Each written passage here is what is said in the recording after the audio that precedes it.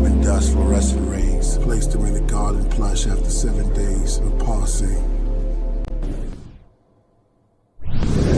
Blood and flesh is always so expensive, but when you sacrifice the body, you can get this.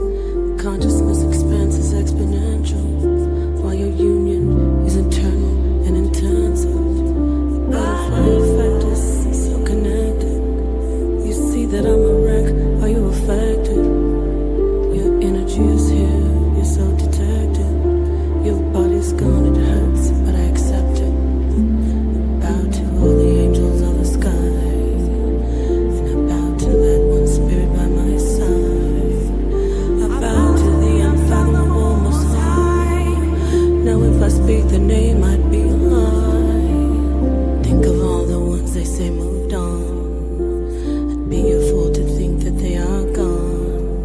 Should be a rule for us to say that they live on. Think it's rude for us to ignore them when they're gone. Thought I saw you in a shadow on the wall. Is that you? I see you standing down the hall. If I could turn back time, I would and make it stall. Help me focus, hold me up, don't let me fall. You are with me. You are with me. Couldn't leave you if I wanted to. Can't you see I wanna stay with you? You are with me. You are with me. Couldn't leave you if I wanted to. Can't you see I wanna stay with you? You are with me. You are with me. Baby, I wanna stay with you. Baby, I wanna stay with you. You are with me. You stay with me. Couldn't leave you if I wanted to. Eternally, I'm gonna stay with you. I'm gonna stay with you. Stay with you. 'Cause you are with me. You are, you stay with me. The angels in the sky.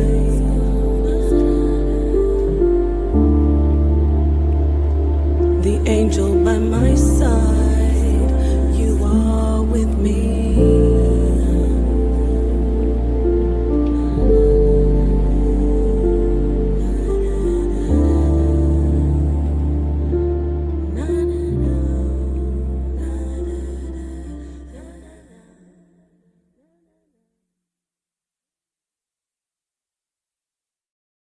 Carbon dust, fluorescent rays. Placed them in the garden plush after 7 days of parsing.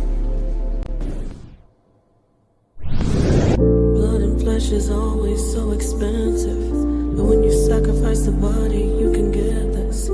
Consciousness expense is exponential, while your union is internal and intensive. Butterfly effect is so connected.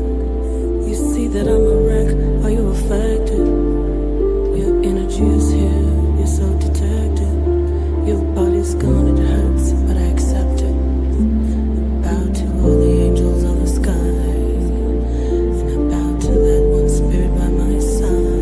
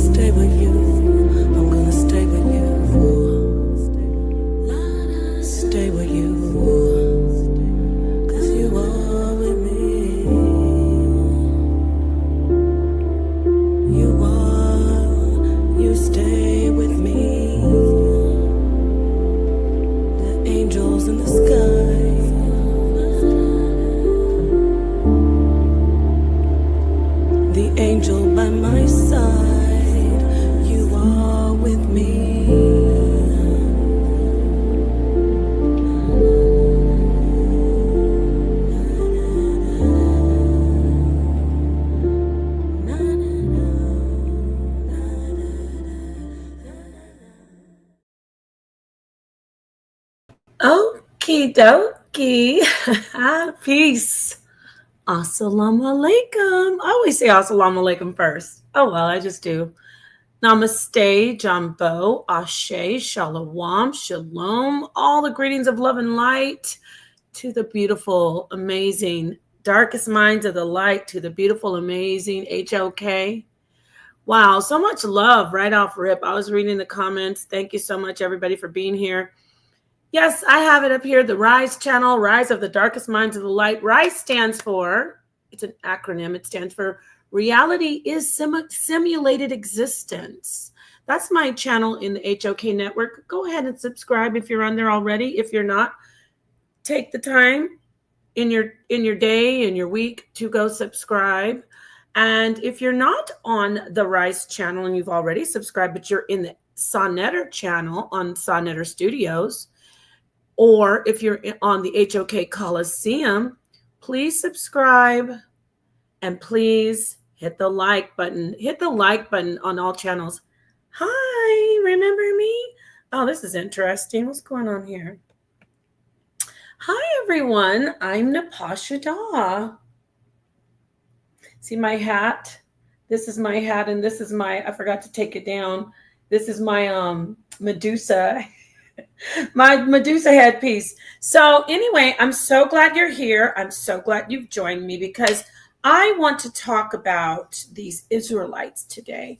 And I mean, we talk about Israelites all the time.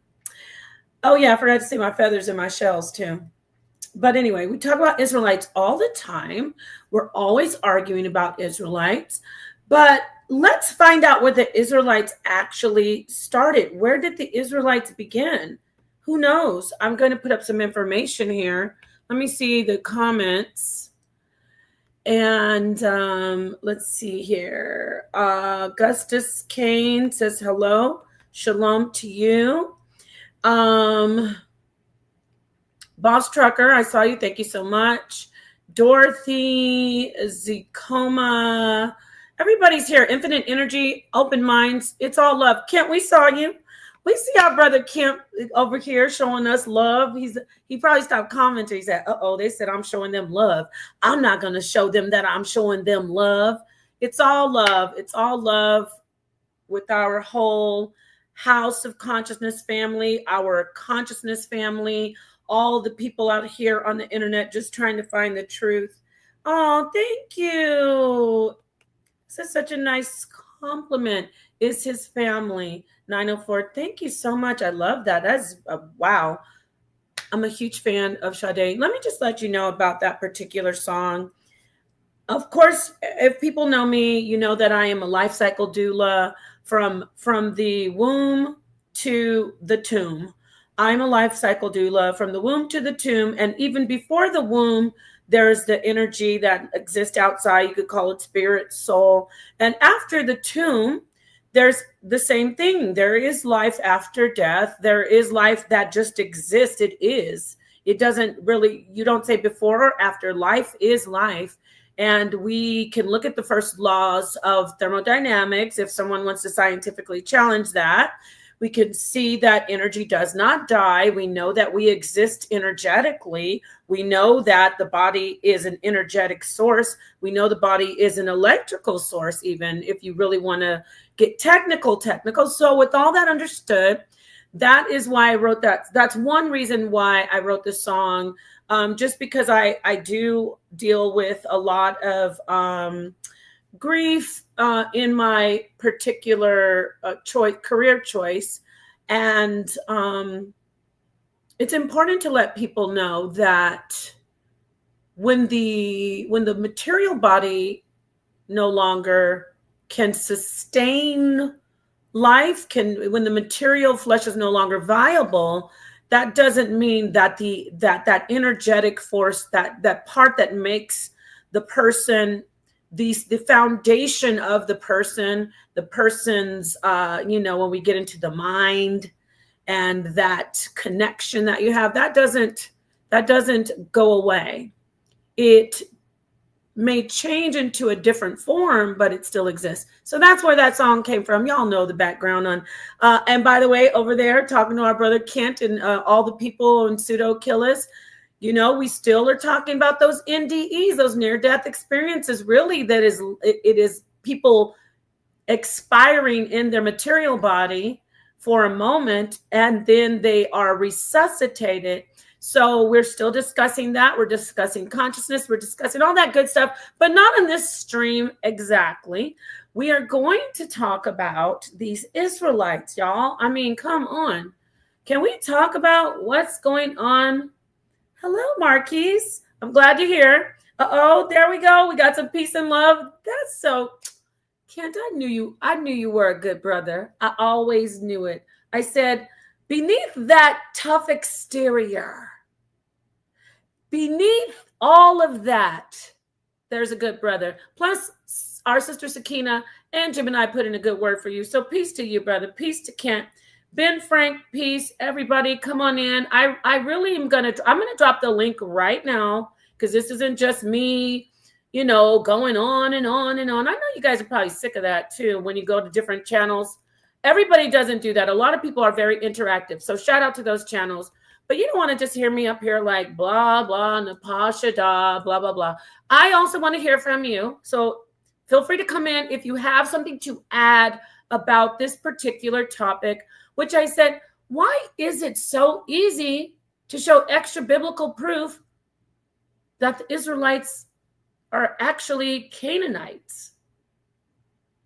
Oh, thank you, Caleb. It's all love to my wonderful mods. Thank you so much. But really, let me ask this question off rip before I start pulling up the sources and showing what I show. Oh, I was supposed to pull something up, actually. I don't know what happened. Uh-oh. Okay, let me try this. Okay, so why is it so easy for us to find information on the internet, information in libraries, that Israelites are actually Canaanites? Why is that so easy? I don't know. Well, I do know, but I want to ask the audience. Let's get some of the information that I said. Yeah, let's go, Marquise. Now, y'all know that I subscribe to the concept of Black African progeny of the slave trade being Israelites. So remember that as I critique this, I think you should be able to appreciate what I'm about to say, because I mean, I'm not being biased if I'm saying, hey, the Israelites, are they really just Canaanites? So let's take a look. Let's take a look. Let's see, because we do have our sister Naphtali teaching that the Canaanites are not so-called phenotypically Black, or that they're not African. Then we have other people saying, of course, how could Israelites ever be Canaanites when Israelites are Israelites? So let's take a look at this. Okay, I'm going to take super baby steps here. I know we got all our scholars out there and they're doing this and that, and they're pulling up all this information that for some people, it might be like they don't study the Bible, they don't study Israelites, so it could be like, that's over my head. I don't even know what she's talking about, right? So let's just go straight. Let's go to Encyclopedia Britannica, and let's first look at, right, logically, let's look at what a Canaanite is. Let's just look at Canaan for now and see what's going on. If y'all could just walk with me. I think I dropped the link. Did I? I didn't even drop it. Did I? Yes, I did. Do you mind pinning the link, Caleb? And let me go to Sonnetter Studios and pin the link. Give me 1 second. Yeah, we need to find out, like, what is going on. Are the Israelites Amorites? Are they Canaanites? Are they just Israel? Which the Bible even doesn't. Even the Bible shows us that Abraham, he didn't start out as a so-called Israelite. It says that he came from Ur of the Chaldees. He's from Sumer. So I don't know. It's just like so many different pieces of this puzzle that we need to arrange. I'm going to go, just give me a moment. I'm just going to, this will give you a chance again to hit the like button, subscribe, hit the like button on whatever channel you're on. Now let me get to Sonnetter Studios and pin this link. Don't be shy if you want to join.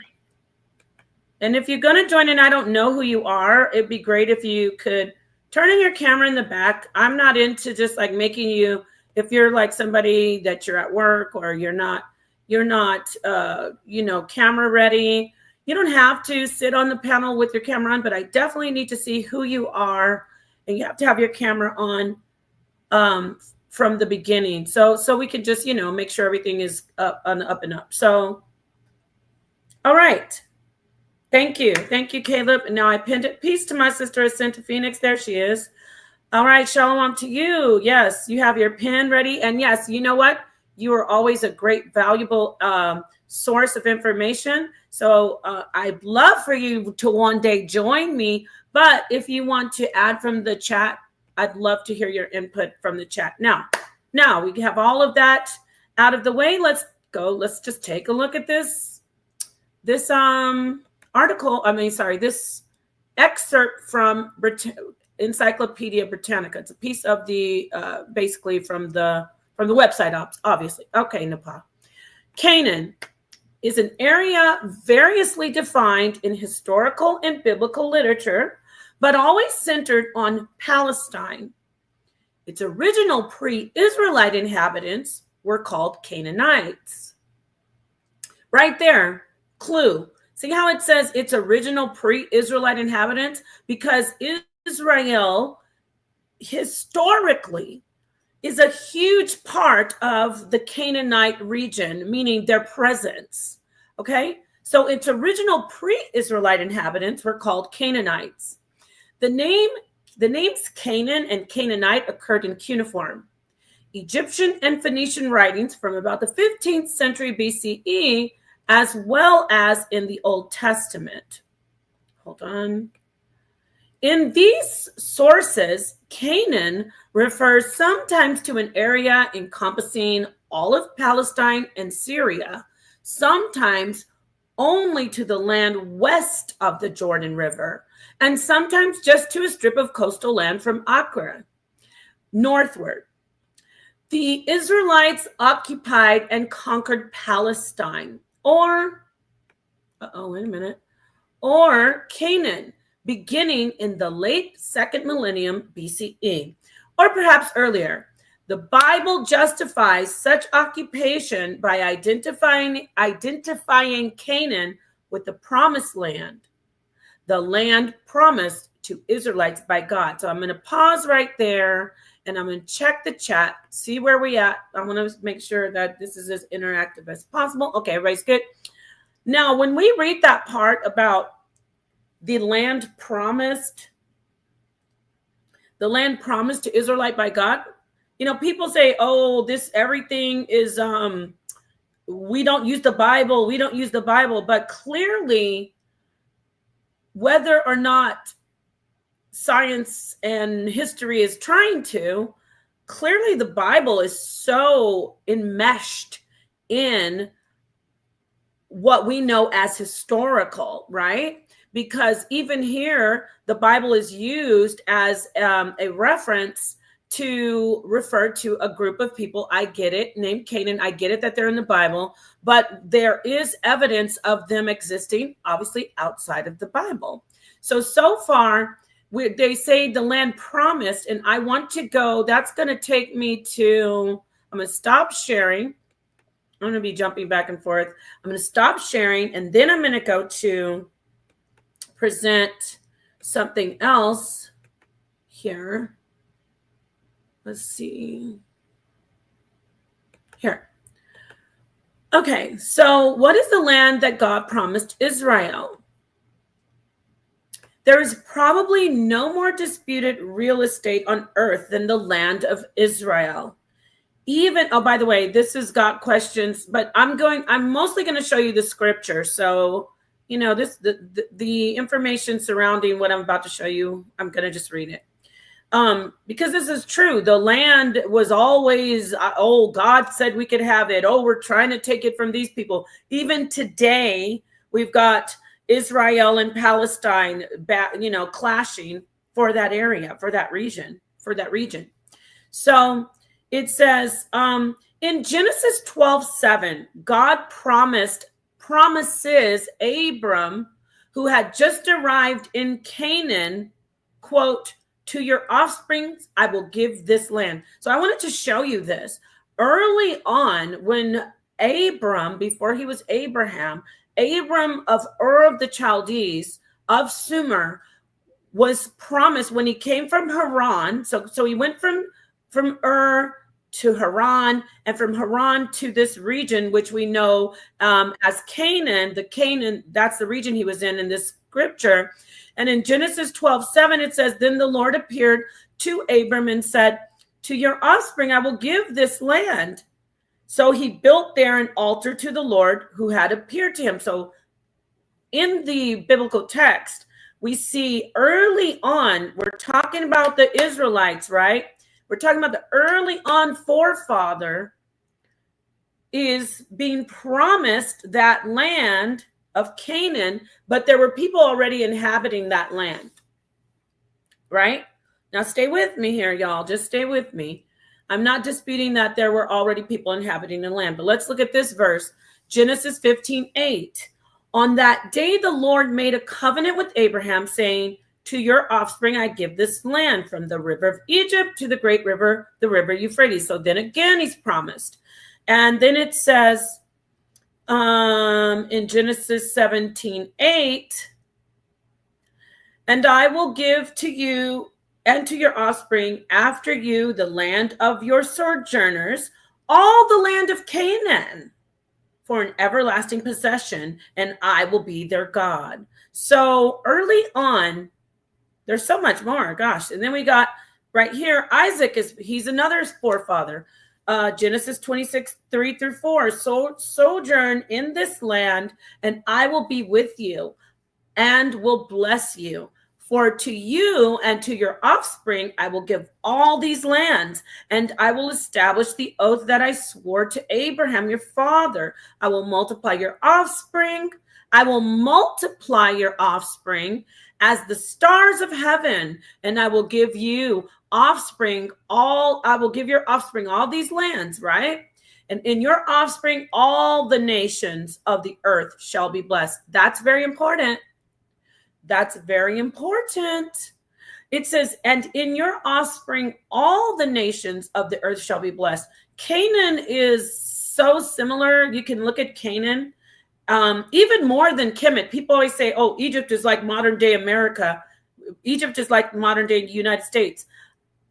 Kind of, but more so that whole region of Canaan, that land region, that is more, you could look at how America is. It's just so many different nations, so many different groups of people intermingling, interbreeding, and I should say inter and intracultural experiences, right? So I think you know where I'm going with this, but let me just keep going because this is all facts. It's not I added a little opinion about how I see it as the same as America, as United States, but you will see in the information that I'm not too far off if I'm not spot on. Genesis 28:13, and behold, the Lord stood above it and said, I am the Lord of Abraham your father, and God of Isaac. The land of which you lie I will give to you and your offspring. Now, this is Jacob. So we've gone through Abraham, Isaac, and Jacob, all the forefathers. They were told, okay, Canaan is your land. This is you where you're going to be. Why am I pointing that out? Peace, I didn't see you, 7. Peace to you, 7 Asar. Why am I pointing this out? Because I'm going to lay the groundwork that basically you cannot distinguish between the actual people of so-called Israel and so-called Canaan, you cannot separate those groups of people biologically, or even, they do say, well, here's the genealogy here. We see the people in the modern day region, they go back to Canaan. Isn't that interesting? But really, there was so much intermingling. The people were all in that region that it's debatable. This isn't my original idea. It's debatable that the Israelites are at all biologically different from the Canaanites in that region. The only distinctions are cultural practices, which are rooted in religious or the spiritual practices. Okay, I got that out. Peace to you, Asar. What would you like to say? Peace, 7. Peace to you, Queen Napah. First, I would like to say peace to everybody in the chat, and that I appreciate that you're putting this information out because, I've recently been studying a little bit more on this, and I realize exactly what you're saying, and that's why I've been arguing with a lot of Hebrews that Israel comes out of Canaan, Mm-hmm. and biblically we see the information, and archaeologically we see the information. You're laying it out right now. Um, Whenever you would want me to add in, I will, from what I Okay. see, but it's just clear from what the information that you're presenting, um, that Israel comes out of Canaan. Israel is even born in Canaan, in my opinion. What were we going to say? Were you born in Canaan and what? I said Israel is born in Canaan, in my opinion. Okay. Okay. And see, this is the thing that I do want to add. I appreciate you being here, 7. You're always a great ad. As far as information, where is that land region exactly? Immortal Dragon, I think you're talking about the region of, I'll show you the map. Good question. We're going to get to that. That's a great question. But I want to say this. With us as like people on the internet, and we go Kemet versus Israel versus Kemet, or Israel versus Canaan. We do that with our debating, and it can be healthy in a way where it's a good way to sharpening iron. However, when we really take a minute and say people, anthropology, ancient times, ancient ancient anthropology, we say these were just people building their communities, building their culture, doing what they do just as we do today. We don't see it as much because we're so modern, but right, we move to certain groups. We have subgroups within groups. Just to be very, very basic, like even on the internet, we can look at it better in a more two-dimensional way. We can look at the internet and say, oh, okay, we've got the HOK. Then we've got within the HOK, we have the Israelites gravitate here, Kemetic people gravitate here, the Moors gravitate there, and they're all within the HOK, right? So they gravitate to each other, but we still come together. We still intermingle. We still are one. I know that sounds like, oh, come on, Napah, that's not what it was like. But yeah, people do that. That is human nature. When you read the biblical narrative and you see that Abraham comes from Sumer, he says, okay, I got to go into this region. It's really great. It's, there's a lot of ways to live. The land is great, milk and honey. So he goes to live there, and there are people already there. Of course, we've got those people like, what do they call xenophobia, and then we've got the Israelites like, oh, just stick to yourselves, we're not going to fit in. But the narrative is like, oh, God told us to take it. But if we just stand on the outside, when you have foreigners come in, they're going to stick to themselves. But eventually, over time, hundreds of years, thousands of years, they're going to become one with the people of that region, whether they like to or not. That is why throughout the Bible you keep hearing, stop being like them. Why are you following their ways? I told you stop following their gods. So I just wanted to say that. You want to You're add talking about natural assimilation, right, sis? natural assimilation? Yes, just moving in, coming together, assimilating. Facts. I agree with you 100%. And I think it's more people are more oppressed on a narrative than actually looking at everything in the Bible because they're stuck on a narrative instead of looking at it in its Yeah, full, you know, and complete. we need to know that this doesn't take away from your God. This doesn't change the power of your God. This doesn't tell you, oh, your God isn't real. I'm saying this to people from a theist standpoint.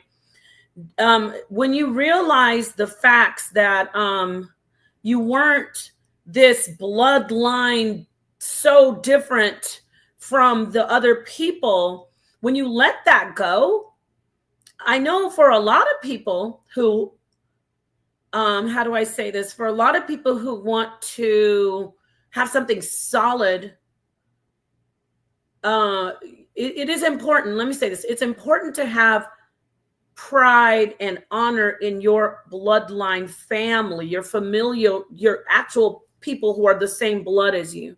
There is something significant about that. But when we start getting to when we talk about cultures and societies and even religions, which all come all together in a nice little package, when we start talking about culture, society, religion, it is not, there is no real requirement for your biology to be the same as those people within your same culture. It really, we see it time after time. I know people might come for me. I'm not saying that there isn't a bloodline link to Israel and certain groups of Canaanites. There's so many. By the way, back to what you're saying, Israel is one of those Canaanite groups. I'm not saying within, I'm not saying that within groups there are not real bloodlines, but it is so almost impossible to distinguish one particular group of people and say definitively, these are the only ones, and then these are the only ones. We're making a mistake doing that. And that is a power thing, a control thing that's going on in our society today with the actual people who are in Israel today. The world, we should abandon giving power to people when it comes to a religion and a God, because the God that is in the book, that is in the Torah, is not, how do I say it? Let me be careful. The people in that region today know what they're doing. The whole world has to say, yeah, you're the people of that book that God loves so much, even though it's your story. Stay with me. I'm not talking about my Hebrew Israelite people over here and we're arguing if the black people in the slave trade. I'm talking about actual modern life today, okay? Whether you believe in the Bible or not, the entire world has to, we acquiesce for some who don't believe it. We have to move and say, oh yeah, those people in Israel are the people in the Torah that God loved so much. I'm going to say it again. Whether you believe God loved them so much, the story is there, and we have to say, yes, that's them. Do you see how dangerous that is, and how what's going on over there with the Palestinians right now? Do you see how dangerous that is, and what takes place from that? So I'm getting back to my stance. If you look at that region and you look at all of the ancient interaction, there isn't one group of people that can say, we are just this people and you're not.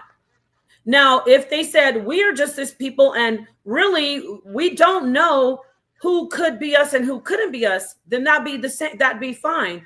I know people are probably listening to me going, "Damn, then why do you think you're an Israelite?"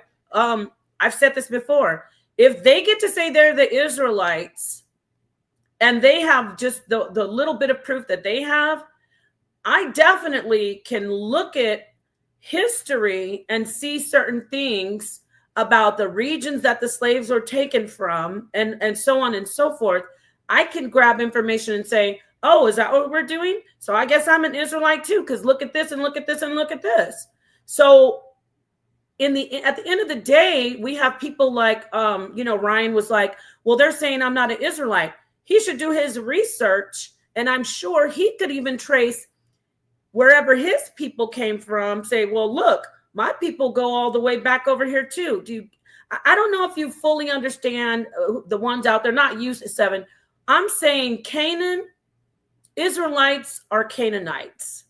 Okay, they're Canaanites, and so is everybody. The people who say today the Arabs and the Turkish people, they can all trace themselves back somehow to the Canaanite region.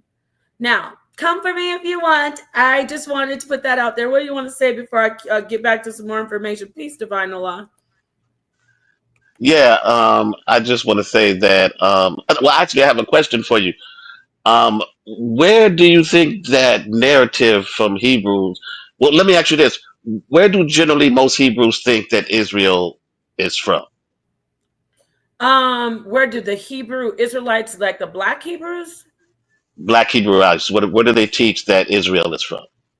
That Israel began with Abraham and Sumer, and then they became a people when Abraham left immediately. They didn't call themselves Israel, but that once he left once Terah and Sarai and Abram left Sumer, that's when they became a people.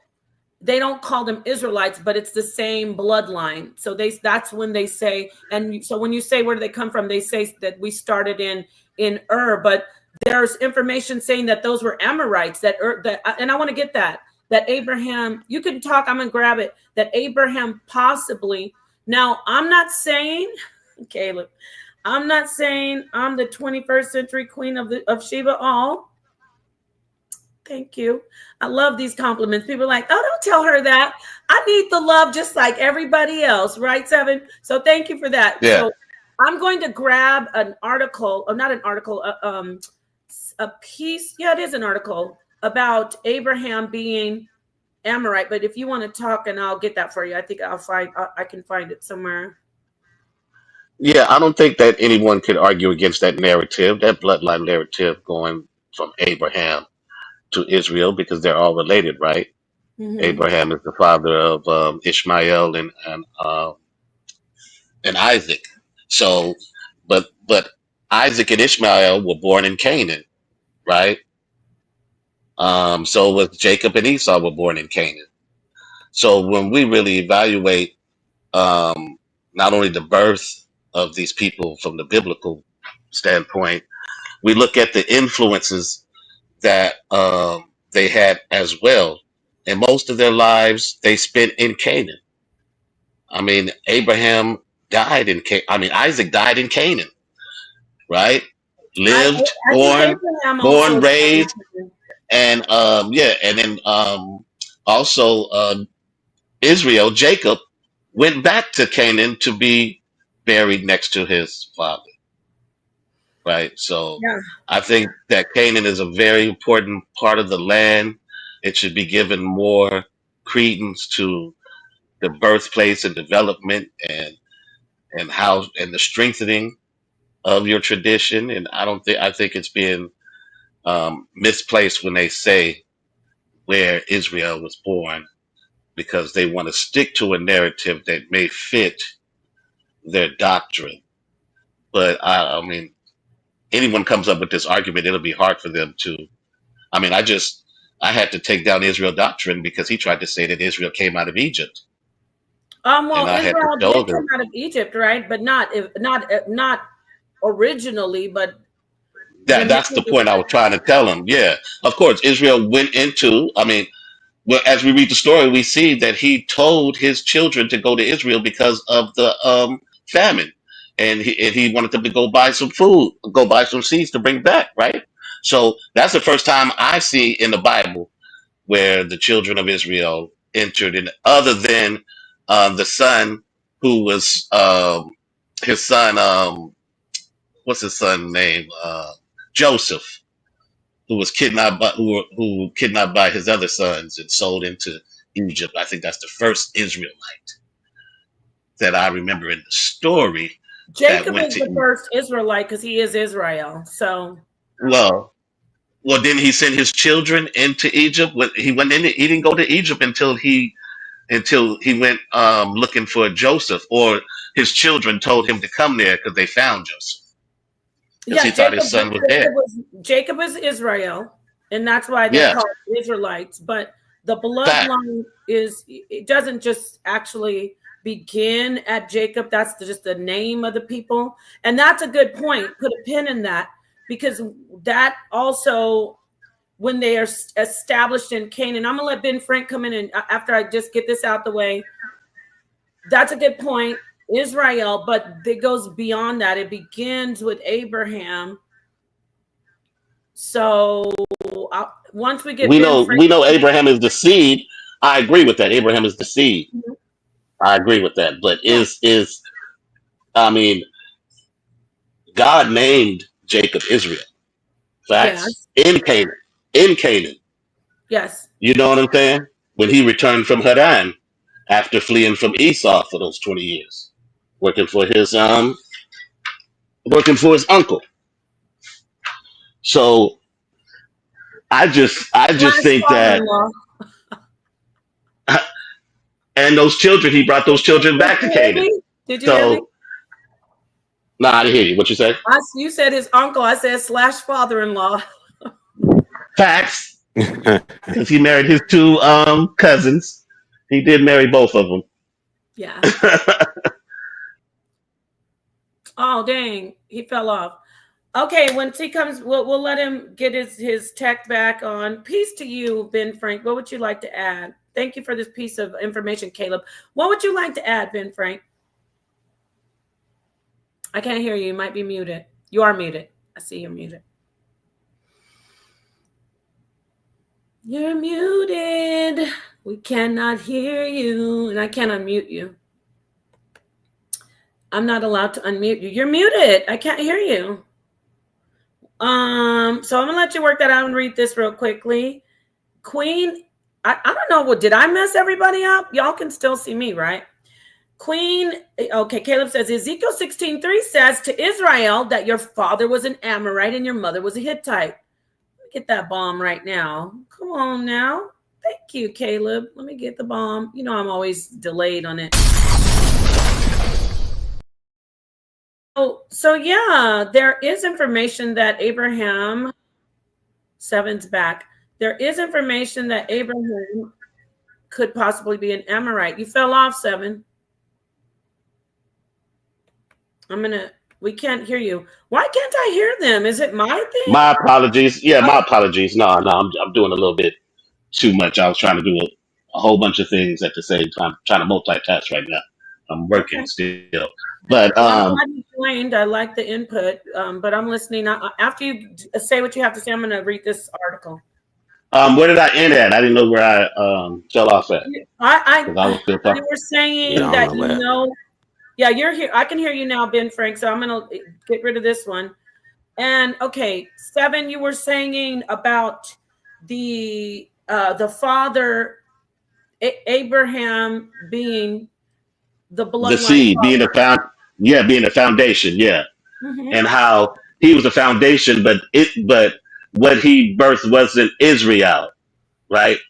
Isaac birthed Jacob, and God created Israel in my name, in my opinion, because he named Jacob Israel, right? He gave him that name change, and from that, that's when Israel became a great. He created that great nation with his children, right? Great wealth for his uncle, right? And Hmm. his name became great. He was able to come back into Canaan and be received in a positive nature from his brother, and to be able to repent to his brother and show him how bad he felt or how he treated him by stealing his birthright and his blessing, right? Well, Mm-hmm. conning him out of his birthright and stealing his blessing. So I think when God blessed him and he did all those things, and he came back into Canaan with his children, and the influence, once again, the influence in his children from Canaan, once again, is what um, created the foundation of what Israel is. I mean, well, with the completion of what Israel is. Let me say that, and Mm. what built what Yes, you guys are today. I understand Thank what you're you. saying. What were you saying? Okay, thank you for that information. That I like that you added that. Um, Ben Frank, you were gonna elaborate or expound on that, or did you have something to say about the Yeah, topic? for sure. It's a deep subject, and peace to all y'all. Peace. Blessings. Peace, Always peace. peace. Um, yeah, I mean the bloodline it starts with Genesis. It starts with the gene ISIS. It's a whole book of genealogy. It's other things too when we're talking about the Bible, but Israel was a name before even Jacob. So that's an ancient name before what we know or we call as Israel now under Mm-hmm. Jacob, Mm, who stole the birthright, which is key, right? And it's a reason why he fact. was given that name. So Mm-hmm. everything is Now a you said that lesson in name that. came. I'm sorry. I don't mean. I have a question for you. Go ahead. When was Israel mentioned before it was mentioned in the Bible? Uh, for one thing, it's not. Yeah, if you go to Israel, they don't pronounce it like we pronounce it. It's Right. different. Okay, facts. So it's a little deeper But subject, but you can dig into it. But it's before it was people named Israel before Right. Jacob. Yes, that is true. Well, mm, there's It his was there's entitled. archaeological proof of the name existing before, but I forgot what it was. I gotta find it. Yeah. before it was accounted in the Bible, what you're saying is the Yeah. name Israel was used amongst the civilization of people. That's what you're saying, Right. right? Right. Yes. Okay. Correct. All right. Yeah. Well, that makes sense. That makes And then you sense. and then you got to understand the names in the Bible are itself. That that we all know that they have symbolic meaning in itself. So the name will be whatever the practice they did, What is whatever the name? What is the act of definition of the name? I've righteousness they heard so did. many different people define what that name is. Um, is there a clear definition of what Israel means? It's always multiple meanings when you're dealing with things outside of America. Even though America has multiple meanings with words too, though. But Yeah, most languages does. out here Most it's of them. triple meaning, quadruple meaning, maybe seven, eight, Yeah. maybe 1,000 meanings of one word. Yeah. So it's different Yeah. understandings.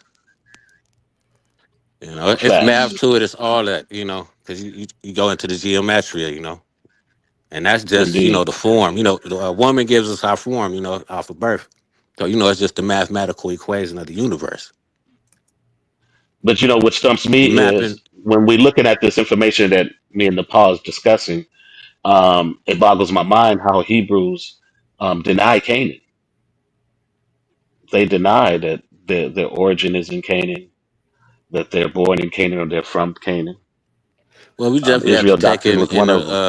yeah, but we have to take an account of historical record. The actual scrolls and the actual language originally.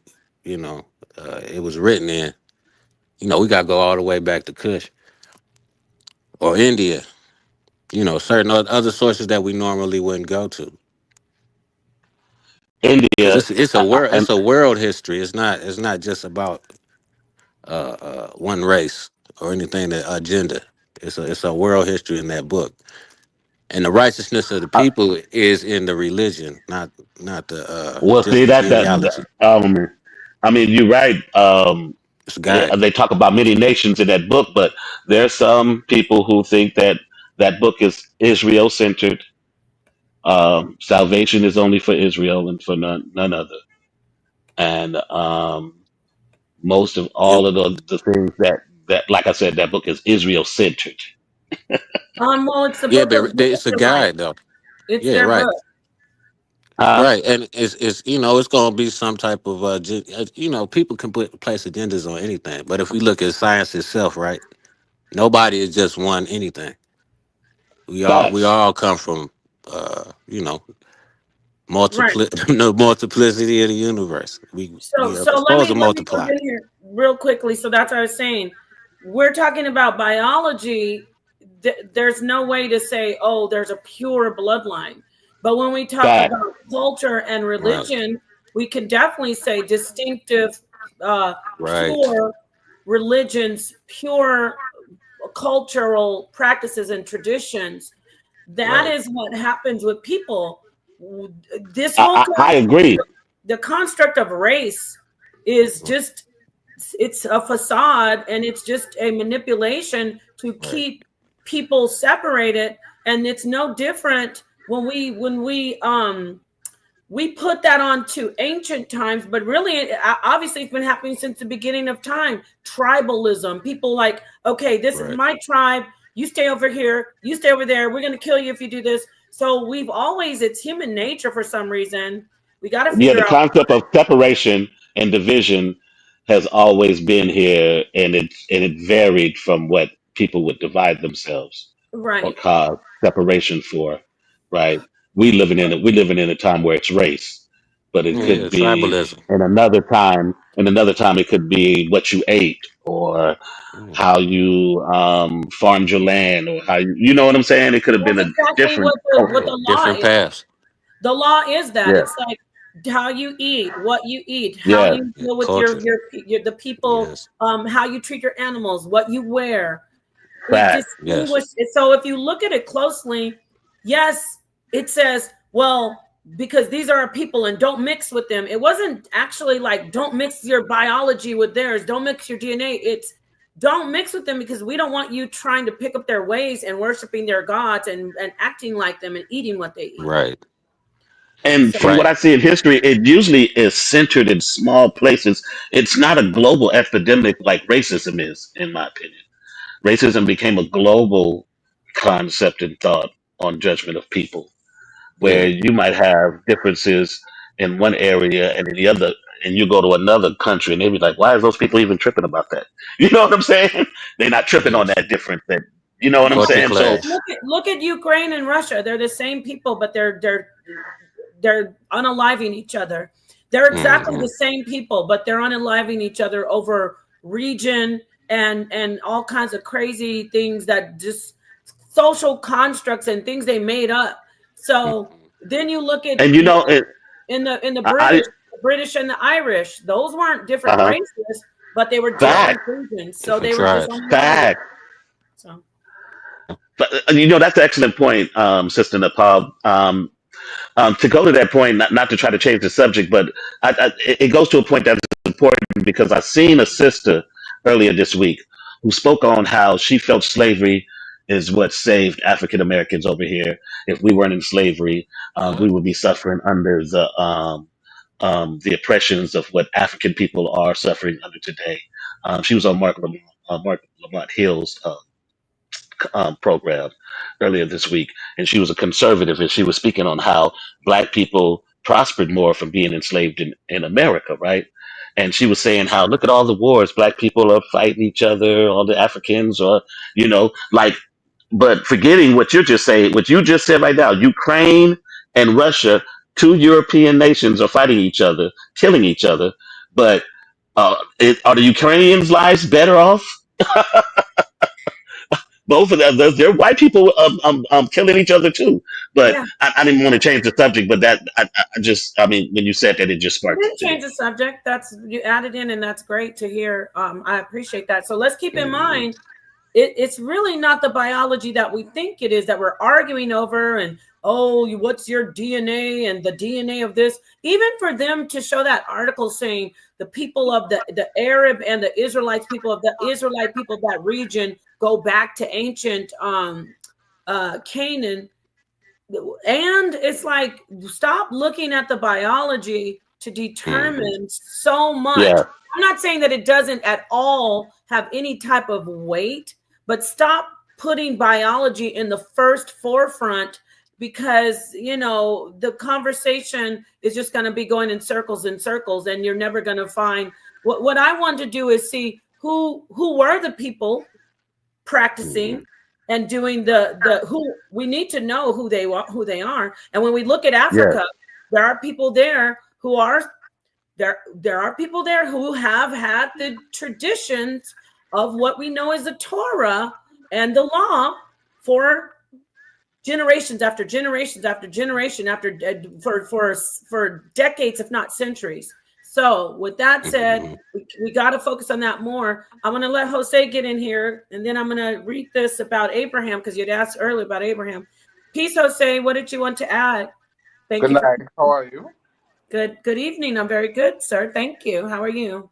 I'm good. Let me ask you a question. Two questions. Is separatism a bad thing? And what is the importance of being a Hebrew Israelite? Well, I wouldn't use the word bad for anything, for the word separatism, or I wouldn't use the word bad for segregation. I would say you'd have to have the context. If we're talking about social groups of people, the only thing I can say about that is, did it work out to the advantage of both groups of people that were being separated, or the both groups of people that were being, segregated? Did it work out to the benefit of those people? And if it no longer exists, or did you see the degradation of a society? So my answer there's no bad or good. It depends on the results of it. Can I answer that question too for you, brother? Because what I think your question is kind of it's got a lot of things packed in with it, right? It depends on what are you separating yourself from when you do separation, right?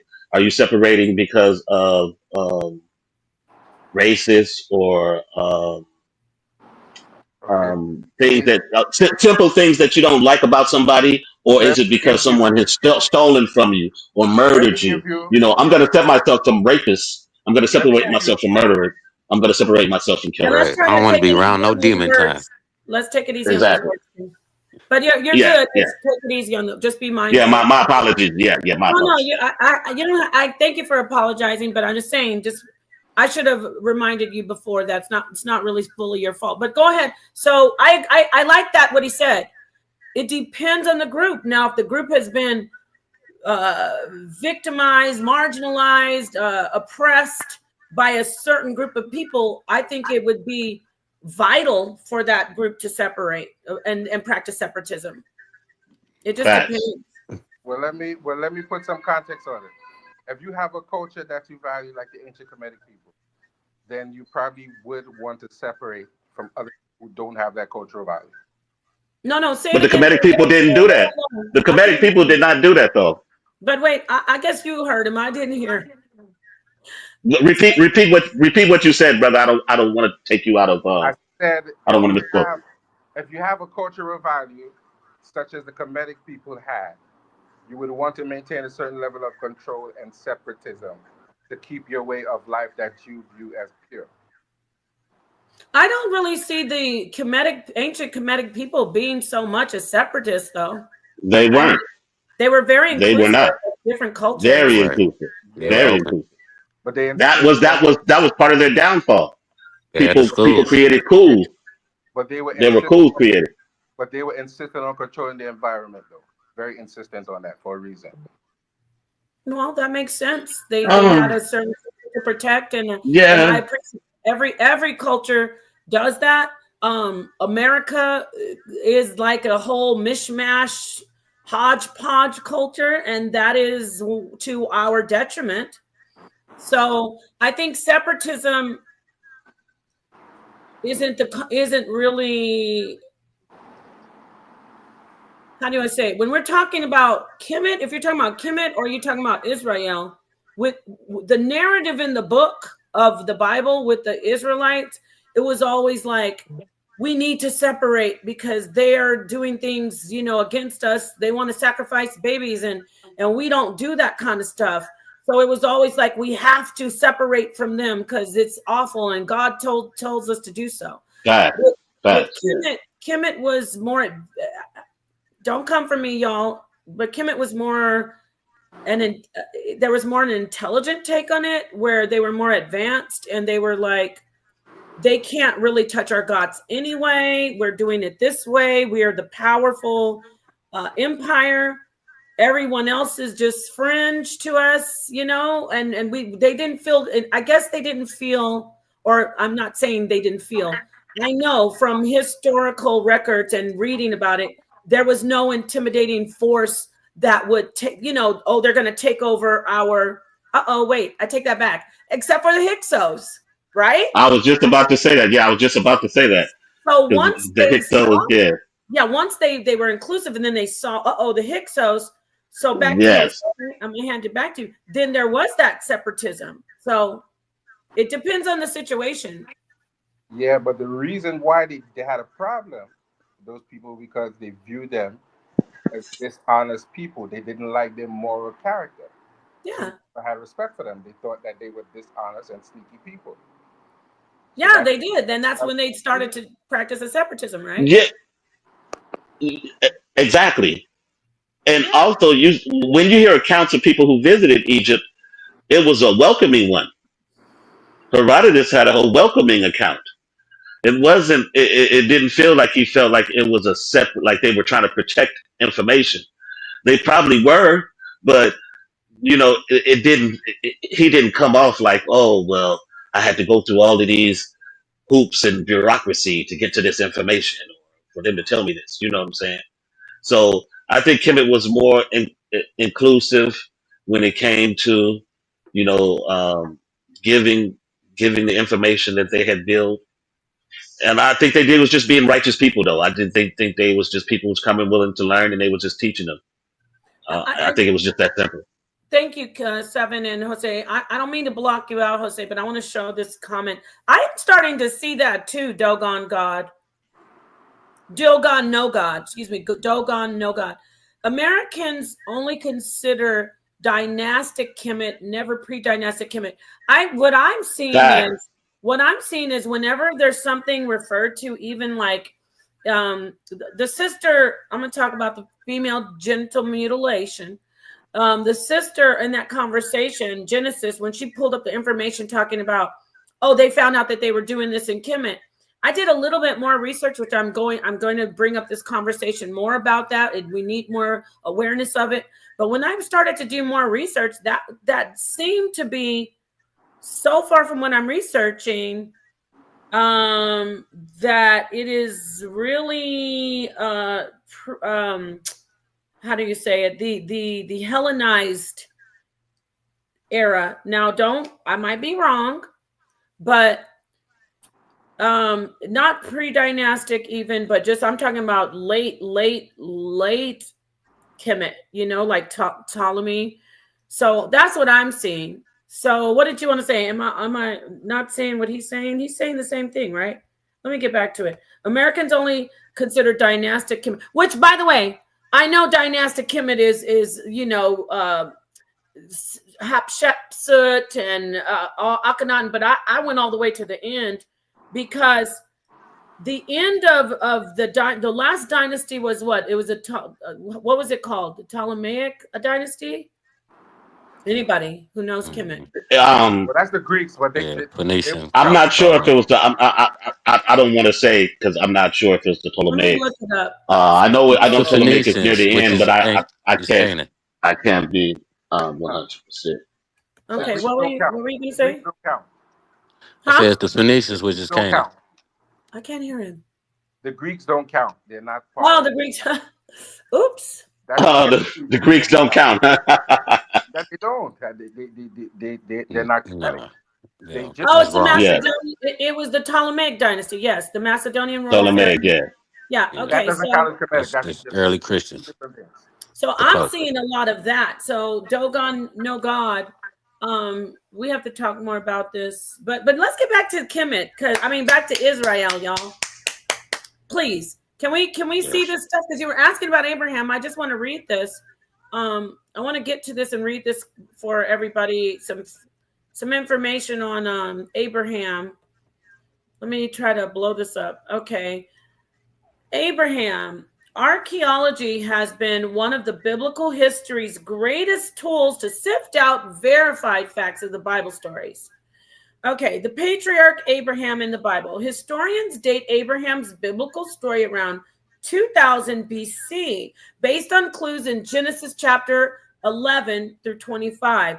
Considered the first of the biblical patriarchs, Abraham's life history encompasses a journey that starts in a place called of Sumer. Was one of the great city-states of Sumer. I'm trying to get through this fast. A part of Fertile Crescent, located between the Tigris and Euphrates, which is now Iraq. We know that's Iraq, right? Historians call this area from 3000 to 2000 BC, quote, the dawn of civilization, because it marks the earliest documented dates when people settled in communities and began such things as writing, agriculture, and commerce. Shout out to Baba Yashaba. We got to bring him back on because he was trying to define civilization in a different way, which was quite interesting. Anyway, Genesis 11:31 says the patriarch, his father Terah, basically they leave they leave I'm going to get down here to it says the Chaldeans were a tribe that didn't exist until somewhere around the 6th and 5th century BC.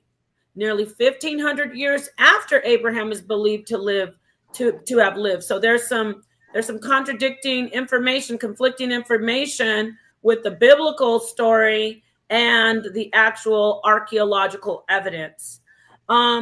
The reference to the Chaldeans has led biblical historians to an interesting conclusion, and the Chaldeans lived around the 6th to 5th century BC when Jewish scribes first wrote down the oral traditions of Abraham's story as they put together the Hebrew Bible. Therefore, since the oral tradition mentioned as the starting point of Abraham and his family, historians think that it would have been logical for scribes to assume that the name was tied to the same place they knew in their period. Okay, so let's move down here. Let's look at this. City tablets.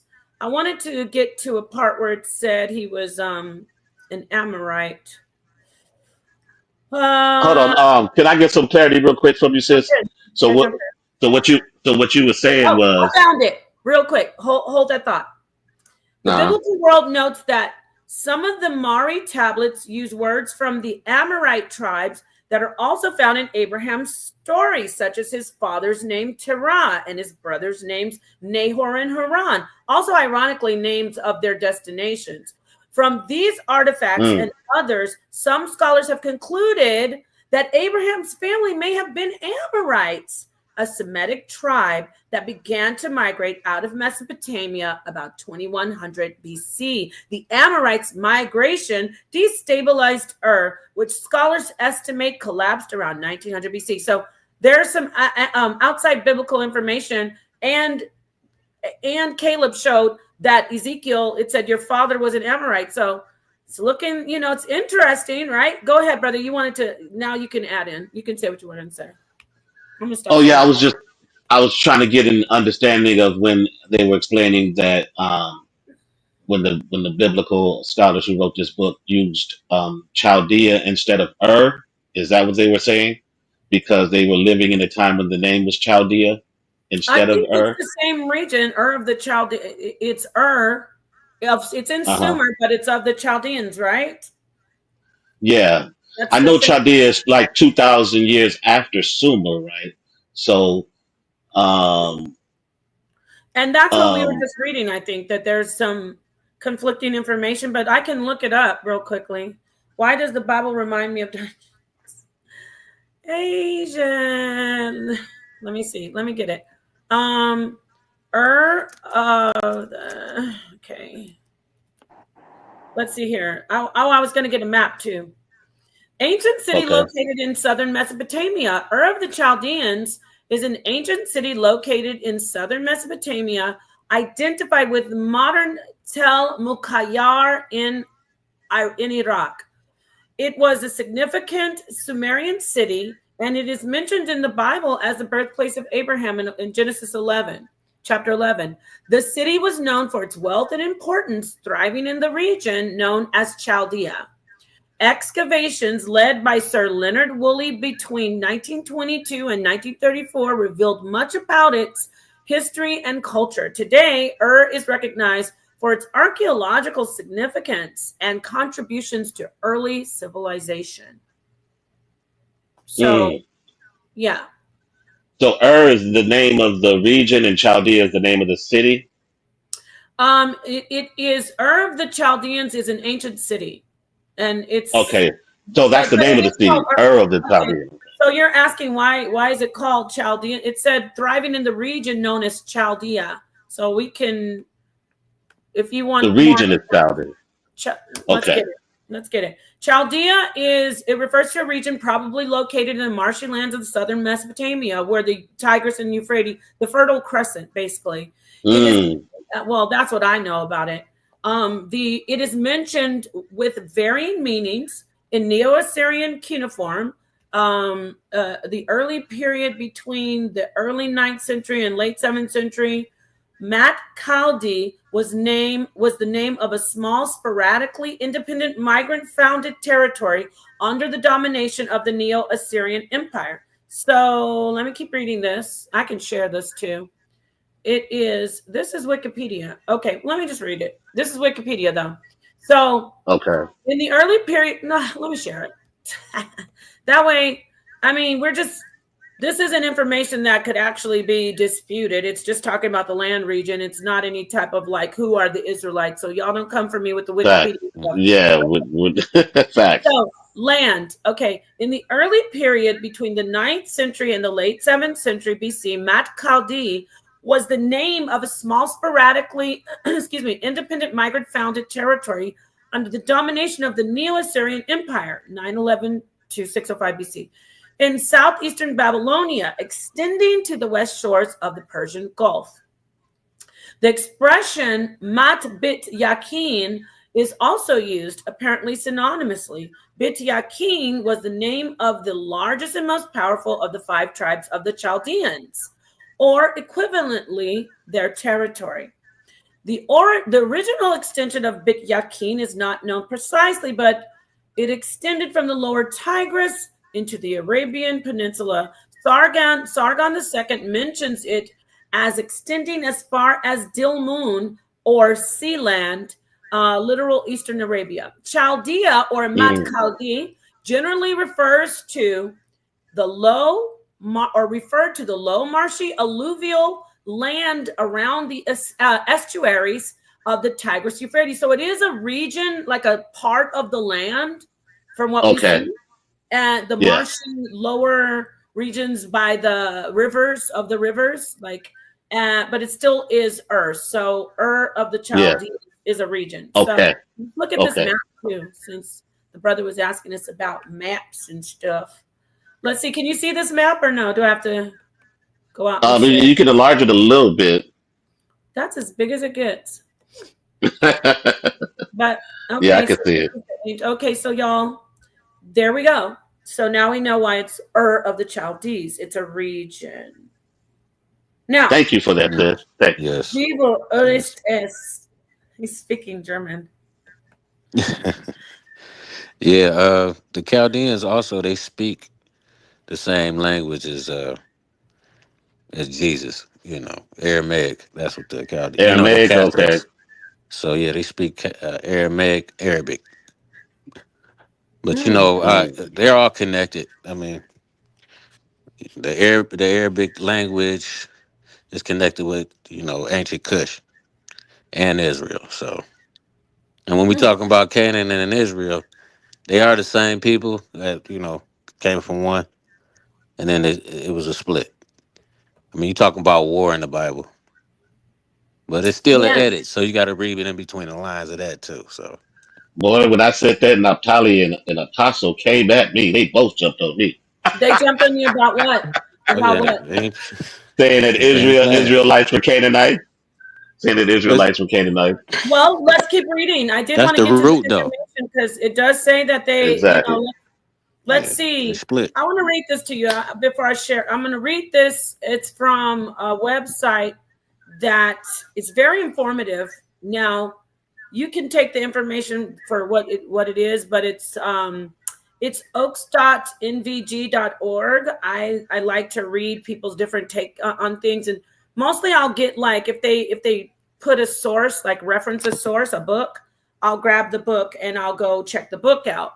With that said, I wanted to read part of this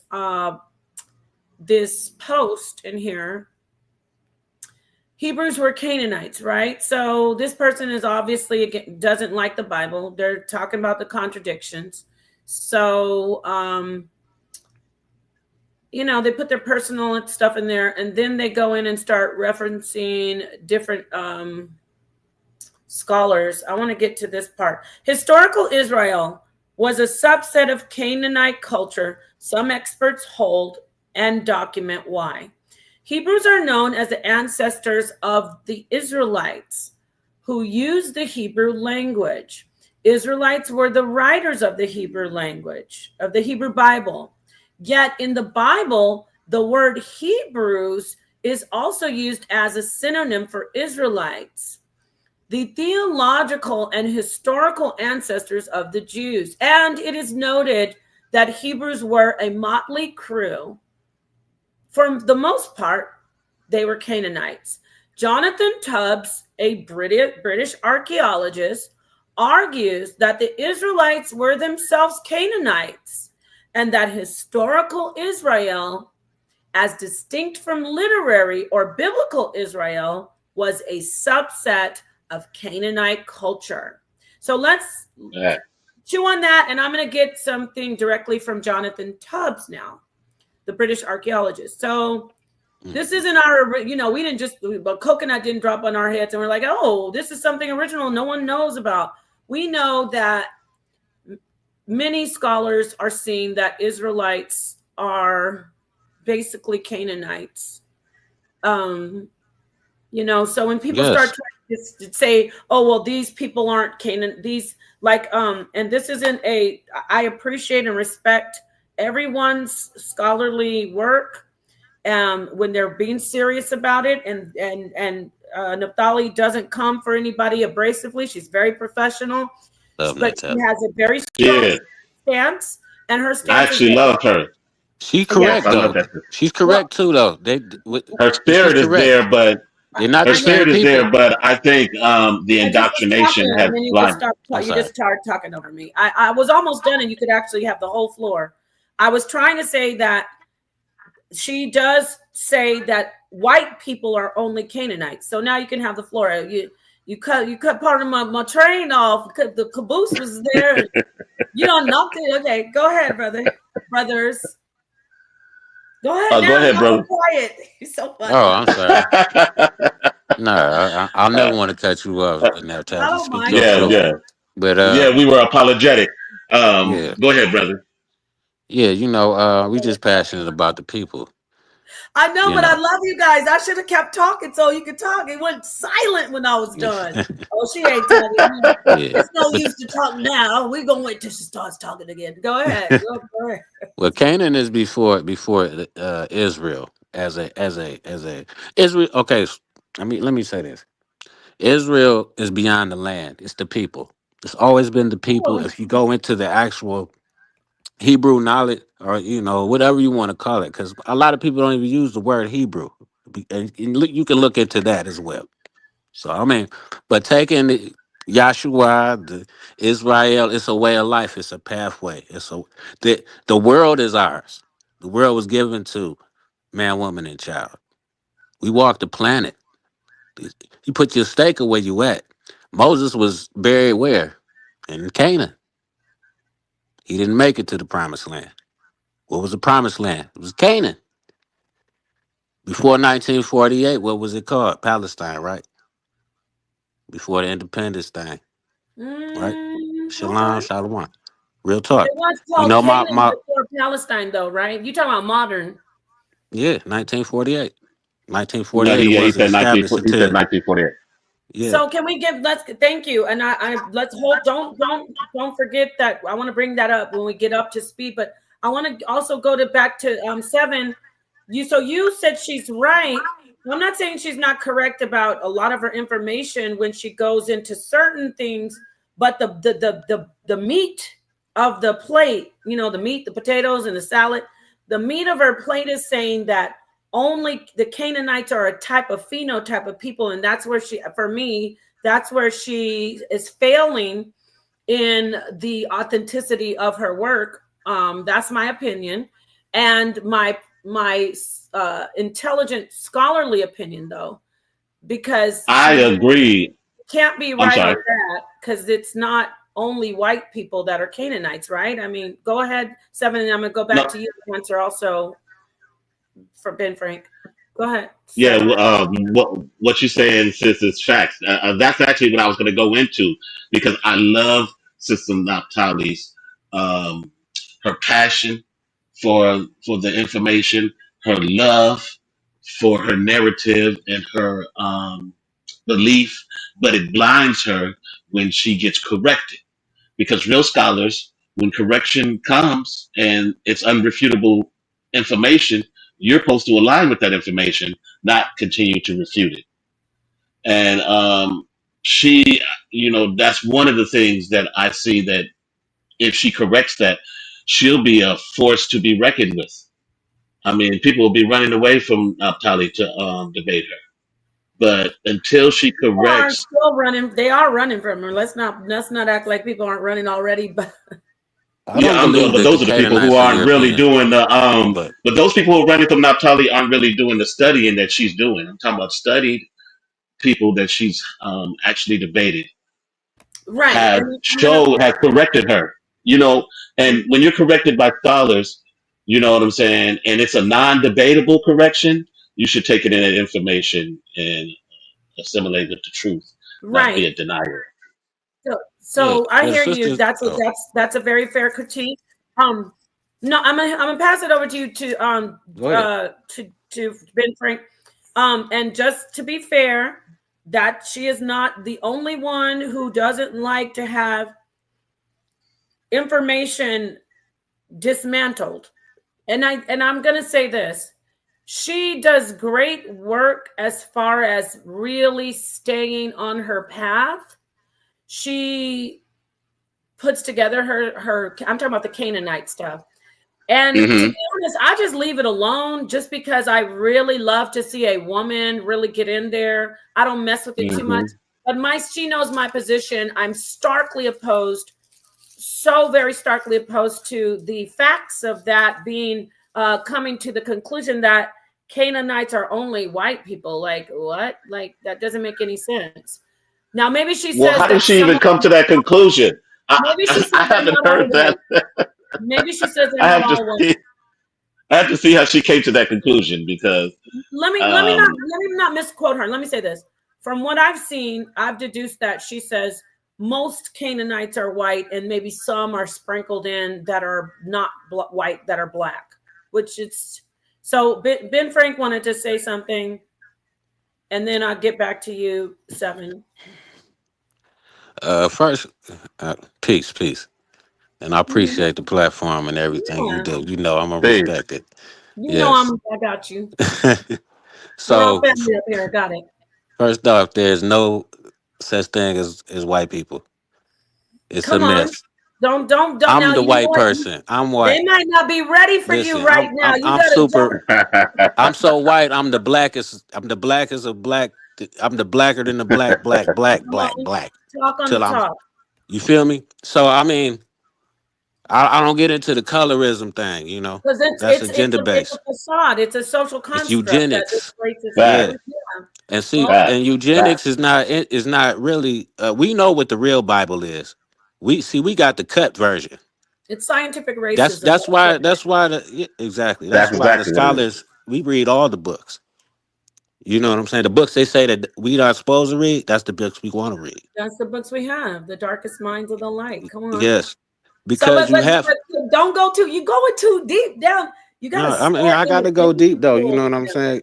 Talk to So I us mean, about the actual information of the Canaanites. Are they all? Are they different? That's what I want to get back to. Are they? Can we look at them and say phenotypically? I know you're a Canaanite. I know you're a Canaanite. Can we do that?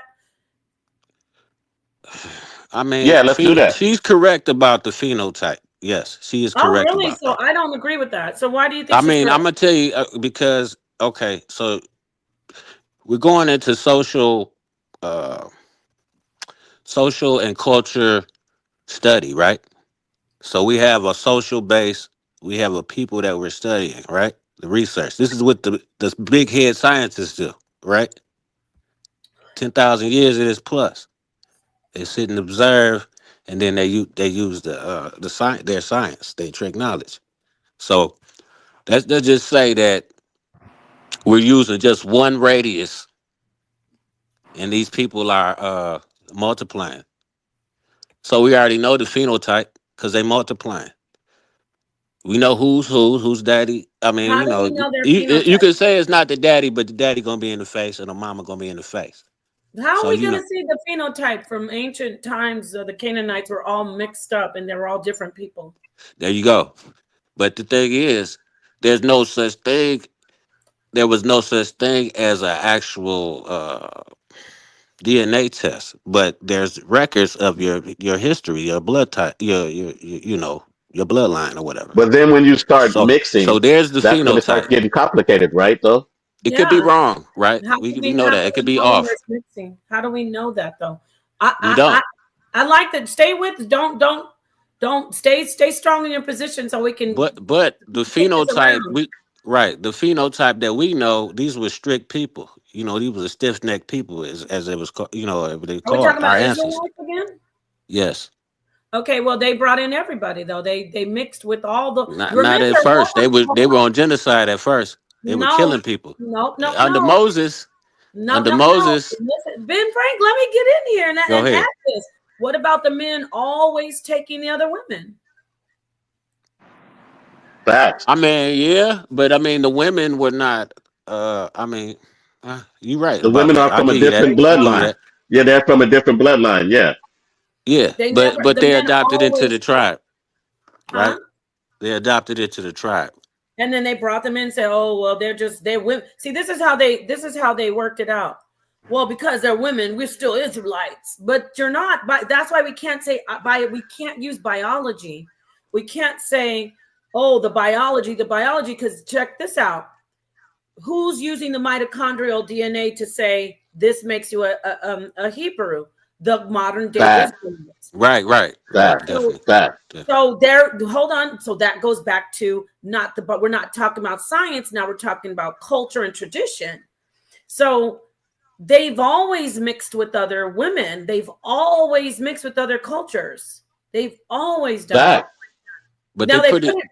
I'm Go I'm ahead. I'm sorry to say this. Let me even go a little further.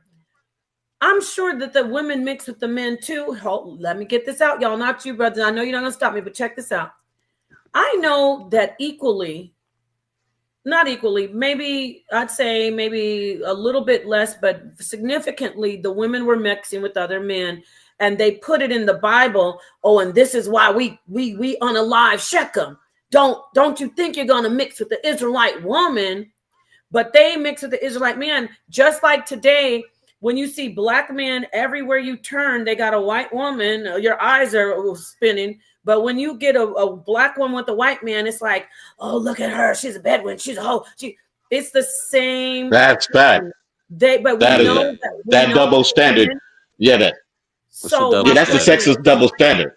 So my Sexist double point standard. is, yeah. So my point is, in the Right. writing, it said, "Oh, we don't mix. Our women don't mix." But we know the women were mixing and the men were mixing. So it takes us back to what I'm saying. How can we phenotypically say, or even not even just phenotype in DNA? How can we say, "Oh yeah, you guys are the real ones," when everybody was mixing so much?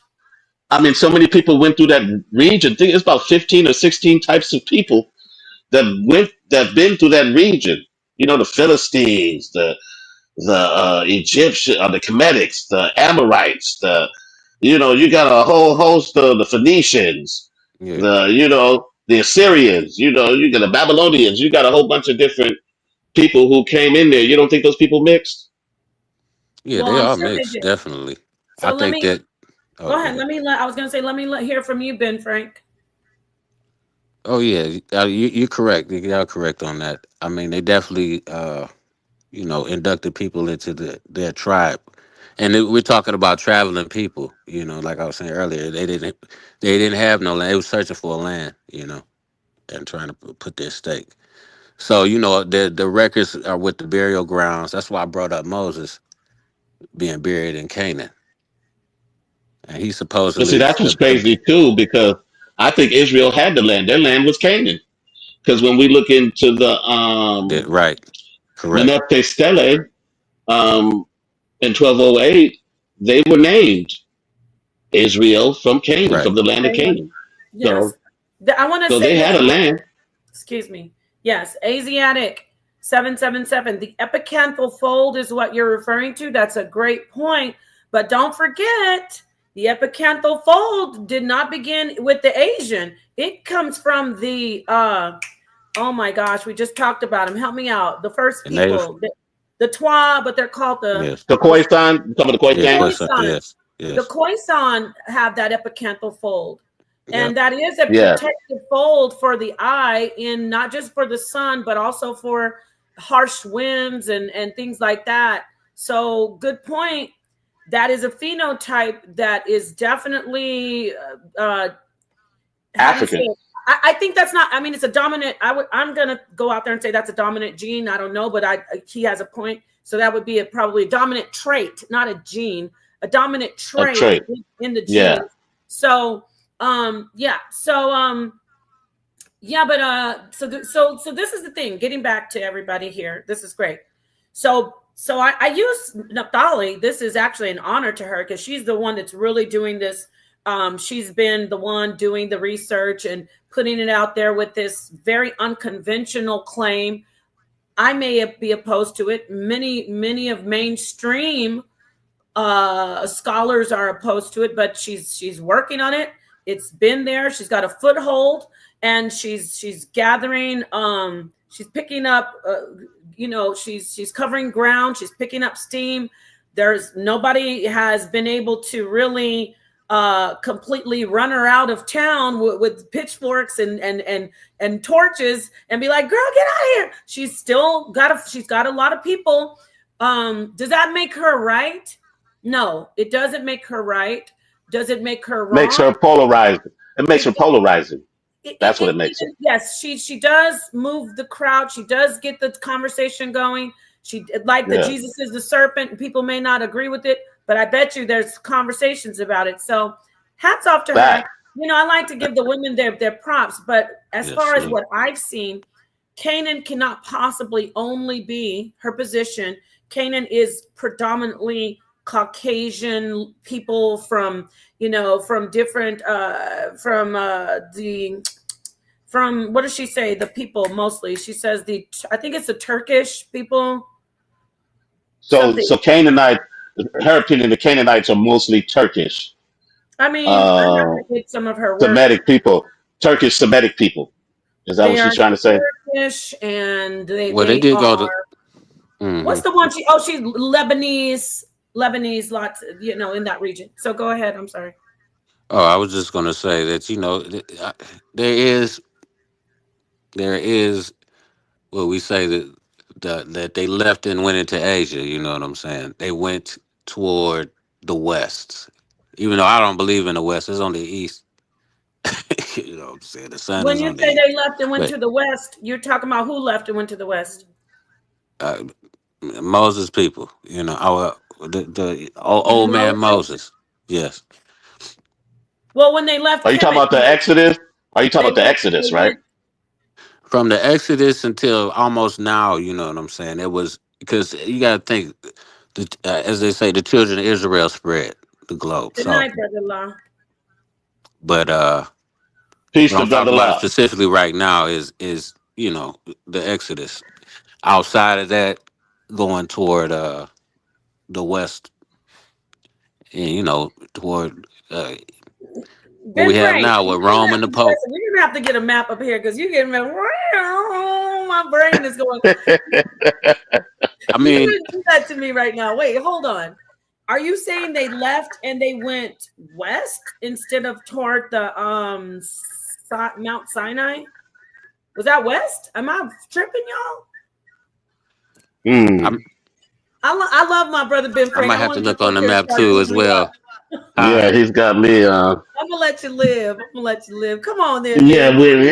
I think. If the Folly can say the Canaanites are all white, you can teach us what you want to teach us. No, I'm just kidding. I might be wrong though. Ben Frank, can I get one of the maps up and then you tell me? So Yeah, where I'm you getting put the the map. map up. Yeah, go ahead. And so you were saying while I get this map, the ancient. Are you there? Yeah, I'm still. Okay. Of so say what you said again. I was saying that some of the ancient people went west. You said Moses. You want to leave Yes, that alone? Moses, the people of Okay. Moses. I don't even know for sure, so I'm learning right now. I thought it was east. I mean, I thought it was east, but I could be absolutely 100% wrong. I guess I just pictured it as east for some reason, even though I've Oh, looked I at get. spiritual Yeah, yeah. alchemy. Everything is east. Right.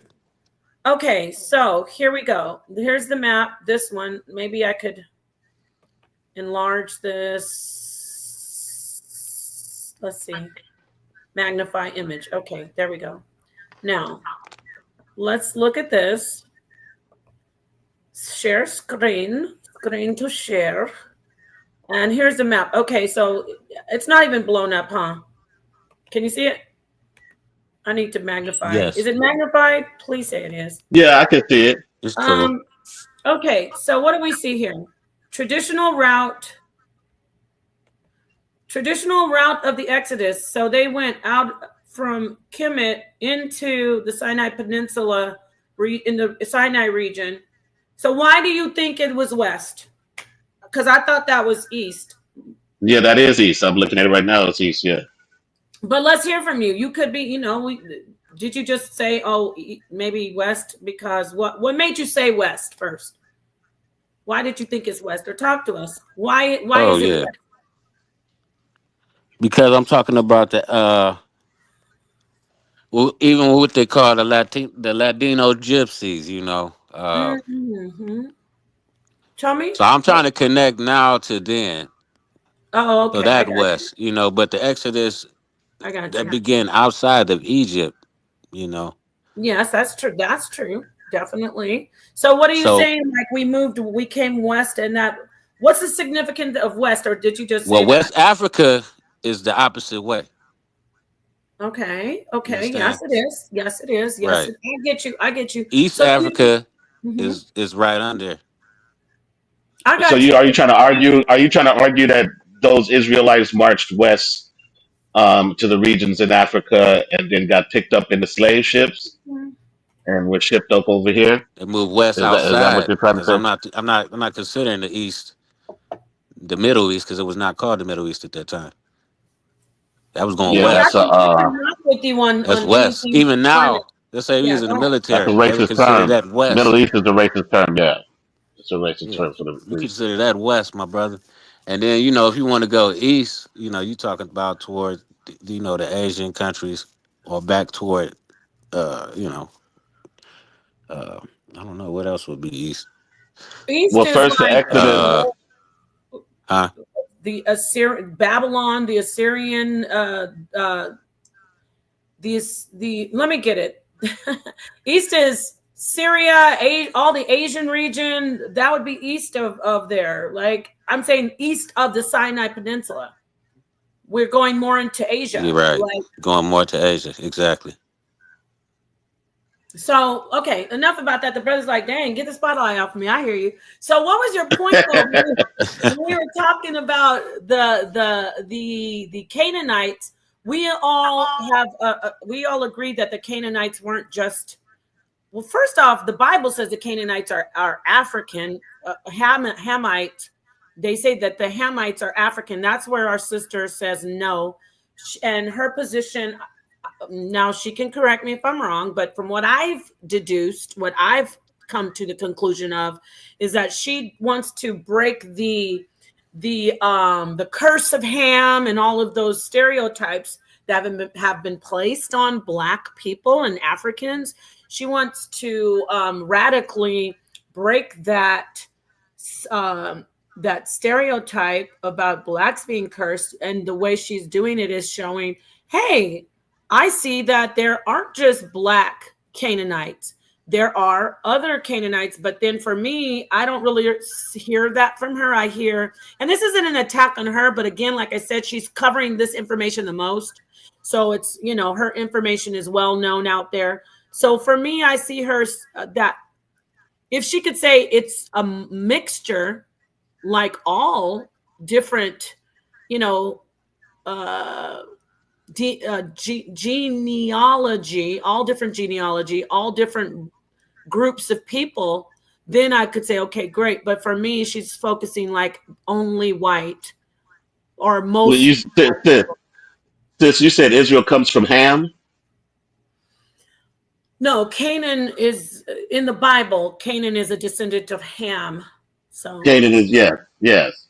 So okay, so because they're in Canaan, there's a relation to Ham of them being African. Is that what you're saying? right, and then Indigenous says Canaan is said to be the blackest of blacks. How can Canaan be white? Hmm. I mean, Canaan is I mean, that's facts according to the the book. forefather of, Ham is the forefather, Yeah, I should say, of Mizraim, yeah, which is actually yeah. Kemet, and Kemet is the land of the blacks, and that argument starts coming out. So, I mean, Well, once again, it goes into me. How could they Canaanites be majority Caucasian or a type of people right, that's my when point. Because you named all those factors? I don't want to take it back to only like race, like only phenotype, because again, when we look at Canaan, it's a fact that Israel is a part of Canaan. It's a fact that Israel was living amongst Canaanites and Hmm. breeding, interbreeding. Influence. Yeah, There was a semi. Both of them were influencing each other. I would add, right? yeah, So, um, I just don't. I mean, when you look at Israel Finkelstein, an Israeli archaeologist who's wrote many books and had many lectures about how Israel are Canaanites, You have to look and at the he's an Israeli artifacts. himself. well, You know what I'm saying? You got to look at the regional artifacts, well, this, spiritual, Yeah. historical, where it come from, and the dates that it was recorded. So there's a lot of that stuff is in the Bible is an edit. We keep going to the Bible. I'm respect the Killer Priest. That's my mentor because I'm on self though, understanding everything around you 360. So We that locked onto book what you definitely said. has righteousness right, in it, but okay, it's not the end all. got you. You know, Yeah. it's not. It's not the timeline. You have to use other tools with that to break everything open. This Well, because of conversation. the inaccuracy, that's why you have to look at outside sources to get a Yes, clear picture. So it was Silent voted on J. canon. We know that. It's Nicaea and Creed stuff. We have to go and see other things outside of the popisms. Okay, Silent K is saying she said if Esau had babies with now we don't know if she said this, but according to Silent K, Naphtali said if Esau had babies with Canaanites, how would they be black if Esau is white? Um, I never see. There you go again. The Bible doesn't say Esau is white, Right. I was just about to say that Exactly. so Esau is not white. we got to Exactly. Napah. really take a step back and stop with the whole. Were there people with certain looks Right. and colors and shades? Yes, but if we logically we know if it's a region that is the sun and the climate is dry, and it's an arid climate, and there's sun shining all the time. And I mean, they're not going to have thick, long hair. That's, they're going to have curly hair that stays off their head to keep them cool. And they're going to have more melaninated skin for, the sun protection and things like that. Even maybe an epicanthal fold like the khoisan to protect the eye. I don't know. Maybe a thicker brow ridge. I don't know. I'm just throwing that out there. Don't Well, take that's the part of the brow ridge ambig. out. That Take the part. brow ridge out. For me, Seven of Qatar, that's part of the ambiguous nature of that book, because people can take the red hair, like Africans don't have red hair. There are Africans that have red hair. Yeah. Oh yeah, definitely People would take Jewish. the soup. What was it? Hmm. Red The cabbage lentil. soup or something like that. No, Lentil, lentil. red lentil, lentil Yes. soup. Yeah, and then they make a determination that he's white from that. And those are so. I mean, it's so far fetched in my opinion, but other people will look at that and it makes perfect sense. So European isn't in there till Rome, I mean, we need to look at Greco it like, Rome. right. We need to look at it like this. Stop focusing on trying to find out who they are by their skin color and their hair, and look at, uh, if you're looking at biblical prophecy, start looking at what's matching them as a nation. And this takes me yeah, back to the story about Ron Dalton saying that Japheth is the enemy of Jacob in the end times. Now I'm talking about the Bible. So if you don't Mm, believe in the Bible, this isn't for you. But I'm talking hmm, about the Bible. Even if you do believe in it, but you want to find out what the prophecies mean. yes. So you can't match up Gog and Magog, saying that they are now still Japheth, and put them Hmm. against Jacob in the end times. Jacob and Esau are the two that are battling throughout the whole story since Israel began. When we talk about fact. the red pottage and all that stuff. So Hmm, so we're not looking for, you don't have to look for Esau having red hair and hairy backs, because there are a lot of men hmm, there who are black with hairy arms. And also, but anyway, fact. so Facts. what we're looking for is who they are as a people, what they are doing, where their position is in society. And then we can Hmm. say, okay, this could be that group of people.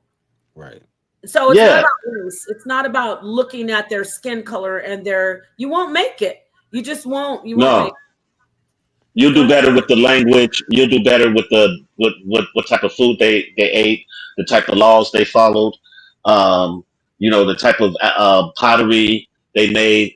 You'll Yeah, do better they're gods. along those lines They're than gods. trying to figure out what race they were by some type of feature that was described in a book. You know Thank what you. I'm saying? So, Hmm. with going back to her work, so then she says, "Well, that makes sense because look, and then she goes and she says, and all of a sudden we're talking about Naphtali because hey, she's the one who does all the Canaanite research, right? I didn't start She, this just thinking about Naphtali. There are other she is people. the Lord Abba of Canaan. What does that mean? She be What on does? it. Lord Abba to what Lord Abba is to Moab. Oh, okay, the Moab. Naphtali, yeah, you know how he studied everything about Moab, and Yeah, when you want to know about Moab, you got go to you. Brother Lord Abba, and he Right, gonna give you all the information you need. right. That sister is like that with Canaan. Right. So then we're going to look at the way we have to be careful when we're teaching something, not to put our personal agenda on it. So Fact. I'm all for Right. her dispelling that ugly lie that we are cursed, so we deserved slavery, Ham.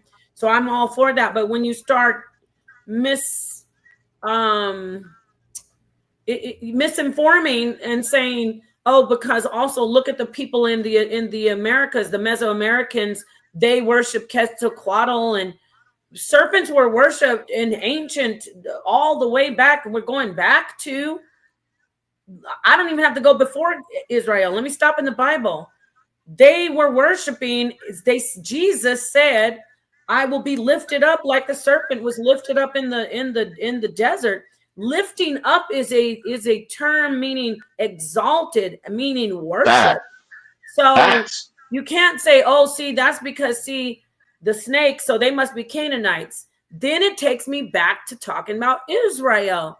Israel was doing all the things that you see when you read, oh, this was Canaanite worship. But you can go and say, let me look a little closer. Oh, the Israelites were worshiping El. Oh, the Yep. Israelites were Yep. worshiping Molech. The Israelites were also sacrificing their children to Moloch. Yep. So you can't, it goes back to when you say you look at the people, when we look at the people, Israelites were doing that stuff too. They just stopped because they said, not because their bloodline, not because their biological similarities and differences. They said, we don't want to sacrifice children. We don't want to eat pork. We want to do it this way. And because it looks really cool, because the Comedics are doing it. Yeah, I said it. Y'all know you got the Levitical priesthood from Kemet. Yeah.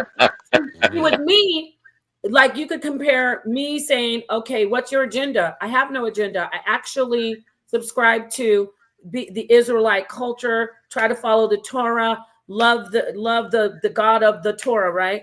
But I also can look at Kemet and say, this, I can't deny that this predates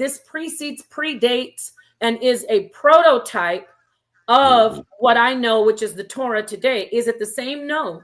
So going back to a full circle, thank you for letting me go and go. You can't say Canaan and Israel are so different, besides the fact that one day the Israelites said, we are Canaanites, but we want to do things this way. That's the only difference. It wasn't bloodline.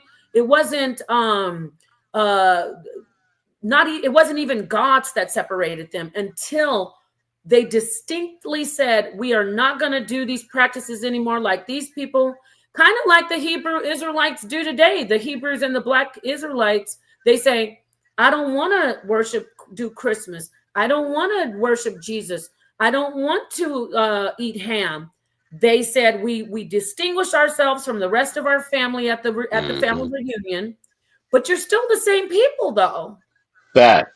Oh, Facts. Yeah. let me get my bomb, y'all. I gotta get my bomb for that. Go ahead, y'all. Wait, Yeah. hold on.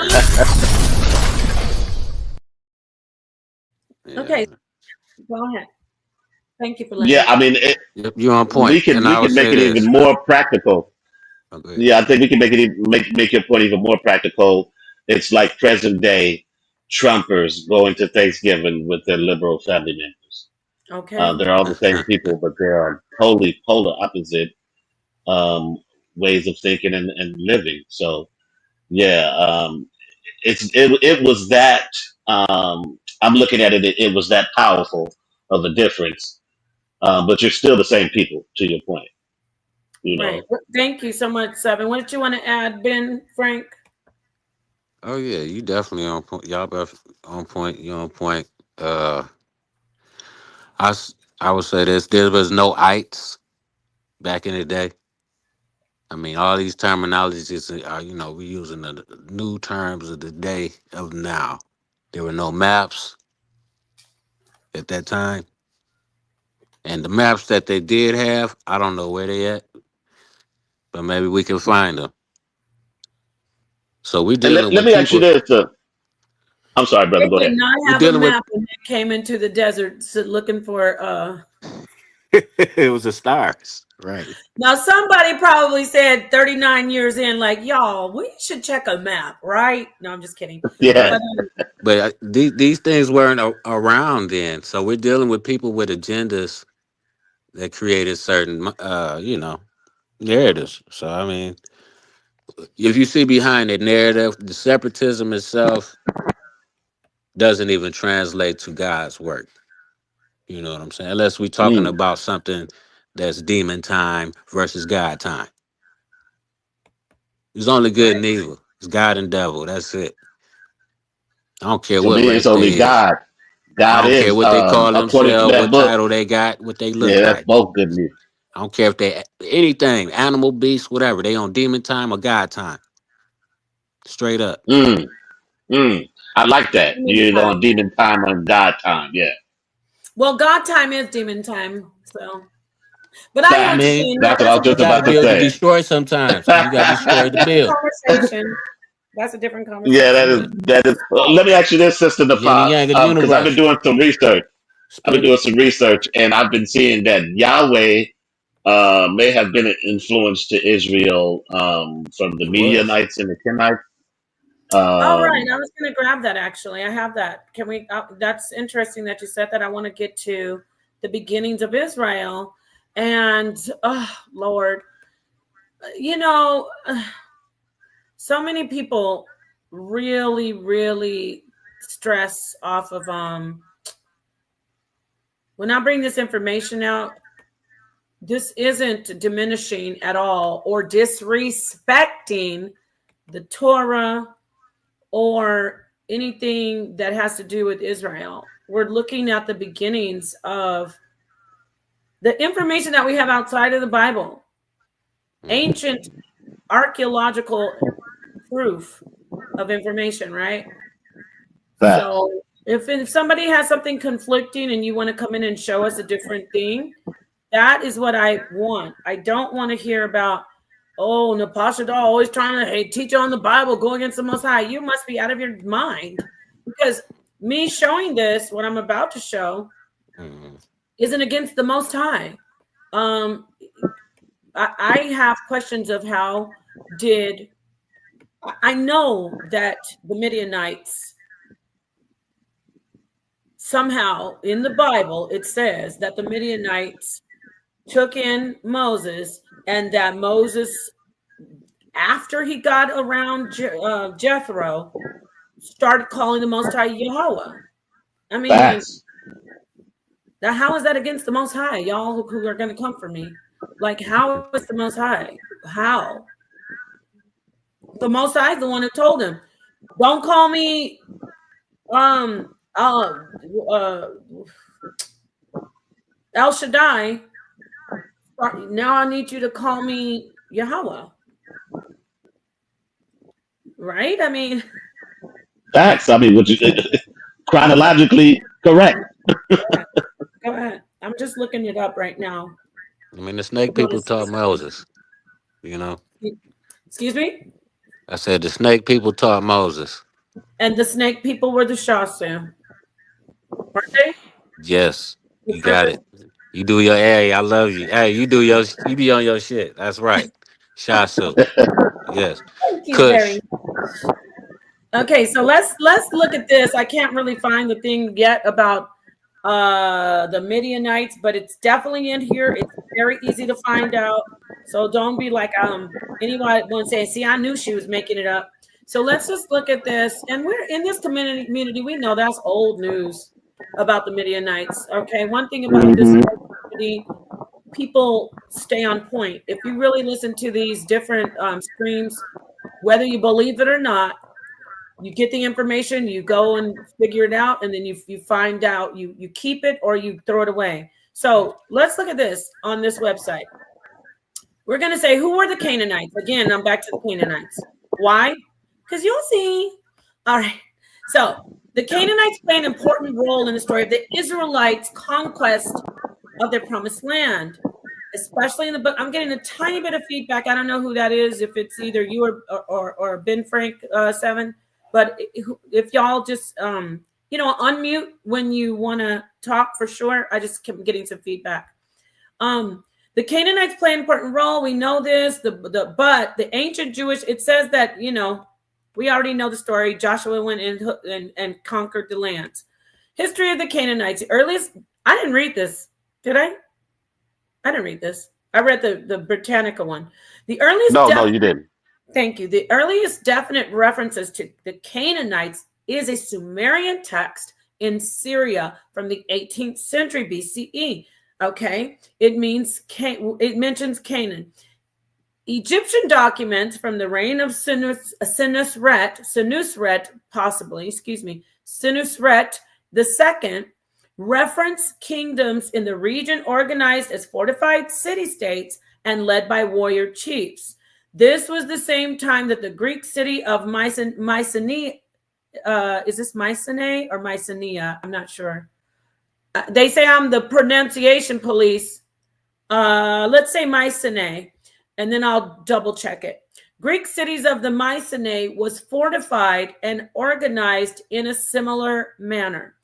Those documents don't mention Canaan specifically, but this is the right region. It's not until the Amarna letters from the mid 14th century BCE that we have Kemetic Egyptian reference to Canaan. Okay, the Hyksos, who conquered the northern areas of Egypt, may have come out of Canaan. Those are, and I connect those to the Israelites. Y'all know that. So though they may not have originated there, the Amorites later assumed control of Canaan. Now, remember in the Bible that I said that Abraham might have been an Amorite, and it says the Amorite assumed control of Canaan. Remember, God in the Bible was like, "This is your land, Abraham." And a whole bunch of people were still already living there, but God was telling him that it's his land. But anyway, and some believe that the Canaanites were themselves a southern branch of Amorites, a Semitic group. So we got all of this pointing back to Israel being Canaanites. Get it? The Canaanites being possibly the Hyksos, which could possibly be the Israelites. The Canaanites being possibly a group of Amorites, which we know that there is extra biblical information showing that Abraham could have possibly been an Amorite coming from Ur of Chaldees. Okay. Canaanite land and language. The land of Canaan itself was generally recognized as extending from Lebanon in the north to Gaza, in the south, in Lebanon in the north to Gaza in the south, encompassing modern day Israel, Lebanon, Palestinian territories, and Western Jordan. It included, and these are a lot of places that Naphtali says these are all Canaanites, but they're not Israelites. Okay? So you get what I'm saying? The sister, her stance is, and she can correct me, not just her, but many people who learn from her or who also agree with her, say that these people who are in modern day Israel, Lebanon, Palestine, and different territories of Palestine and the Western Jordan are not Israelites. It includes important trade routes and trading sites, making it valuable territory for all the surrounding great powers for the next millennia, including Egypt, Babylon, and Assyria. The Canaanites were a Semitic people because they spoke Semitic language. This is the same language as the Hebrew, by the way. Not much is known beyond that, but linguistic connects tell us something about cultural and ethnic connections.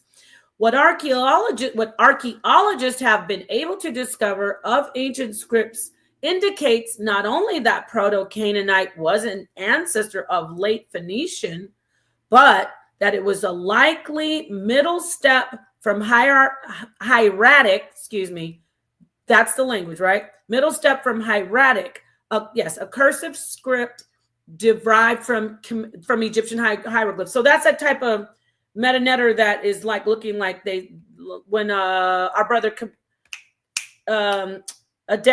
Commission Adept deals with the hieratic a lot, right?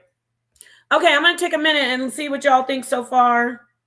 There's a lot in here. It's pointing to, again, there's only a little bit left anyway. It's showing the Canaanites are Phoenicians. The Canaanites are Amorites. The Canaanites are Israelites. The Canaanites are Midianites. Like, that's what I was saying about America. Canaanite. Right? Yes, all of them. Yeah, there were a lot of people that went through that region, Canaan. It was a popular place. Trade route. And history is teaching us that, right? Right. So I want to show indigenous, yes, when you see Semitic, when it says when this is the answer to that, and that's a good question. How is Canaanite Semitic, but it is the son of Ham? Exactly, because it's not literally the bloodline anymore. When we're talking, and I'm saying from the ancient times, Canaan was not just the bloodline of Ham. The region, we're talking about the groups of people and the societies were a mixed group, primarily speaking languages that were known as what? Semitic languages, correct? Like, and it goes back to, it goes all back to, the languages go back from the Phoenician to all the way back to Kemet, to be honest. But this is the point. These Canaanites are not bloodline only Canaanites.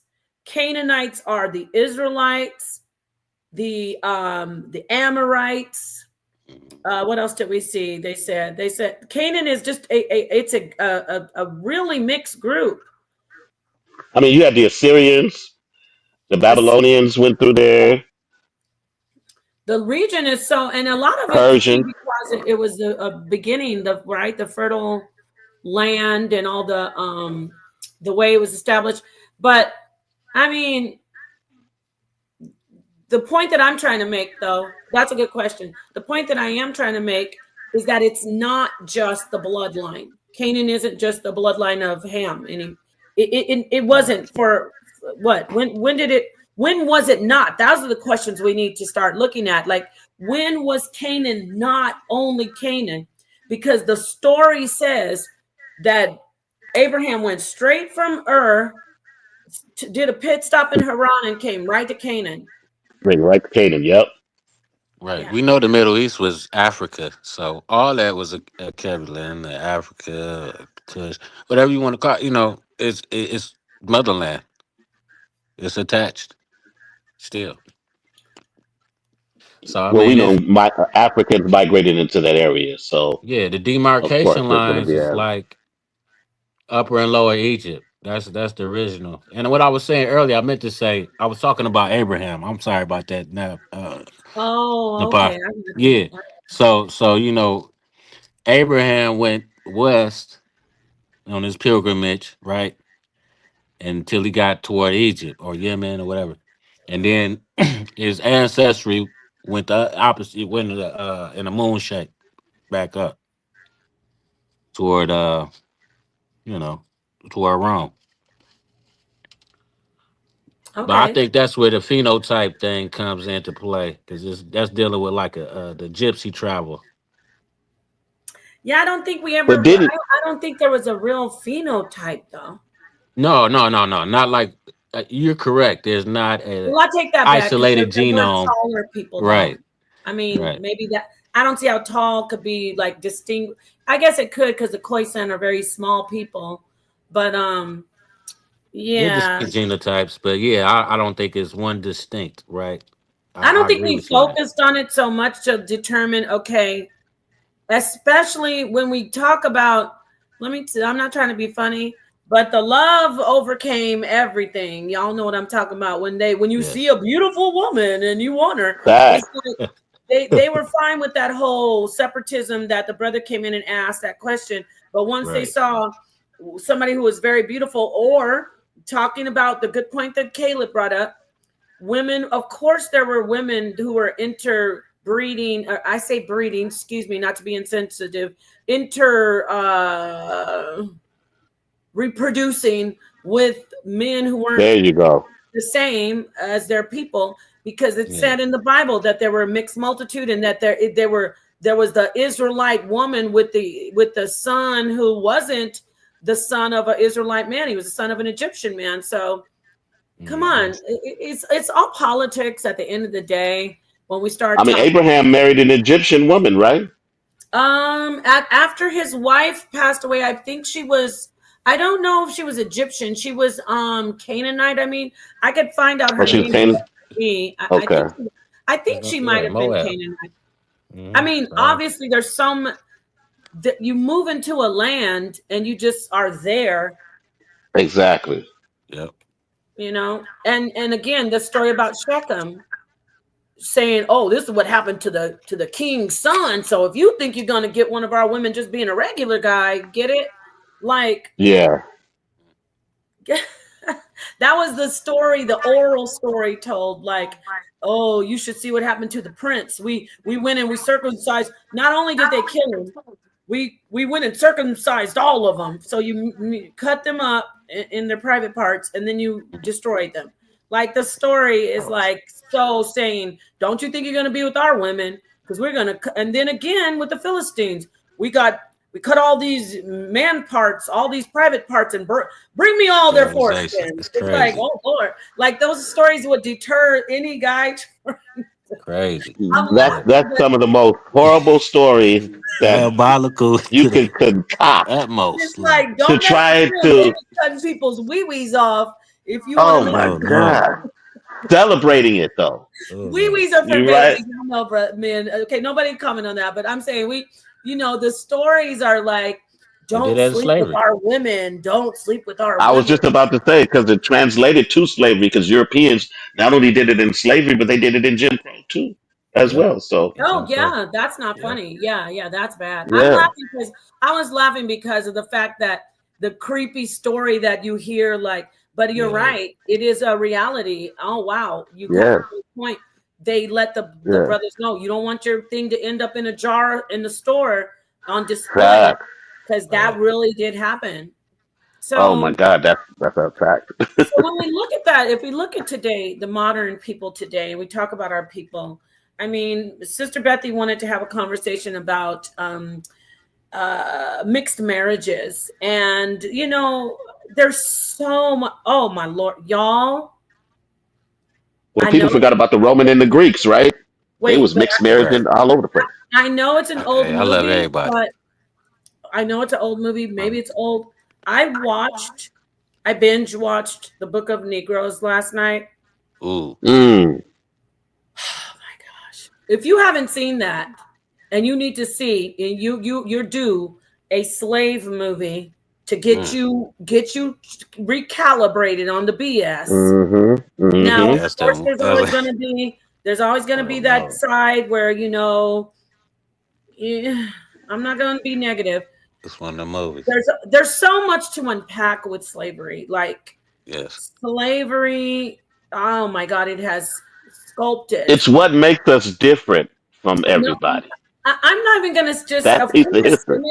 it makes us a Mm. peculiar people. But I Yes, also want to say this, though.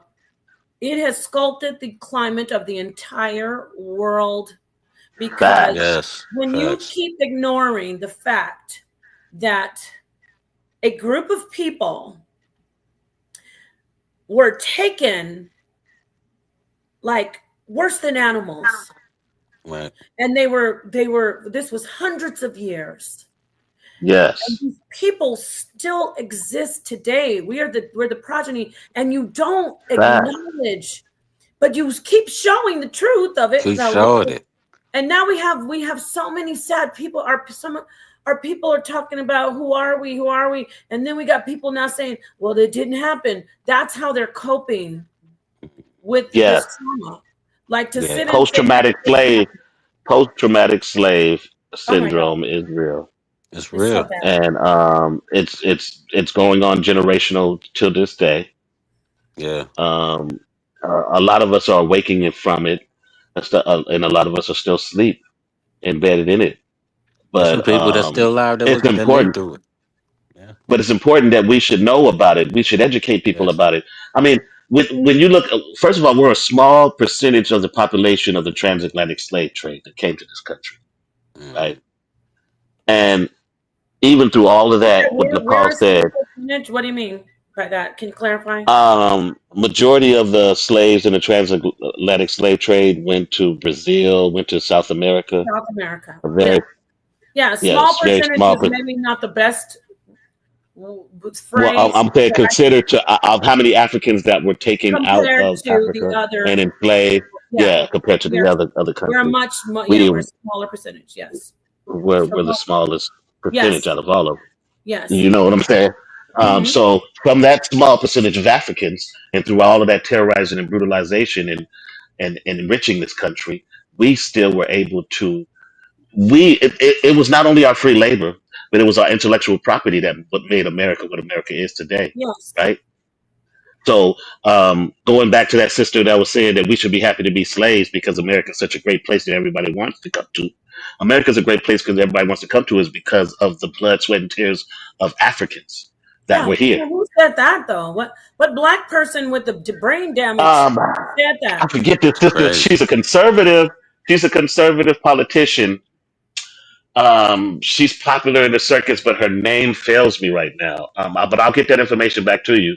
I'll even Mark Lamont did an interview with her, and I'll send you that interview with her because she is And totally. I'm not, I, I wasn't trying to disrespect her and say brain damage, but for me to say that anything good came from the actual exploitation and trafficking of human beings over centuries, to even say something good came from it, you have completely disrespected the entire race of people, let alone our ancestors who suffered. Like, how this was dare her premise. you? This was her premise, sis. She said, even though we went through that terrible thing of slavery, we learned crafts. No, And there was a slave that had to. He was in a church, and his church needed chairs, so no, he invented the folding chairs. no. Another slave, and she's trying to justify the slavery to what we did as black people to survive and make our suffering, try to ease our suffering more, being inventive. She said that was the good that came out of that. We brought that with us. We were Thank you. doing the same thing before we Thank were you. captured and exploited and trafficked. Right. But history Nothing is teaches us that. good about being taken from your homeland and beaten and branded and raped and thrown overboard if you're pregnant, or if you didn't want to be put in a chain so you could be eaten by sharks, and then stacked on top of each other. Yes, I need you to stop with that nonsense over there, my brothers and Yes. sisters of Abos. Yes. We were on slave ships. Yes. We And were. for those black people who think that way, like I said, they just need to be more educated. I was disappointed in Mark Lamont Hill's response to her. It was measured, but I think he should have went a little harder on her Yes, this for brother just says, making that peace statement. to you, Menelek. He says, fact, Sister Nepal, everyone benefited off of the suffering of the slave trade. All the Fact. rights, all the rights immigrants have in America was fought for by Fact. the fam, and they hate us. And Yes. this is the madness. The Lord, Fact. Menelek, it's like, when are we going to? He says, everyone got a piece of our ancestors' suffering, and they're still eating off of it. Right. That fire is still keeping Exactly. everybody warm. All those bodies that are burning, that are our ancestors, still are, it's Hmm. warming the entire. Listen, the United States of America was built from the blood, sweat, tears, and the brawn Right. of, and the innovation and the intelligence of Fact. slaves. Free labor. Fact. How Yes. dare you talk about labor laws with us? Right. The It's inventions, crazy. the inventions that made this society work so much more efficiently and better. Majority of them were invented by Africans and African slaves. Yeah, majority. Uh, Wait, They weren't uh, doing the work. We was the let's go workers. back with the before that. Let's talk about the agriculture. Who was doing the Farming. cotton oh, Yes. trade, all the cotton, all fact, the Yes. textile, Yes. fact, all the Yes. railroads, all the Early plants. architecture, the literal infrastructure. Who's doing it? Yes. Us. People getting, a slave gets drops dead from the sugar cane, working in the sugar cane fields. I'm talking South America too. Working Yes. and working, just throw the body on the The side family and out just there. turn into a slave. Yeah. let me ask you this, because this is the interesting question I had to propose to someone because they were saying African Americans didn't have culture. But I asked them, what is American culture? What exactly is a specific American thing? Because has so much different cultures that made it. Hmm. I don't think there's one specific thing that you can say This is what Look at this is clown. America. Look at this clown. This man. Nepal's the worst thing that happened to this channel. It's so pseudo now. Oh yeah, Go because that talking word. about slavery is pseudo. You don't. But see, You that comes from somebody. Yeah, that comes from an Wow. ignorant This person is from because somebody who really wanted my attention, and we want to say thank you so much for being here and watching. Thank you so much. Don't Hmm. forget to hit the like button. So this fact. narrative that I tore the channel down, since I've been on this channel, the it's in the green. Okay, Yeah, we so building. Fact. I'm not saying anybody or anybody's name is doing anything to the channel. What you need to do with the channel is stop flagging it and stop talking negatively about it because it's not going anywhere. It's Right. going to stay here. This is the HOK. This is Sonetter Studios and everybody and their mama. Did you see academics? Look, we're going to segue into this person. We're going to give them a little bit of What attention. did Act do? Uh-oh. What You did see Act do today? academics knew Act who up. Sonetter was. Hold on, y'all. You saw academics knew who Sonetter was, right? Yeah, you got it. Yeah, yeah. Everybody So, know. so you think that everybody else doesn't know who Sonetter is? You think Diddy doesn't know Sonetter? He's from Harlem. Oh, Hmm. he knows Sonetta. You Fact. think Jay-Z? Facts. You think Barack Obama doesn't know who Sonetter is? Don't play with Oh, he me. knows. This channel isn't Sonetta going is worldwide. but you're going somewhere. Facts. You're going to go right into the 24-hour timeout. But we'll see you next time. Anyway, I'm the worst thing that happened to the channel. And he Okay, used the word pseudo wrong because it wasn't nothing. It was we're just a talking about whole horrible slavery. Pseudo sentence. what? What would make a Negro take his ashy lip time to I'm gonna talk about she doing the wrong? We're talking about slavery, bro. Like, why don't you jump in and say something that's helpful? Right. Like, dang, I Beneficial. really want to use my AR for good. I want to teach people how to, to respect their Second Amendment rights. No, that doesn't come into the mind of a broken Negro who wants my attention. You got my attention, please. All right, back to the show. But we did say this channel isn't going anywhere, baby. I can't bring this channel down. Nobody can. Facts. You can try, Fact. but it's gonna work because That's right. we are like this is the thing. You see how I said the sensitive part, how they were throwing people overboard. When you had the sailors who were the shipmen, or what are they called, the seamen, when they were the Pause. men who were on the ship, and see that's what my mind is clear because I was not trying to. The men who were on the ship working, when they had mutiny and they sniffed out a somebody like the dude, if they were against the people, they would take them and throw them right, or walk the plank. Yep. Those are the Yep. good old days. So we have to have Because in mind. one rotten apple spoiled a whole bunch, right? Yeah, you can turn the, and that's what happens on YouTube. But I want to say shout out to the people who want to have peace with us. It's really Yes. beautiful. I love that we have peace with a lot of people. I don't care who Smart. you are. I don't have to be your friend, but I love the peace and the respect. I will always show mutual respect to people who show mutual respect to me and to my loved ones. So with that said, back to talking about loved ones. I Well, get to see. I want to say this, though. I got to say this.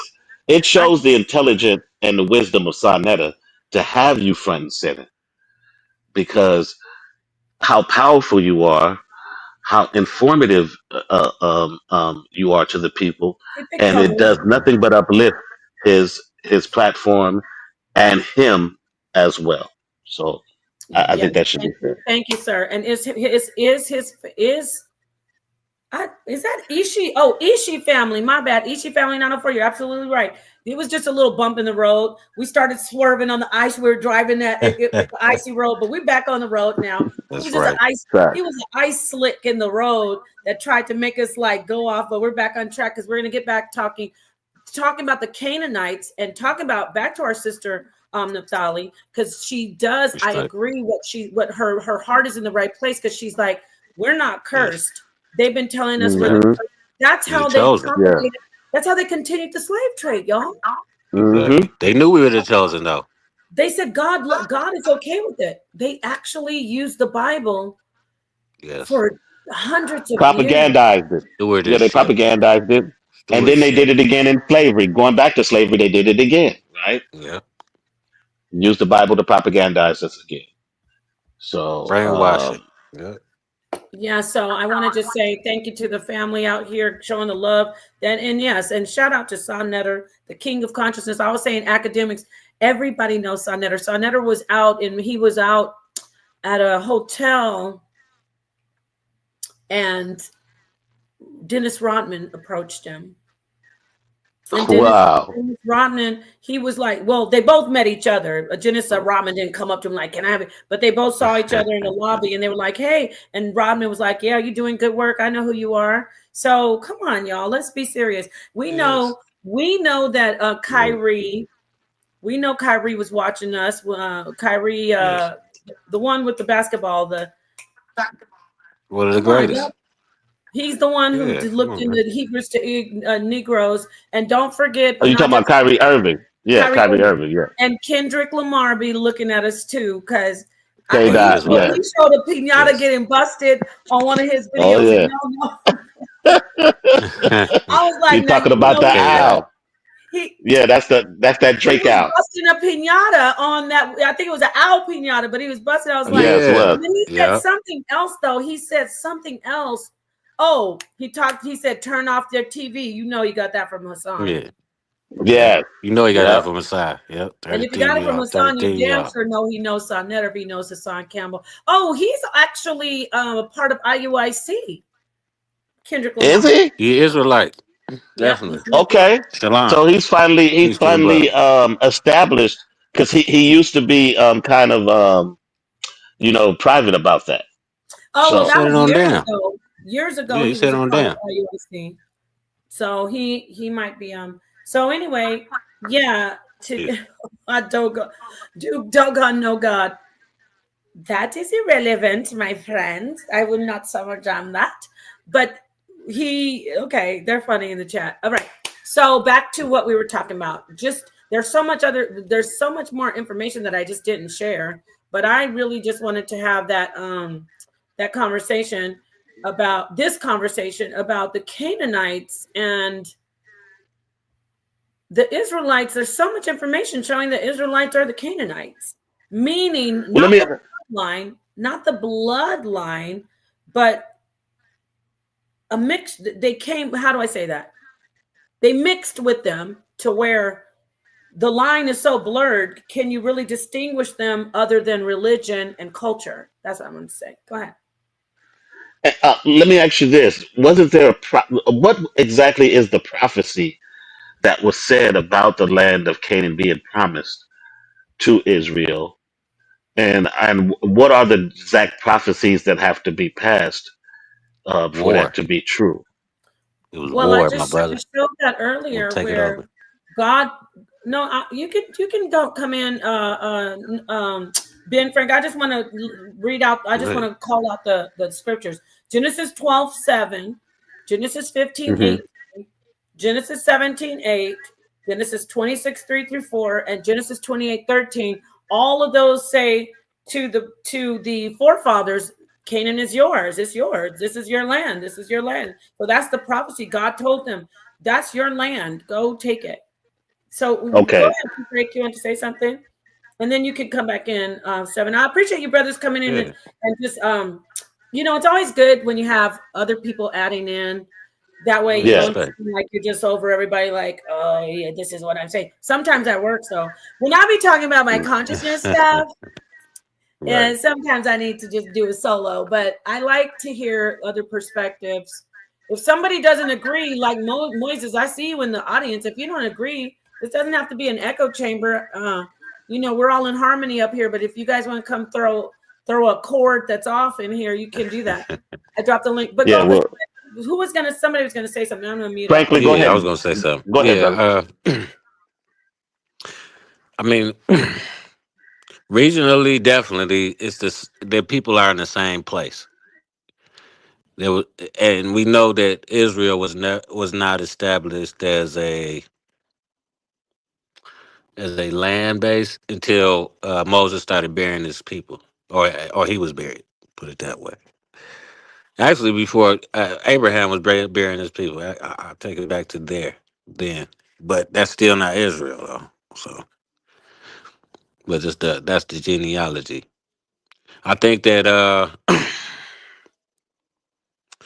Um, we are looking to the words too. Like Egyptian is not a word we ever used as a people, and really is not even is uh, a lot of the words that we use. We have to go to the root source of the word to get the basic understanding and build on it.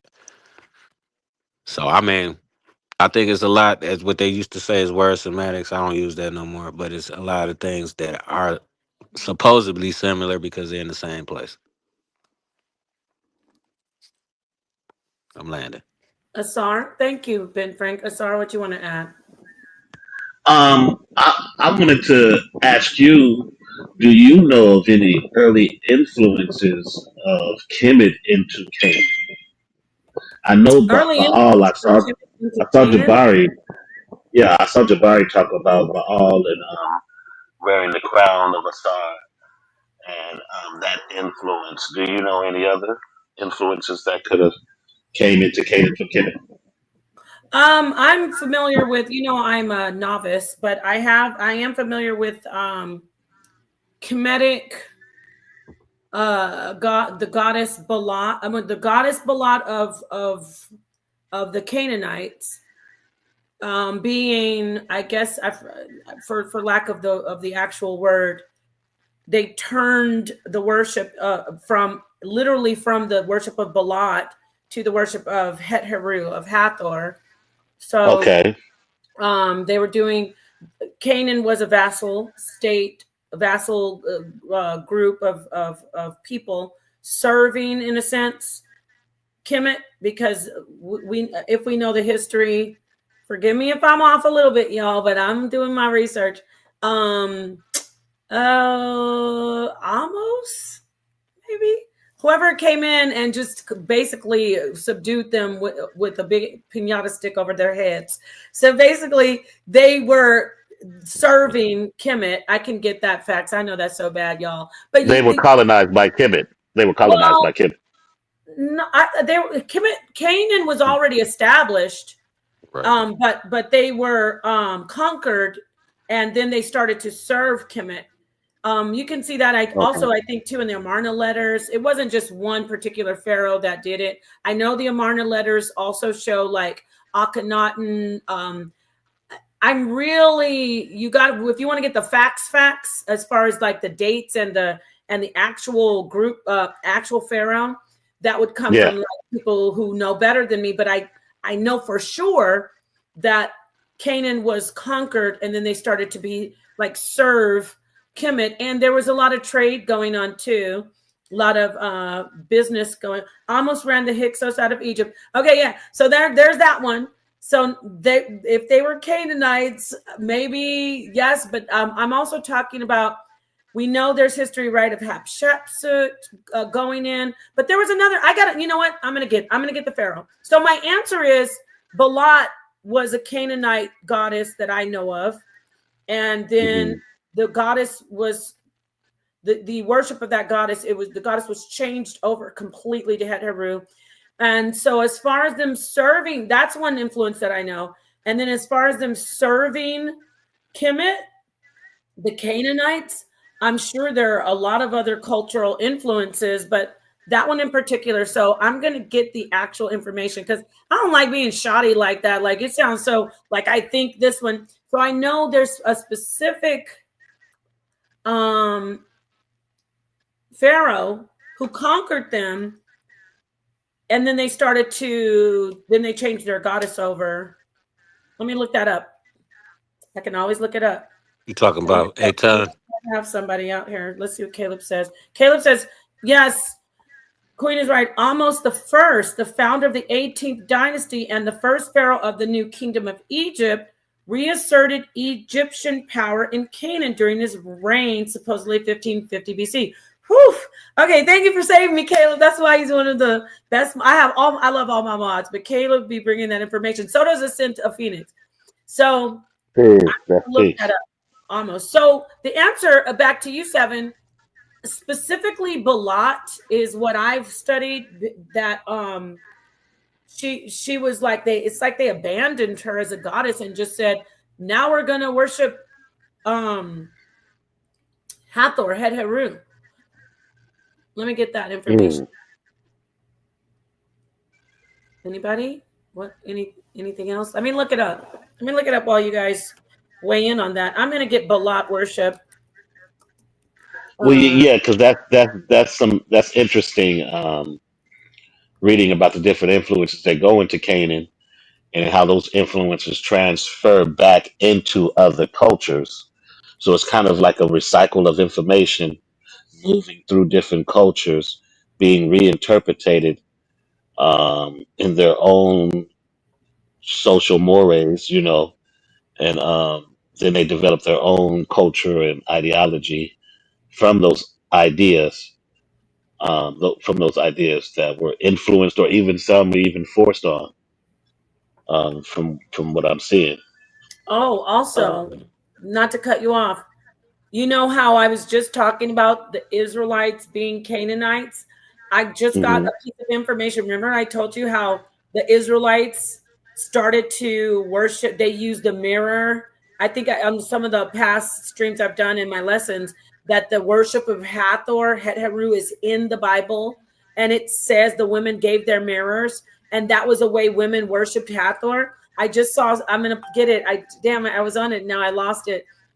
Not to cut you off, but I see something in here that says how they did that, and it says Canaanites did it, Interesting. Mm, but those were the Israelites in the Bible that did it. But those are the Canaanites in the Bible who are the Israelites. Get it? So facts, let's facts. look at this. This is the museum. Hold on. Okay, the Pharaoh in Canaan. This what means I got to get this. I want to just tell you where this is. Where this? Give me a minute, please. This is the Israel Museum. Okay, so this is in Israel. Okay, Hathor, mistress of treasures of foreign lands. The antiquity and complexity of the Egyptian goddess Hathor, which is Het Heru, are reflected in her numerous roles, the diverse forms she assumed, and her many cult centers. The most distinctive symbol of the goddess was a frontal human head with cow's ears. This symbol decorated objects associated with her cult, such as stone capitals, musical instruments, which was it was like this little drum kind of like rattles that they used to use, like maracas. Anyway, and mirrors, and was the most common representation of the goddess in Canaan. So, see, she was worshipped in Canaan, and that was where they Mm, replaced her. They replaced Balat with actual Het Heru. The importance of Yes. Hathor outside of Egypt is related to her. Let's see what else it says. Read more. Is related to her. Hold on. Where is it? The importance of Hathor outside of Kemet is related to her role as patroness of the exotic goods. Remember, I said they were doing trade? That the Egyptians Mm-hmm. imported from foreign lands, such as turquoise from Sinai, Mm-hmm. copper mm, from Timnah. These both copper and turquoise were in Serbia, were mined at Serbia Al Qadim, which is Right. also Mount Sinai in the Bible. Myrrh and Wow. frankincense from Punt in East Africa, and cedar from Byblos in Lebanon. Right. This role finds expression in her titles Lady of Turquoise, Lady of Punt, and Lady of Byblos. All of these are Het Right. Heru, and all of those regions are Canaanite regions. Let me make sure. Yes. Yes. The Phoenician. use of, the use of Hathoric symbols in Canaan is first attested on Canaanite scarabs of the Hyksos period, which feature a Canaanite goddess with the typical Hathor hairstyle or large ears inspired by the goddess's cow ears. This trend continued into the time of Egyptian empire in Canaan, when Hathoric attributes were introduced into the images of Canaanite goddesses, such as Balat, as seen on gold pendants and plaques and clay figurines. So there you go. So we were just here's a mirror. I don't know if y'all can see when I change the page. Oh, look at this. So this is the mirror. This is what is talked about in the Torah. They say Mm. the women gave their mirrors to Moses and those who constructed the temple for the basin. No Okay. Mm. cap. So this is the mirror that was used. It's an object of significance in Egypt. It was closely associated with the cult of Hathor, goddess of love and beauty. This elaborate mirror was part of the treasure from the tomb of 3 foreign wives of Tutmos III. Okay, and then here's the Hathor mask. Israel Antiquities Authority. The mask depicts the goddess Hathor as she most commonly appeared in Canaan. Canaan. This is the goddess. That was a great question, 7. This is the goddess Hathor, but this is in Canaan with the woman's face and cow ears. Okay. Mm. It was discovered along with the votive objects in her temple at the copper mines of Timnah. The mask may have decorated a sistrum, a ceremonial rattle. Remember I said they do the rattles? Yeah. An object closely associated with the goddess's cult. Okay, so here's another figurine of Hathor. Ring decorated with her sistrums. Canaanite amulets of schematic nude goddess in Egyptian style. And this is Hathor. Look at the ears. That's her signature. Yeah. So wisdom. Do you mind just let me see who you are in the back if you don't want to turn your camera on? I just want to see who you are and I want to let you in. Okay, great. Oh, I know who you are. Leave your camera on. Why don't you want to leave it on? What's up? How are you? Peace. Hey, what's Peace. up? I'm cool. Hey. Just chilling. Go ahead. You want to add? So this is good information. Yeah, I'm just letting you cook. Yeah. Let you get all your thoughts out, and then I'm gonna come back with a lot of stuff on top of it. So go ahead. Okay. I like Yeah. where I like you going with this. Go ahead. So there we go. Look at all of this. Is you were asking, were there any Kemetic influences that we can show? The one that stands out for me is the influence of Het Heru Hathor on the Canaanites to the point where they just said, "Bye, Balat. Let's go ahead and start." Kind of like the Christians did with Yahweh and Jesus. They were like, Jesus is here now. But at least they still know that they say God is the Father of Jesus. And this, they were just like, Balat who? This is so yeah. Anyway, I think that's about it. Let me see if that was the lot. There's more. Wait, okay, let's see. This is a Canaanite goddess. Now you recognize this stance. This stance, it is very similar to Asherah and Astarte, where she's standing on the lion and she has the 2 snakes, I think it is, or 2 owls or something like. She has the owl feet.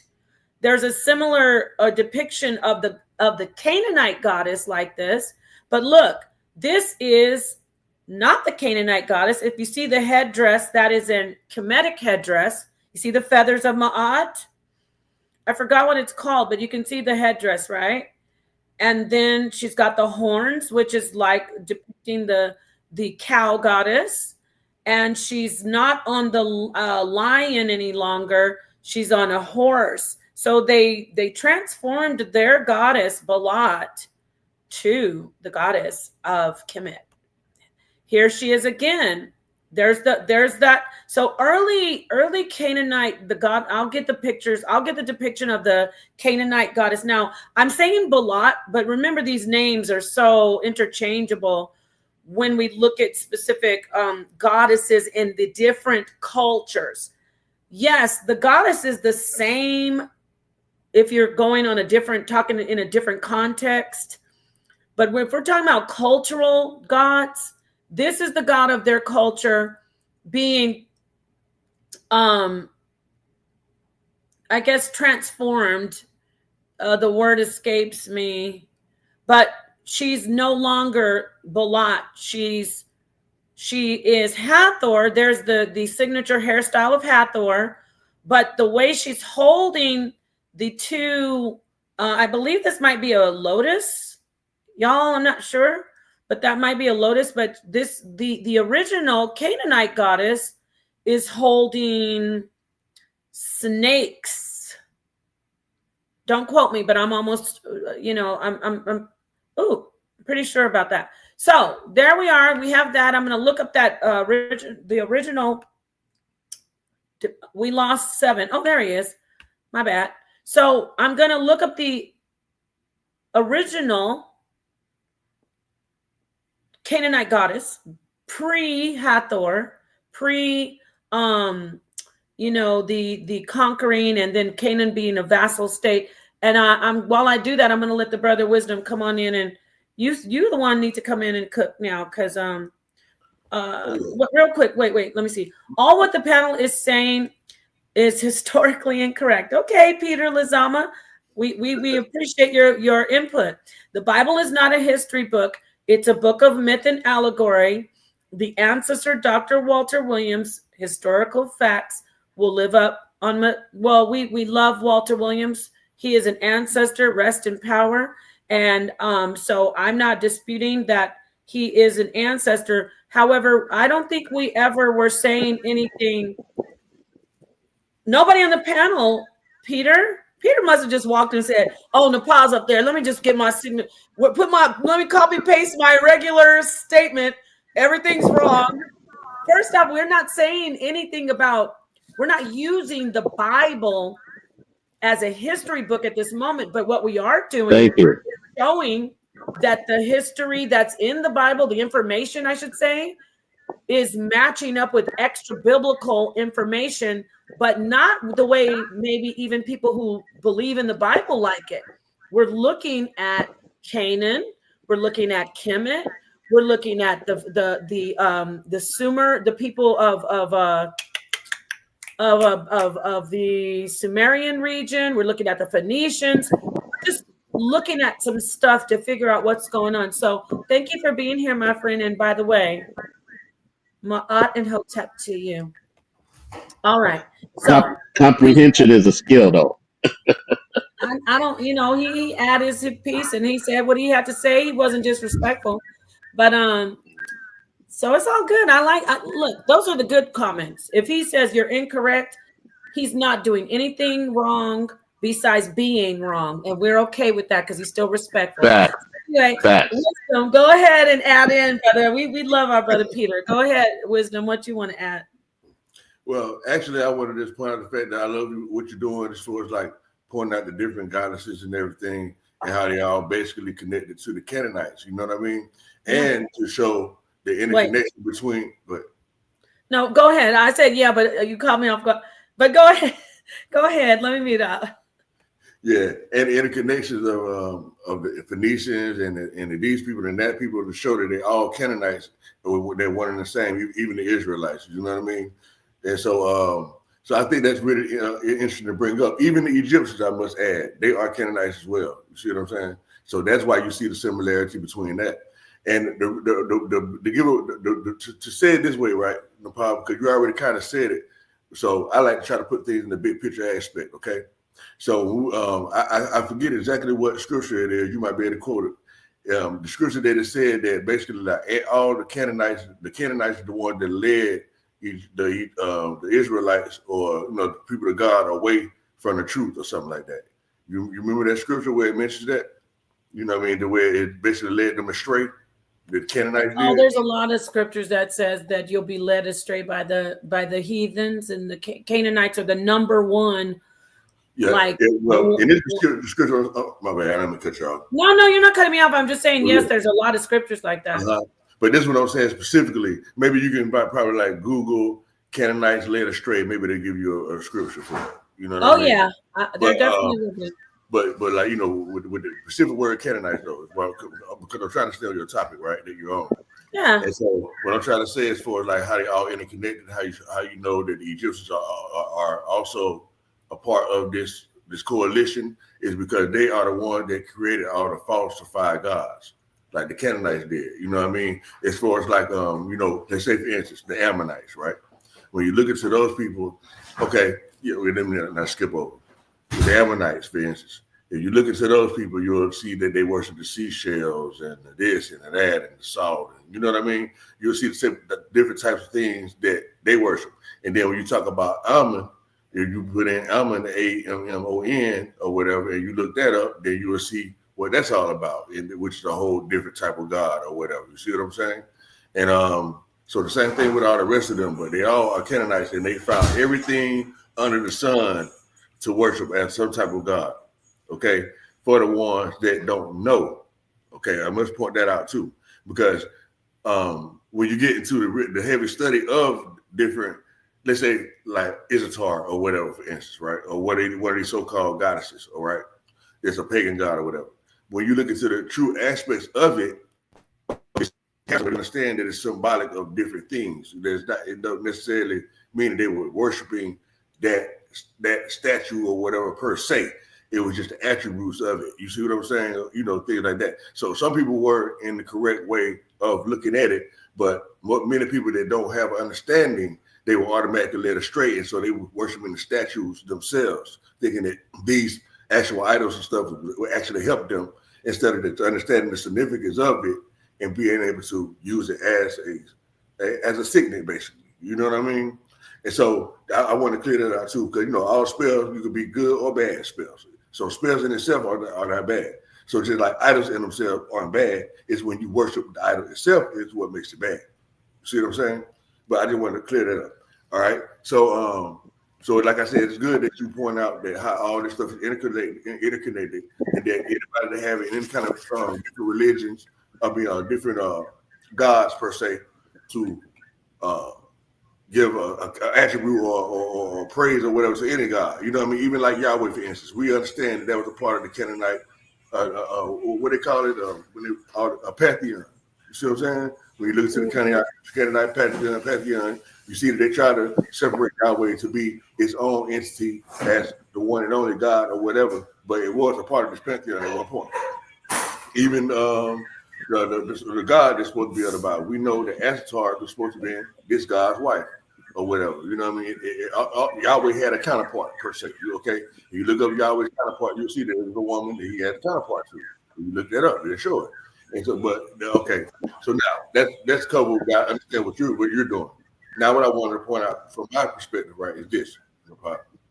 Okay, so you know when they talk about women and things like this, or like daughters per se, you know, they mention daughters and stuff like that a lot in the Bible. These are different, what you call it, spin-offs of the other goddesses. Like, let's say, for instance, like Diana. Remember, that's one mentioned in the Bible. You know, they got the goddess Diana. So it's a spin-off from that. You know what I mean? So it's like somebody like understanding how that tradition worked, and then they created their own way of expressing it and giving it with the drawings and everything. So like a spin-off, like a daughter of it. You know what I mean? Like even like sons, the same way. You know what I mean? Like you have this person taught this person, or this person learned at this person's feet. So when this person dies, this person continues the tradition. You see what I'm saying? It's basically like that. Even though it may be worded in a different way or taught in a different way, but it's still one the same, but just taught in a different way. You see what I'm saying? I really need people to understand that. See, because you know when you try to follow the genealogy, you're like this person begat this person, and that person begat this person, or whatever, son, right? And people try to follow it and trace it as if it's a real genealogy, and then you get over to the point. Then it says, "But the Son of God." You see what I'm saying? Or the Spirit of God, whatever, right? You know what I mean? So it letting you know that these are people that talk the same thing of others are not they're biologically related. And so I know when you look into what I'm saying from their perspective, you will see what I'm saying. But I know it might be kind of way out there because I know not many people are saying this at all or even connecting it in this way to even see what I'm actually saying. So when we start talking about wives and brothers and sons and things like that, we need to look at it from a different religion aspect versus an actual person. You know what I mean? So when they say, hey, this is the son of such, the son of this person, or the son of that person, when they start to talk about the main prophet or whatever at the beginning beginning of a book or chapter or whatever. And they were like, yeah, this is such, the son of such. And then they start giving the story about that person. Look up who they saying they're the son to or whatever. So look up that father or whatever. You see what I'm saying? So you be like, dang, who this son was. That's all I shooting. Okay, wow. So you said a lot. Anybody want to come in and respond to that? Well, I do want to ask him. There was something that piqued my interest. Yeah, give me He one said second. people from Kemet. It's not my son out there shooting somebody else getting shot. Please, I'm sorry. I really hate to say that, but I just saw him walk out the door and I hear a bunch of gunshots. So please let me just check real quick. Oh, yes. Yeah, go ahead, brother. Oh, you didn't have to Oh, even. definitely. Wow. I hope I'm everything's sorry. He just came out the room. That's not him. He can't make sure he made it. Okay. That would be Yeah. horrible. That's peace. Yeah, that's peace. Oh, Lord have mercy. Okay, but question, sir. I'm sorry. Yeah. My question to you was, you called Cometics Canaanites, right? And you would agree with me that Kemet is older than Canaan, right? Yes, I would agree. I would agree that yes, I definitely would agree. So I'm just trying to get some clarity. So you're saying that there are people we're talking who about came from Kemet and settled into Canaan. Is that what you're saying? There are people who came from Canaan, settled in Canaan, and helped foster the Canaan culture. Is that what you're saying? now I wouldn't go as far deep as like trying to look at it from like the biological side of it. You know what I mean? Because I'm really not under the belief that it's really literal at all. You know what I mean? So I'll be the wrong person to kind of come at you with that kind of conversation about it. But I like to kind of more look at it like how Napah was saying it when she was saying that even though these people are not biological Canaanites, but they follow this certain religion or they follow this tradition or so ethnically they become Canaanites. You see what I'm saying? By the practices or whatever. You see what I'm saying? Yeah, so, you're talking about the culture. Yeah, I see what you're saying now. Yes, yes, sir. Yeah. Okay. See, because I'm glad you mentioned that too, brother, because that leads me to this. Why I say this to support why I'm saying this, right? So when you say when you read the scripture and they say these people were led out of this place and sent to this place, okay? Mm-hmm. I'm under the understanding with my comprehension that I see that they're not saying they were physically taken anywhere.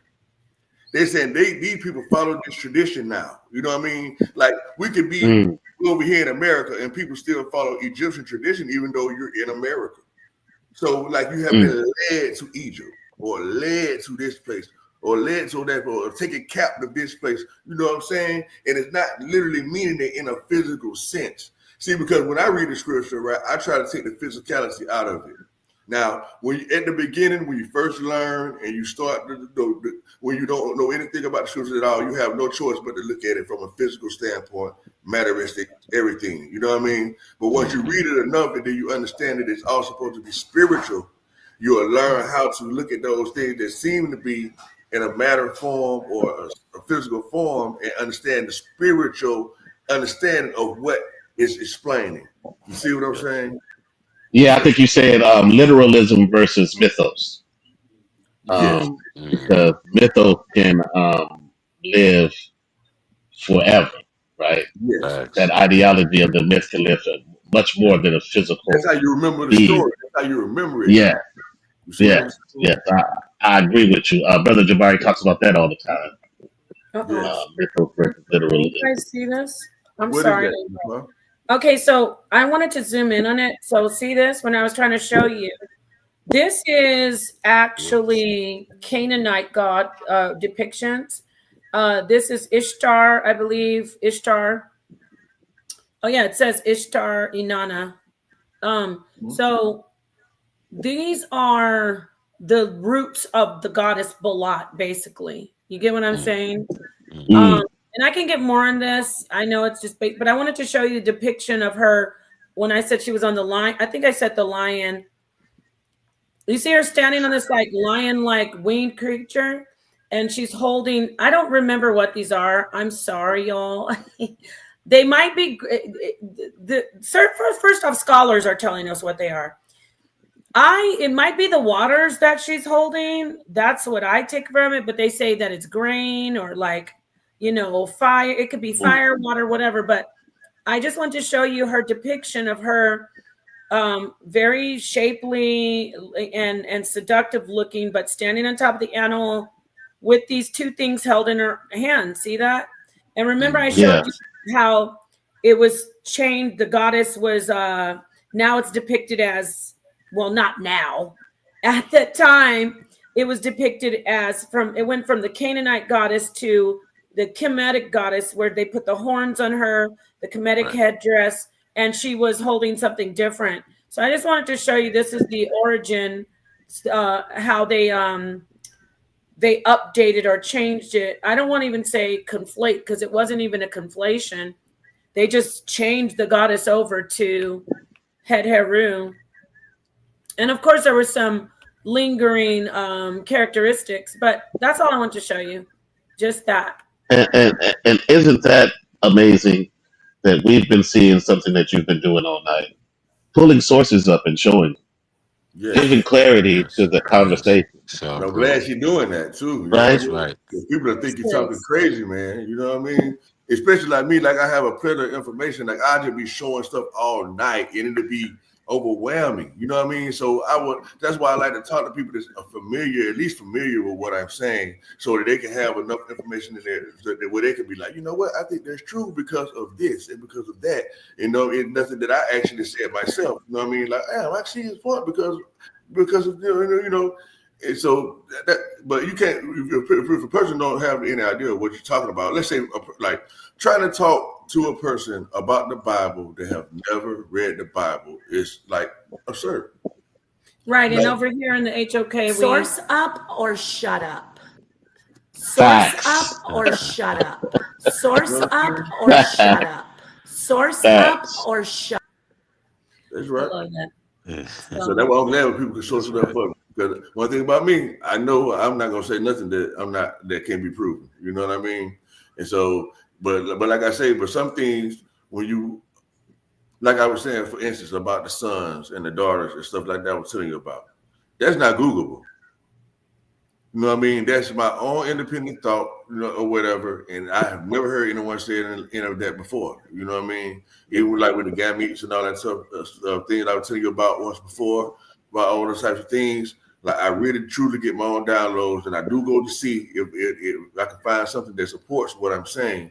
And I have a lot of stuff that I've actually written down and like different definitions and different ways of different ways of how I've gotten to where I've gotten to. You know what I mean? And it just for some people they would call it being everywhere. But when you understand everything and everything is interconnected, you will be Mm. everywhere. You know what I mean? Because Facts. that's really how it is, for In real. spirit. Take a You know. spirit, Hey, man. let me just say this. I appreciate all of you on the panel. I appreciate the show, the great show that you've done tonight. Yes. Thank you for having me on the panel. I have to retire right now, but it was a great learning session for me, and I Yes. appreciate all the information that you brothers provide. Oh So I'm yeah, just have a going good one, to Mr. say Seven. peace Yes, sir. Respect. and Blessings. excuse Peace. myself. Yes, sir. Oh yeah. I like when Paco live. She like to try to find out real information. I like that. You know what I mean? Don't Yes. really get all that riffraff. Just like, hey, yeah, that's cool to me. I don't really get up. I think we lost somebody. Oh yeah, he said he had Yeah. he Yeah. was Peace out. piecing himself out. Oh, okay. Well, I'm glad he was here. So, I He said mean, thank they. you and everything. Oh yeah, thank you so much, Seven Asar. You always are an asset to the panel. So I just want to say we've been going for 3 hours. We could go longer than this, but I might end it and start something else later. I doubt it. It's kind of late, but what is it? The weekend. So Yes. Shabbat Shalom to anybody out there who is doing their Sabbath. And I want to say thank you to everyone who stayed with us and I enjoyed all the input. It's going to be on the playback because we had a panel of civilized gentlemen. No one was talking, Respect. where I had to, oh God, splice it and edit it. So we appreciate your input in the chat. Hopefully next time you will Appreciate it. join like Wisdom and Ben Frank. I'm gonna let Ben Frank give us his final words. I like your input, brother. I'm so glad you hit the panel. Come in here more often. It's always a pleasure to hear from you. Do your closeout. Give us your final words, and I'm going to just give you a little prompt. Oh, okay. Is Canaan Israel? Did we determine that today? Go ahead, brother. Like, go with 3 hours, shoot. Dang. Yeah, I mean, things are closer than you think. You know what I'm saying? And just like the I brother like said, everything is connected in some way. that. Blessings Okay. to everybody. I love your show, Napah, You are And a friend of mine, and you are a friend of yeah, this channel, and you're a friend of the HOK. He's one of respect. the you're one of the staples. You have a wrench too, right? Yes, Yeah, Ben Frank is a good brother. He's been sticking with me through whew, all the craziness, and I appreciate you. I appreciate yes. brothers and sisters like you. So it's always a pleasure for you to come in. And he's a man. He got right to the point. He said, "Say it again. I don't want to put words in your mouth. Oh Yeah, yeah, I'm going to ask you again. I'm going to ask Listen, you again, and I want a straight answer. Is Israel kingdom?" all the respect, because Naphtali is, I love her as well. That's my sister. I love Naphtali. Yes, but yes, Canaan and Israel have the same root. I'm going to put you on the big screen. Say it again. No, because you know what? It isn't about, listen, Naphtali loves this kind of smoke. And when it's not disrespectful, Oh and you're yeah, not giving her smoke, but Canaan and Israel have the same roots. they have the same roots. They're from the same. They're in the same region. Yes. All right. They're in the same region. And Well, would you it's say, I would say that Israel, as we know it right now, comes from the region of Canaan. damn, we got Ben Frank It is on. very. Listen, let me tell you about my sister Naphtali, why I'm calling her out especially, because she's not scared to stand on her information Oh and her no. research. So shout out to her. She might look at this and say, "Oh Lord, never." But I do recommend that y'all check her channel out. It is Naphtali's New School of Thought. See, they'll be doing me like you see the love that I've been giving these sisters. They don't be shouting me All out. love. All They love. don't be shouting me out. They don't be saying. They got I you. guess. They I got guess I you. inherited that from Sonetta. People don't really be shouting him out, but he's still the king of consciousness. So you do the Yes. math when it comes to me. Ching ting ting ting. So, but go subscribe to the sisters channel, Naphtali's New School of Thought. Yes. Check Yes. out her Canaanite. I call it out. I'm gonna say Canaan mania. Canaan mania. She's all Canaan. Everything over there. You will find her doing research on Canaan, trying to find out who Canaan is and trying to uncover from her perspective who Canaan is. So it's all love and respect. But you heard Ben Frank. Yes. I'm gonna put on you, Ben Frank. I'm throwing you in the butt. No, You're Naphtali, right. You he knows did. I. It's all But love and again, respect, though. who else is bringing the information on Canaan like she is?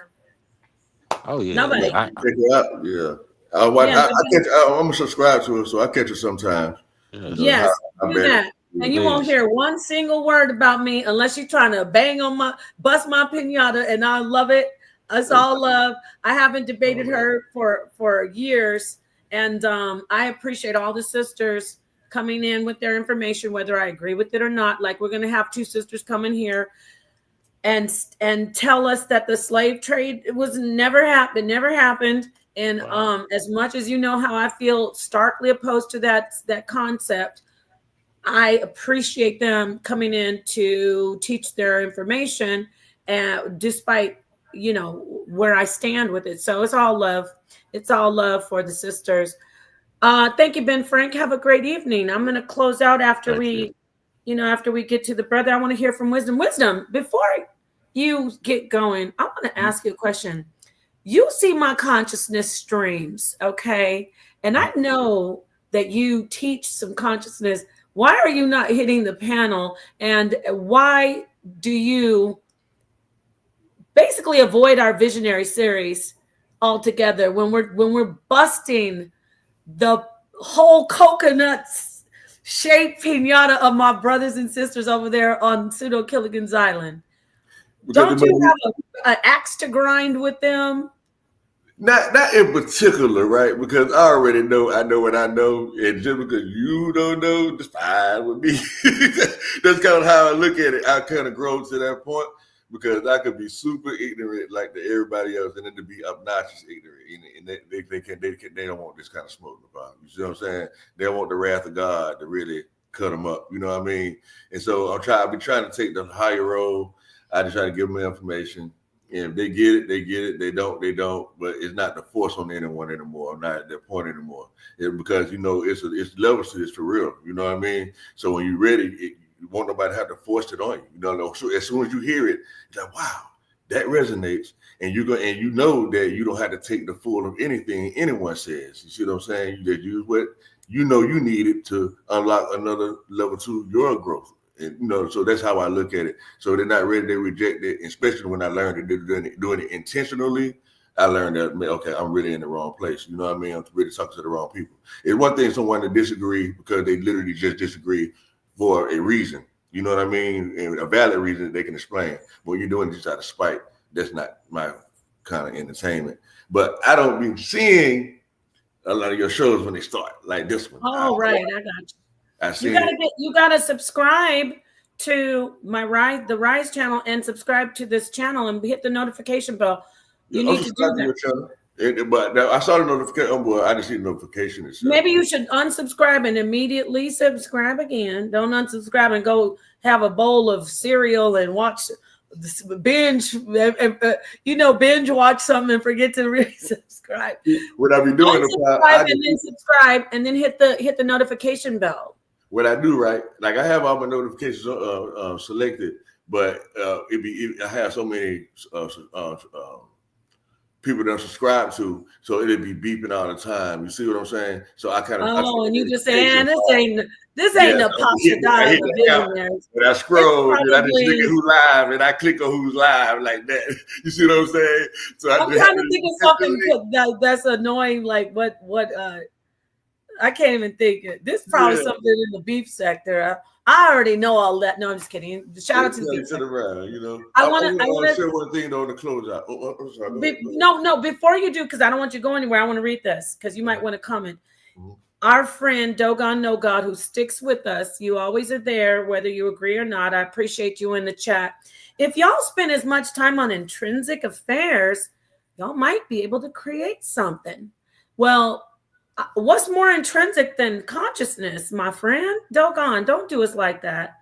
Come on now, brother. What's more intrinsic than consciousness? As a matter of fact, intrinsic. Okay. Yeah, inner affairs. Yeah. Intrinsic. So go ahead. You want to say your last bit in the closeout. Thank you for spending time with us. No everybody. Doubt. I wish I had more time. Be wise as serpents. I love that. Said word. Laugh out loud word. Thank you, Caleb, for all those great things you say about me. Let me stop this. Let me let the brother close, and then I will take all my comments where people are just making me feel so blowing my head up. No, I never get my head blown up when I get compliments. You know why? Because as good as I can be, people thinking there's going to always be somebody to say, come in and knock me down and say, you ain't that great. So I stay balanced. It's always somebody there to tell me how I'm not great. I want to say thank you for that because you keep me grounded. Those who come in and say, Napah is ruining the channel. Thank you. You're keeping me grounded and humble and so on my toes. So with that said, go ahead, Wisdom. I'm going to be quiet. That's right. Okay, I do want to point out a couple of things just so you can maybe look into. So you know how they always talk about this. Well, what I realized when I was reading the scriptures is that you know how they mention somebody being a just man, like Joseph, for instance, when they say Joseph was a just man or whatever, you know what I mean, such, and so he thought to put his wife away privately, right? Mm-hmm. You remember that with that scripture that everybody like to debate about? My intake on what that is, right? When they say a just man, we're talking about looking at things in the carnal mind frame. Just, okay? Just being regular. No no intrinsic thought or whatever, you know what I'm saying? The way we look at two things, no abstract thought, anything like that. Just straight by the law, straight by the rules, straight by the basis, which is the lie, right? The same people that took Jesus out, quote unquote, are the same people I'm talking about as far as like this just law thing. You know what I mean? Living just. Okay, cool. Now to get that perspective, to really look into that for what I'm saying. Now, when you say he thought he could put her away private, which is Mary, from my aspect, for what I think, because I don't look at the physicality of it, I try to look at the spiritual meaning of what everything means. We understand that wisdom represents feminine energy. You know what I mean? The mind, the thoughts, the intuition, all those types of things connected to the consciousness, the soul, you know, the one, right? That's a mental aspect. We know, according to the Bible, we call wisdom, we know wisdom is a she. We know this to be a fact. It's mentioned plenty times. So when he said he thought to put her away private, we're talking about a different aspect of Joseph himself. You know what I mean? Not a physical person, Mary, no, his inner thought, his thought process, which holds the Holy One, okay? Which is the true understanding, the true witness or whatever, not the physical stuff, the mental stuff, what's really going on. Like I say, once you go through the basics of the information or whatever, then you like a baby. Then you get the meat, then you understand, oh, it's more spiritual. This is a metaphor, and it really means this, and it really means that. That's the Mary. That's the holy thing. That's what that is. That's the intuition, the enlightenment, as they say. Okay, so I really need people to understand that when he say he thought, first of all, they use the word thought. He thought to put her away private. See, key phrases like that. You're like, okay. We know it's easy to look over that and be like, okay, he thought, I mean, he just gonna put her, he just didn't want to let nobody know she was pregnant or whoop and all that type of stuff. That's all injection. No, the Bible does not say that he was that he cared about that type of stuff. It didn't say that at all. People insinuate that aspect of it to try and make it make sense. But to me, it made more sense to think of it as a thought, right? Like he thought to put her away, like his thoughts, he's thinking about this. And this pregnancy is like him learning, like, hold on, I think I'm on to something type thing, and give birth to the aha moment to where, oh, I get it. I understand now. That's when you make it to deliverance. It's really in the process of nurturing a baby for real when it comes to your mind, but they're talking about your mind, even though they would give characteristical aspect as a real woman, a real man, and it can be looked at in those ways, you know, but it's still not 100%. You know what I mean? So if it's not 100% correct, if it could be like, oh, that's 90% right, but what about this? Or what about that? Then that means it's not 100%. But when it comes to a person giving birth to thoughts and things like that, that's 100% for everyone, all the time. That's you can't take anything away from that. That always happens. But not a woman does not always give birth and things like that. A man does not always find a wife and have a good thing. So it can't mean that all across the board, because now you have people thinking they're failures.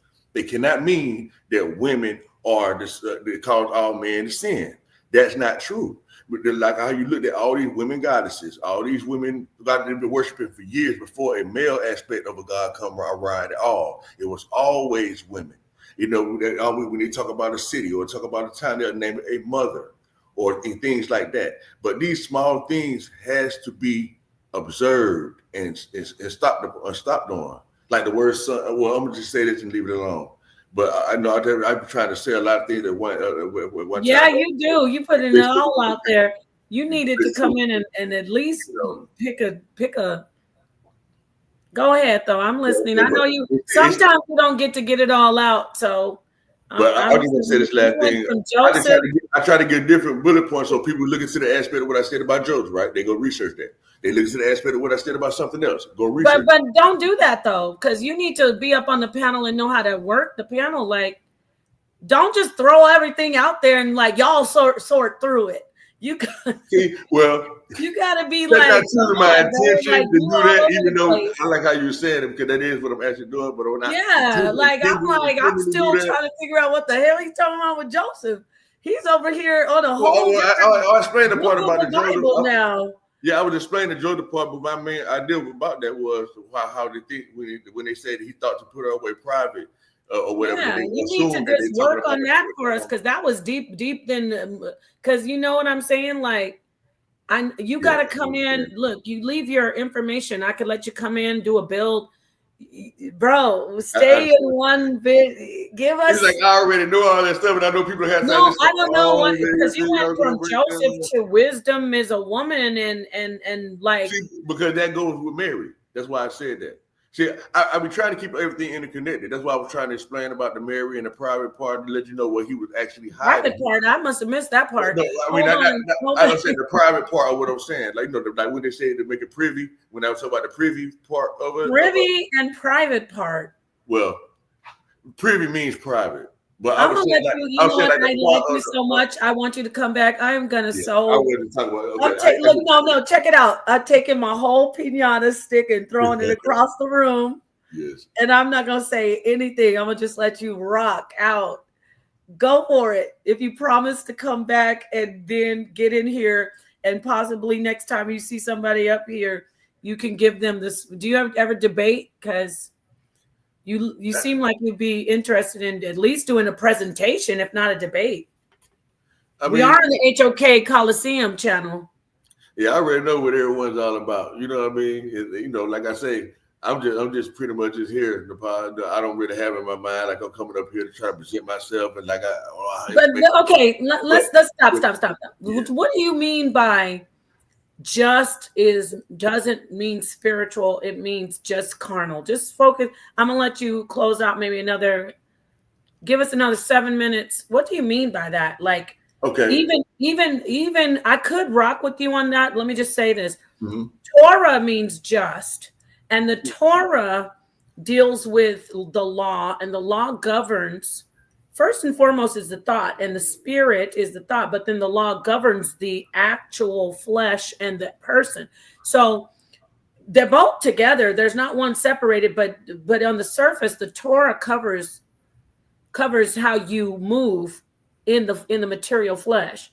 So I could rock with you on that, but I don't know if that's what you were saying when you said just means the flesh. That's dope, Napah, how you just broke that down. Would you like for me to drop myself a bone? But that's what I'm saying, right? Yeah, for real. Okay, you don't have to tell me twice. Go ahead. See, and that's what I'm saying about how people can say certain things in the night, certain things you already know to correlate with it. That's what I do. I say it enough to be able to like, oh, that answers this, or that puts this. That's what I do. That's my gift. So now I'm glad you said that, because you just taught me something, because I go on my own angles of things. So I never knew the Torah. I said, those are my coming not being. What are you talking about, Indigenous? I've been summer jamming your comments all night. You're the one hurt right now. Stop it. I have been summer jamming you, brother. And I wasn't seeing your comments, Indigenous. Stop it. Stop it, brother. I think he just kick it with you. No, I'm just saying, dang, I missed some of his comments. Comment it again, Indigenous, because I didn't see everything. I'm sorry to interrupt you. People be thinking head cannons. Yeah, I think he did joking. But you were saying joking. I know Indigenous is serious, but go ahead. You could. So back to the just thing, though. When you said yeah, I know exactly where we're going. Okay, but I wanted to point out I didn't know that the Torah meant just. I didn't know that's what the literal definition of that meant. So it correlates. The wisdom is called a she because but it only comes from God. Shaking my head. Yeah, exactly. And it's not the Greek God Sophia. Okay, yes. We agree with that. The Greek God Sophia. I never said wisdom was the Greek God Sophia. I said wisdom represents a she, and I was trying to explain how that I think sometimes people get it misunderstood. I'm gonna go back to the just thing, Napah, about what I'm saying about like Abraham and a wife and all this. I'm sorry, Indigenous. You're gonna have to start hitting the panel, brother. Okay, we saw you, so I wasn't ignoring you. Thank you for your input, Indigenous Black man. It's always. I was summer jamming a lot of stuff you said. Oh yeah, I didn't know you. Caleb said I don't owe anybody.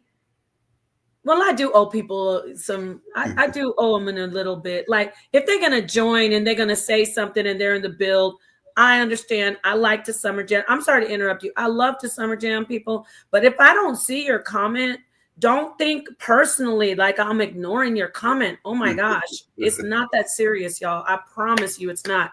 Okay, it's all love. Back to what you were saying, and then we have like 3 more minutes, and then I'm gonna close this out. Go ahead, brother. But like you said about well, just go back to the just thing or whatever. Like one scripture in the Bible, it says that I would not know about sin if it, well, I might be misquoting a little bit, but I wouldn't know sin if it wasn't for the law. One scripture says that, right? That's Paul. Okay, so now the way I saw that is that, hey man, there's not really supposed to be a law. The only reason why you're thinking about this thing called sin and all that is because you're following this man-made law. That's exactly what the deal is. And so once you understand that you're not bound by man-made law and you're bound by God's law, then you can free yourself from the bondage that whatever culture or whatever tries to place you in. You know what I mean? Because it's about being above culture, but about being able to understand how each culture is correlated. It is interconnected. So once you understand this, the key principle of all things, which is life itself, which is birth itself, then you will understand the different ways of aspects of all these religions. Because at the end of the day, that's what it's boiled down to. It boils down to birth, and it boils down to really knowing yourself truly. You know what I mean? And that is the power that runs you, like your soul, not your actual flesh. Like what's talking out of me right now is not my flesh talking. I was the first one that ever said that. And now everybody in their mammy is running around talking like that. Like who was talking then? And who is this? Who is looking? Who is seeing? Because it comes from your mind. Exactly. It is actually coming from your And soul. I did this to the head, but the mind isn't in the head only. Exactly. The mind is universal. The mind is all. I say universal mind of God. What? See what I'm saying? Because that's what it is. The consciousness, that's the air. Everybody, okay. See, when you learn about certain things, well, I ain't saying, when I learn about how consciousness works, I understand when you speak something out, it never stops, first of all, and it permeates all information. So that's why you got to be careful to watch what you say, because it actually permeates and it never stops. And other people can literally pick up on those ideas and thoughts that you're saying.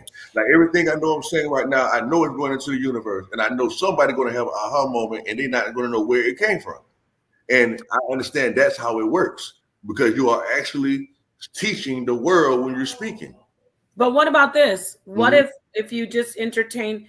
I'm not saying that we only have a universal consciousness, but what if what you're saying doesn't even begin with you? What if it all is just going through in like all of these different in the circular frequency of the universal mind of God, and you like pick up as a conduit on that particular moment, and then you voice it, and it just keeps going through all these different existences.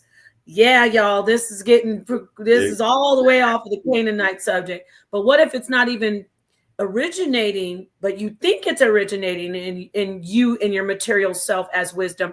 What if it's the infinite self existences beyond you? Not even, I don't even say past or future, but just existences beyond you. And what if it's not even your own? That's exactly what I believe. And to double down on the examples that I give to explain exactly what you're saying, right, is that when you're walking by someone, right, and you may have the feeling that I don't really care to speak to this person or really like this person or whatever the case may be, you know what I mean? And you're like wondering, why are you thinking this? No, it's that person thinking that about you. Hold on. You're picking up their That could be dangerous. That could be dangerous.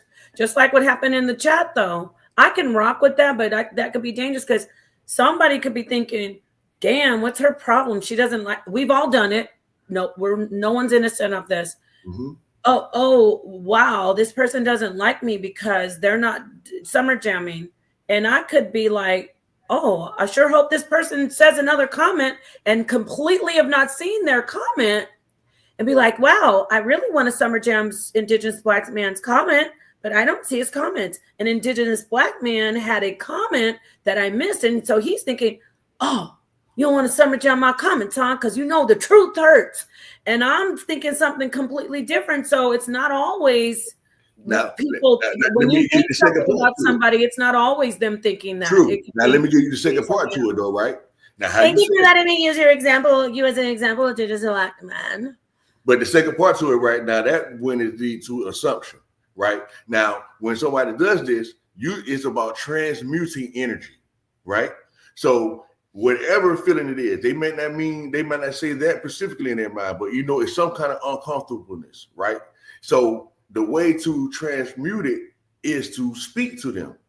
Hey, what's up, man? What's going on? Now you break the ice. Now you have canceled out whatever it could have been. You see what I'm saying? Then you ever notice that the people that see in the meetings when you speak to them, they brighten up like, hey, what's up? So you notice it wasn't really a problem at all. You see what I'm saying? It's just the energy. But, I just transmuted the energy with my brother Indigenous Black man. That's what I was saying. But no, being serious about that. No, it's all good, Indigenous. Let me say this, though. But what about you sometimes... Now we're getting into psychology more, which it all is based in consciousness. But what about people with schemas and trauma and all kinds of defenses? And this isn't anything about Indigenous. Now we're going into, you said when you try to diffuse, because I'm going to use an example. What about that guy who unalived? We're not going to say Killed.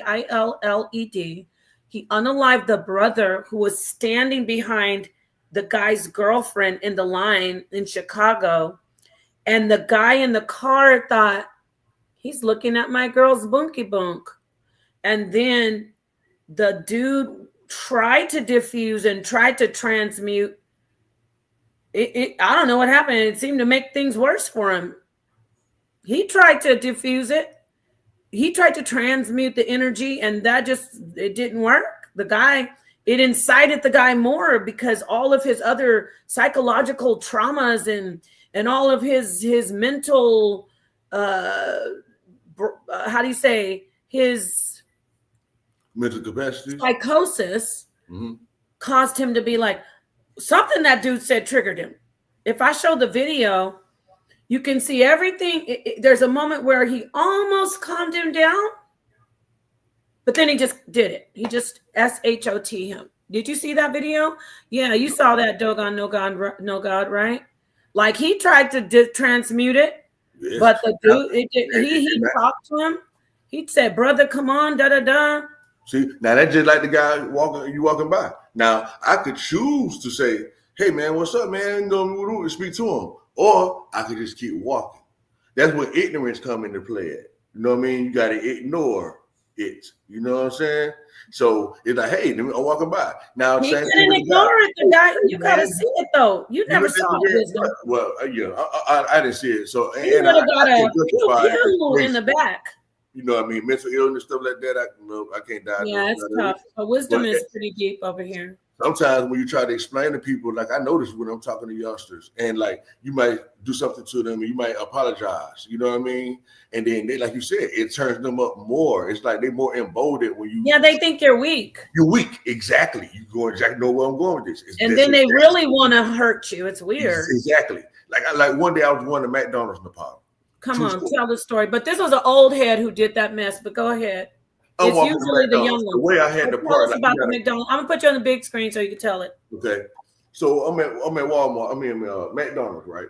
I had to park my car on the side or whatever in the parking space, but you had to kind of like in that specific area, you had to kind of walk along the drive-through by the car or drive-through to go into the door. Okay. So I walked kind of close to the last car because the door was like right there. You know what I mean? And this youngster jumped out the car and was like, "Hey man, what's up, man? Like, why you walking so close to my car?" And I was like, brother, I just parked right here. You know what I mean? I had to walk right this way to go into the McDonald's. He was holding on to stuff like, "Oh, oh yeah, oh, you know, and like, you know, whatever, you know what I mean? And so I had to like, that's how I diffused it. I was just smiling like, hey man, you know, I just had to just, but in my mind, I knew, I said, he would have probably tried to pop me or something, you know what I mean? If I said something crazy, you know what I mean? So yeah, in some situations, you just really can't do anything about it. You know Yeah, what I he mean? wanted to do It's gotta something. be like, it was nothing I can say any further. He's still gonna want smoke regardless. You know what I mean? You So gotta be careful with laughing though. Then he'll say, "You laughing at me?" you know, I was already like smiling when he turned around because I thought he wanted something else. But honestly, I didn't know he was finna respond that way because I'm just a free, you know, head person. No, I try to be anyway. You know what I mean? So when he was like, when we was like trying to get my attention, I thought it was for something. I didn't know what he was about to say. So I was like, "Hey, what's up, man?" You know what I'm saying? And he was like, "Yo, why you walking so close to my car like that?" And he was getting out and saying, "I'm like, oh, hey, man." Too many of these people have guns. I know we got the Second Amendment right, but this is getting out of control. It is like it really I don't emboldens me. understand why these people are really playing too much video games, too many video games. They don't actually think people are going to be gone forever, like, or they don't care. Like, I really wanted to get into it too, Napah. you Like know what I hate? my initial self would have been like, "What? Man, you don't get your ass back in that car, boy. Shut the F up." No, that's the really time I be on. Like, I don't see what you talking about. You got to just kill me today. You know, I don't care. You even disrespect No, me. nobody should do that. I don't mean like that literally, but on the sound, I'm not finna tuck my tail. You know what I mean? When I know you're wrong. You know what I mean? Well, let me let you know. Let me God, explain let me something do to you. This is no. I'm going to talk to all the brothers out there. Mm. Live to tell the story. And if you, at this point, it's not being a punk. It's not tucking your tail. It's being a genius to live, because these people are sick out here just because they want you. Think about it. If you just go, "Oh, sorry, bro. Yeah, you're right. Yeah, I told you I'm right." They don't. You're living to tell this. You're living another day, and they're just going to end up DEADs because they're living that life, and they're going to meet their match. That's Trust me, they will I meet grew their up, match. that's why I didn't do it. I've grown a lot. You know what I mean? So you know, it's not even worth It's it. not. And It's I knew not I a had to go punk. back to It's work. not I a was on punk break. show. I was like, man, I'm not going to get into no static with nobody at no McDonald's when I got to go back to work and take care of my Did family. you say KILLU because you're not going to tuck your tail? That's not the good way to No. think. I said that's what I would initially did. You know what I mean? Like in my Oh, older stuff. You see before, what yeah. I'm saying? Yes. You know what I mean? So I was smart enough to understand that hey, these people not rap too tight. You see what I'm saying? Something's wrong with them. Like there is no Yes. understanding, and that's why I take a different approach now instead of being the old school aggressive. Like you know how old No, school you guys, cannot. you know, you can't be like Especially that. You got to be like more happy. Like what's up, man? You got to be more friendly with these guys. Or don't. No, I wouldn't say friendly. Even I wouldn't say But that. not Nope. necessarily friendly. But what I'm saying, you got to be approachable. You can't be seen like you mad with nobody. You see what You're I'm saying? too nice. You know. When you first off, when you see the car, Mhm. this is how women see. We are women. We've been doing it longer than you guys. We know. I want to get close to that car because he might snatch me in there and drive away. So I stay away from the cars. I don't be walking up on these cars. Yeah, I didn't know. It like the way the door was. That's the last car, and I was just like angling, going in. But I guess I don't know. But You it just was gotta crazy. be careful out here. And by the way, if you live in a state and you're capable, you do have to arm yourself, because I promise you, the outcome on a lot of these people, just unaliving people, would be a lot different if not just the person. If you see somebody about to get KILL, like the guy in Chicago, you have the right to defend that person's life. Yes, you do. Helping them. Like if you see somebody getting ready to pow somebody and they're wrestling, you have the right to, if you have a light, you don't have any burner or hot gun, excuse me, you can help people. I'm not telling you to go around unaliving people, but I'm saying if we had more people in society not pulling out their phones and just really helping each other, it'd be a better situation, because it's just crazy. It's sad. It's sad how many people are just unaliving people. I saw this guy unalive this OG because the OG was like humiliating him, telling his girlfriend He was telling them he was drunk. Oh, He appeared drunk. Did you see that? And yes, he was talking telling crazy to that youngster, and he you was saw it. telling him like going on, man, or something like that, or leave me alone. He was telling him leave me alone, or he was telling the old school guy like, man, why you bothering me? I think is that the one you saw? Is that the one you're talking about? No, but that was one. I think he was saying leave him alone, and then he told his girlfriend. He said she tired of you. It's you don't want to mess with their women, and that's when he shot him. Ooh. Okay, my bad. Let me get back to the just things. I'll let you get on But out. let's get back to you, and then we're really going to close out. Mm-hmm. You need to tell me something about Israel and Canaan on the closeout. Are Canaanites Israelites? Are Israelites Canaanites? Was Joseph an Israelite or was Joseph a Canaanite? Was Mary? Was Jesus? Yes, absolutely. And I would look at it from by briefly talking about. I never looked at it from like differentiating Israel from Canaan or whatever, even though they are the same Differentiating people. them? Yeah, differentiate. Yeah, exactly. Differentiating them. Yes, ma'am. And, you sounded like you said eviscerating. I said, what are you talking about? I see what you said. Okay. I guess we're talking about the, pew pews too much, but go ahead. Mm-hmm. So they are. They are. They are the same, like you said, right? But the difference would be that Israel be considered as the people that following God in the correct way, which Canaan still does not. So basically, I would call Canaan maybe like Gentiles. So we know Israelites can also be Gentiles. You know what I mean? So basically, Canaan is basically Gentiles, and these are people that don't follow God, in his correct way. Canaan are Gentiles. Mm-hmm. If Canaanites are considered Gentiles in the Bible, yes. but it can't, right? If Israelites can be Gentiles, right?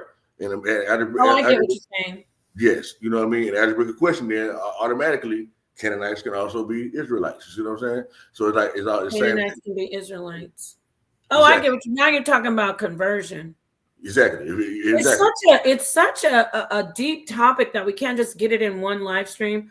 I do want to say for the record, yes, all praise to the Most High. I do want to say for the record that doesn't mean that the people who called themselves and who practiced the Torah of ancient times, that doesn't mean they didn't exist. And it doesn't mean that they were not the ancestors of the people of the transatlantic slave trade.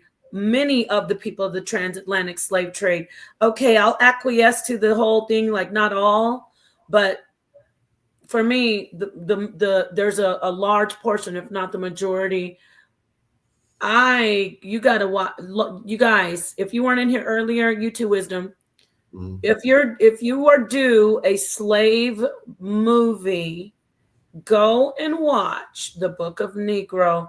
Some of it is a little bit kitschy and and it's been done, but there's a lot of good stuff in there to show the suffering of our people early on in the slave trade and how it's a fictional piece, but it's based on a lot of accurate historical stuff, like the abolition of the slave trade completely, stopping it.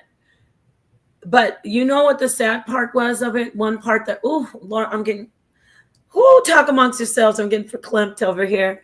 One of the parts, oh my gosh, there's a part where they're talking about, let me get this off here, y'all. Hold on, y'all. Hold on, family.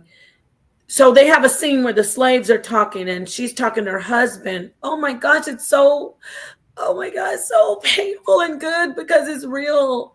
Because her husband was actually working for the traders. He was one of the Africans. Mm-hmm. And when they captured her, I'm not spoiling for you, y'all. Y'all know they unalived her parents. And the boy who was walking with her, who was working for the traders, the Africans, he was giving her water and helping her. He ended up being trafficked. He says he got slave traded as well. And then they got together But you know, the part that got me emotional just now is two things. They kept on getting, they couldn't be together. Like he had to sneak into her the plantation, and then her massa was jealous of the boy and sold their baby. This is so accurate on what happened to us. And she kept on looking for her husband, and they would meet up again and again and again. I'm not going to spoil the ending. It's so emotional. I saw But that movie too. but there's something that really hurt me. Like if you look at it, it was during the American Revolution with the British, and the slave husband said, the British said that if I go and I help them in the war, they're going to give us our freedom. You know, they always did that to us. And then he said, if this is the part, I'm gonna see if you catch it. He said, if the British don't win, and if we don't beat the rebels, the Americans, this slavery could go on for another 50 years. This was 1776. And I know it's fictional, but I can see where they would, you get what I'm saying? Like they couldn't have imagined that slavery would go on for over 100 more years. He was just saying, if the British don't win, slavery could last another 50 years. And I was like, wow.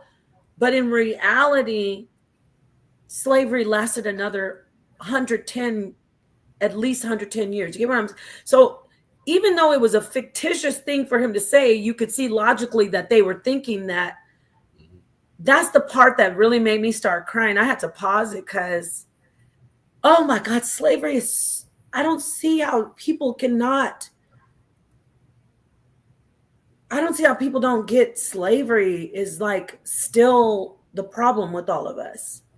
I'm sorry I got emotional. You get what I'm saying though? Like 50 years, they couldn't fathom that that it would go on for another century, over a century. Crazy. That just got to me. Anyway. I guess I'm kind of like biased towards the slavery thing now, Napah, and it's sad to say because I know how heartfelt a lot of people is to that. You know what I mean? And what they base a lot of their identity as far as like doing something right and being the best or whatever. I understand the significance of what pushes them. You know what I mean? And so I don't try to take it away for the ones even that truly believe in it. Because like I say, I'm under the understanding that everybody must be convinced in their own minds about whatever it is.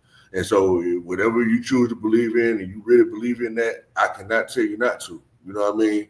But at the same time, people should be able to have an opinion and a greatly articulated reason of why they feel the way they feel when it comes to things like that. You know what I mean? So what have led me to lean more on if it did happen, it definitely wasn't as bad as they say, or as horrifying as they articulated. Right? And the reason why, first of all, I'm trying to keep it bullet point action. I understand psychological warfare. I understand the importance of causing the people to feel like they're inferior versus a person that's superior. So for that point alone, I think that'll be a reason why they would lie that way and to such extent. And we know these people know psychology, so they know how it affects people's mind when they see certain things about certain things.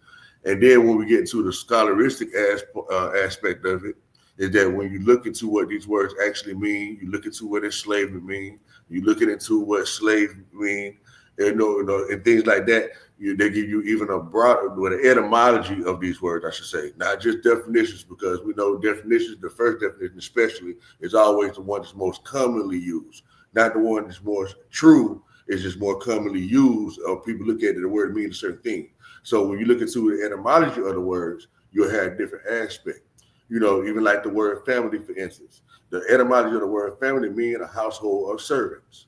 So if I'm a type of person that goes from the bias that does not want to be considered as a slave, or my relatives to be considered, or my ancestors to be considered as slaves, I would have to look at it from the fact that, okay, family means household servants. So, okay, we were slaves. Then my daddy was my master, and I was a slave of my daddy. If I had to accept it, I would have to look at it from that way, because that's what the word family actually means, household of servants. You know Hold what I on. mean? Hold on. don't lose your thought, because I was riding along with you and I just fell completely off the bus. I fell off the back of the truck on that one right there. But I just want to hand it back to you. Even in the movie Indigenous Black Men, I'm glad you talked about this, because they were playing in our face even back then. Even though you look at the movie, it's a fictional piece, there is facts on this indentured slave thing. And they played with us when they said if we helped them with the war. They told us, oh, you're indentured. But let's not even talk about sharecropping after slavery ended. And we are in the month of Juneteenth, by the way. I'm talking about Texas with the Juneteenth. But after slavery was so-called abolished, they just left us with nothing, and promises, lies. That indentured slave contract, that indentured servant, is a form of slavery, and they even touched on that on the movie a little bit too. So, but let me see what everybody says. When you fill out a job are you talking about now? Okay, I see you. Mm-hmm. Okay, so go ahead, brother. Yeah, because they call it about a job thing. If I'm not mistaken, they call it employee to employer contract, something like that. But basically, that's showing master to slave, even with an employer to employee aspect.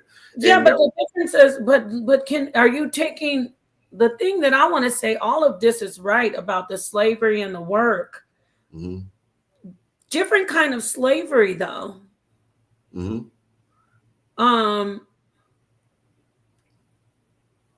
I'm so hypersensitive about the commercial, the business of slavery when we're talking about the ancient African people who didn't like for instance, with indentured slavery, with indentured servants. Yes, we know that this happened with a lot of Irish people, but I'm talking about the slaves here, how the just the system and the way it was. They told them, okay, you can go and you can be my when slavery was over. Mm. You can be my worker. You won't make any money. You do it for 4 years. I will give you food, room, and board. And then after 4 years, what did he gain?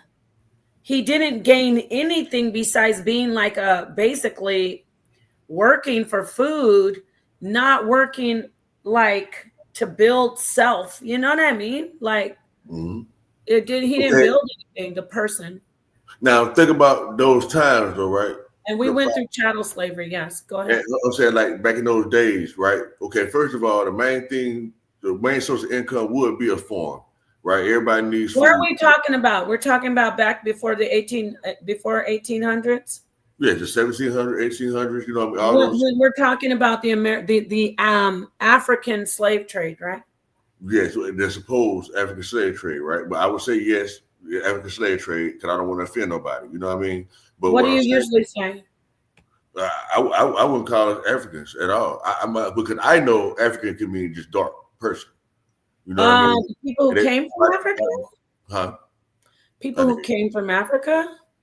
Well, the people that came from Africa they are Africans. You know what I mean? Okay, the people that know they came straight from the boat to here, those are Africans. Period. Right? That's the only way you can be a true African. They knew they were Africans. Yes. If you follow the ethnic culture of any ethnic culture of Africans or whatever, you can consider yourself an African ethnically, you know what I mean, or whatever. But you don't have literal proof or whatever. You are where you're born. That's your native land. You know what I mean? So we're talking about the people from Africa, though. You're talking about the slavery, right? Well, okay. We'll say people who were taken from Africa, sold by African the 1619 thing. They're talking about 20 some odd Negroes, all that stuff, right? So if we go to that point, to keep with the narrative, okay? Even that alone, when that first began, they was talking about indentured servitude, and we know that by the guy that had the civil case, damn, I forgot what versus Scott, you know what I mean? But the Scott case, though, you know what I mean? That's how we know. Scott. Yeah, the Dred Scott case, exactly.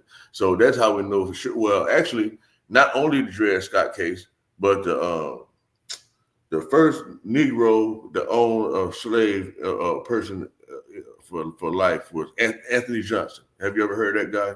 A black guy? Anthony Johnson? Yes. No. Please pull him up, please, Napah, because this didn't.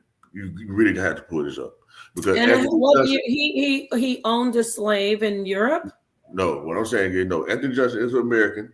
Like if you can just put it up on your phone or anything, it's gonna be. Oh, I'm gonna look it up for you.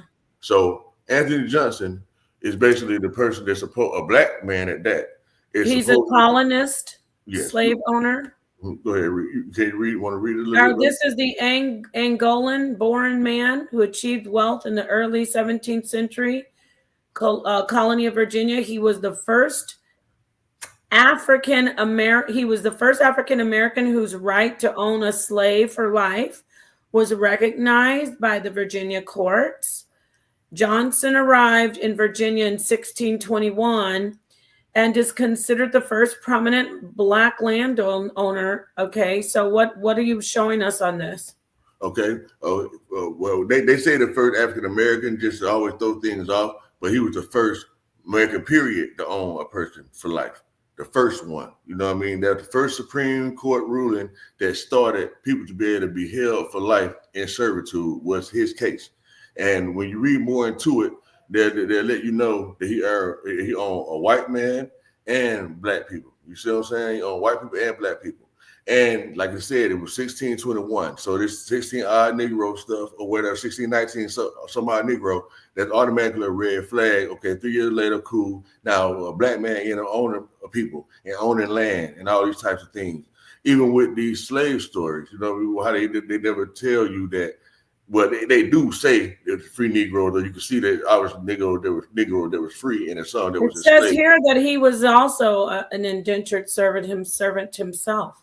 Exactly, an indentured servant himself. So right? How was he not a slave? How is he the first? No, indentured servitude was basically slavery by hire. Well, that's not for life though. When you say indentured servitude, that's when you have a time frame or whatever to be released. But we're talking about enslaving yourself for life, where you always gonna be a slave. That's what we're talking about. He was the first person that had that established through court. You know what I mean? So so what you're telling us? Are you an Aboriginal? You don't believe in that the slave trade happened, or do you? I'm not Aboriginal, but I do believe that. Actually, I am Aboriginal to this land. But do you believe that there was no slave trade? I know all those people and all that, but I didn't learn none of that from them. What I'm saying is, I just want to know where I am with you. Okay, I know there's a slave trade, but when you look into the history of slavery, like starting with the word of a thing, I already know the word slavery and Slavs and all that. I'm talking about the African American roots of the people who came over from Africa to all around the world to work as slaves.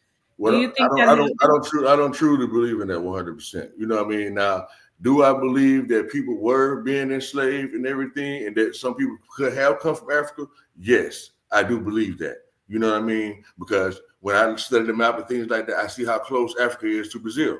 And when you do certain research on different places in Brazil, well, that's what I've done before.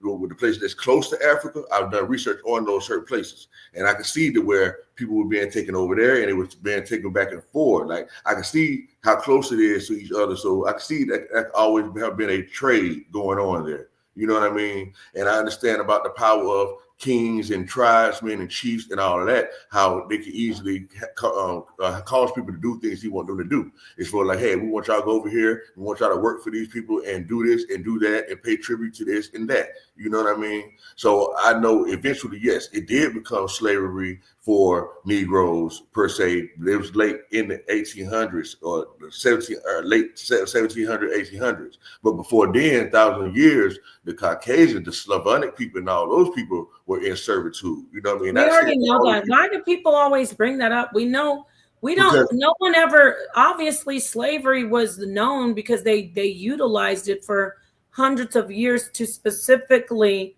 put Black African people in chattel slavery. Mm-hmm. I don't know why. I want to ask you, why when we talk about what happened, everybody wants to go into the history of the word of slavery and talk about indentured slaves and there were some whites.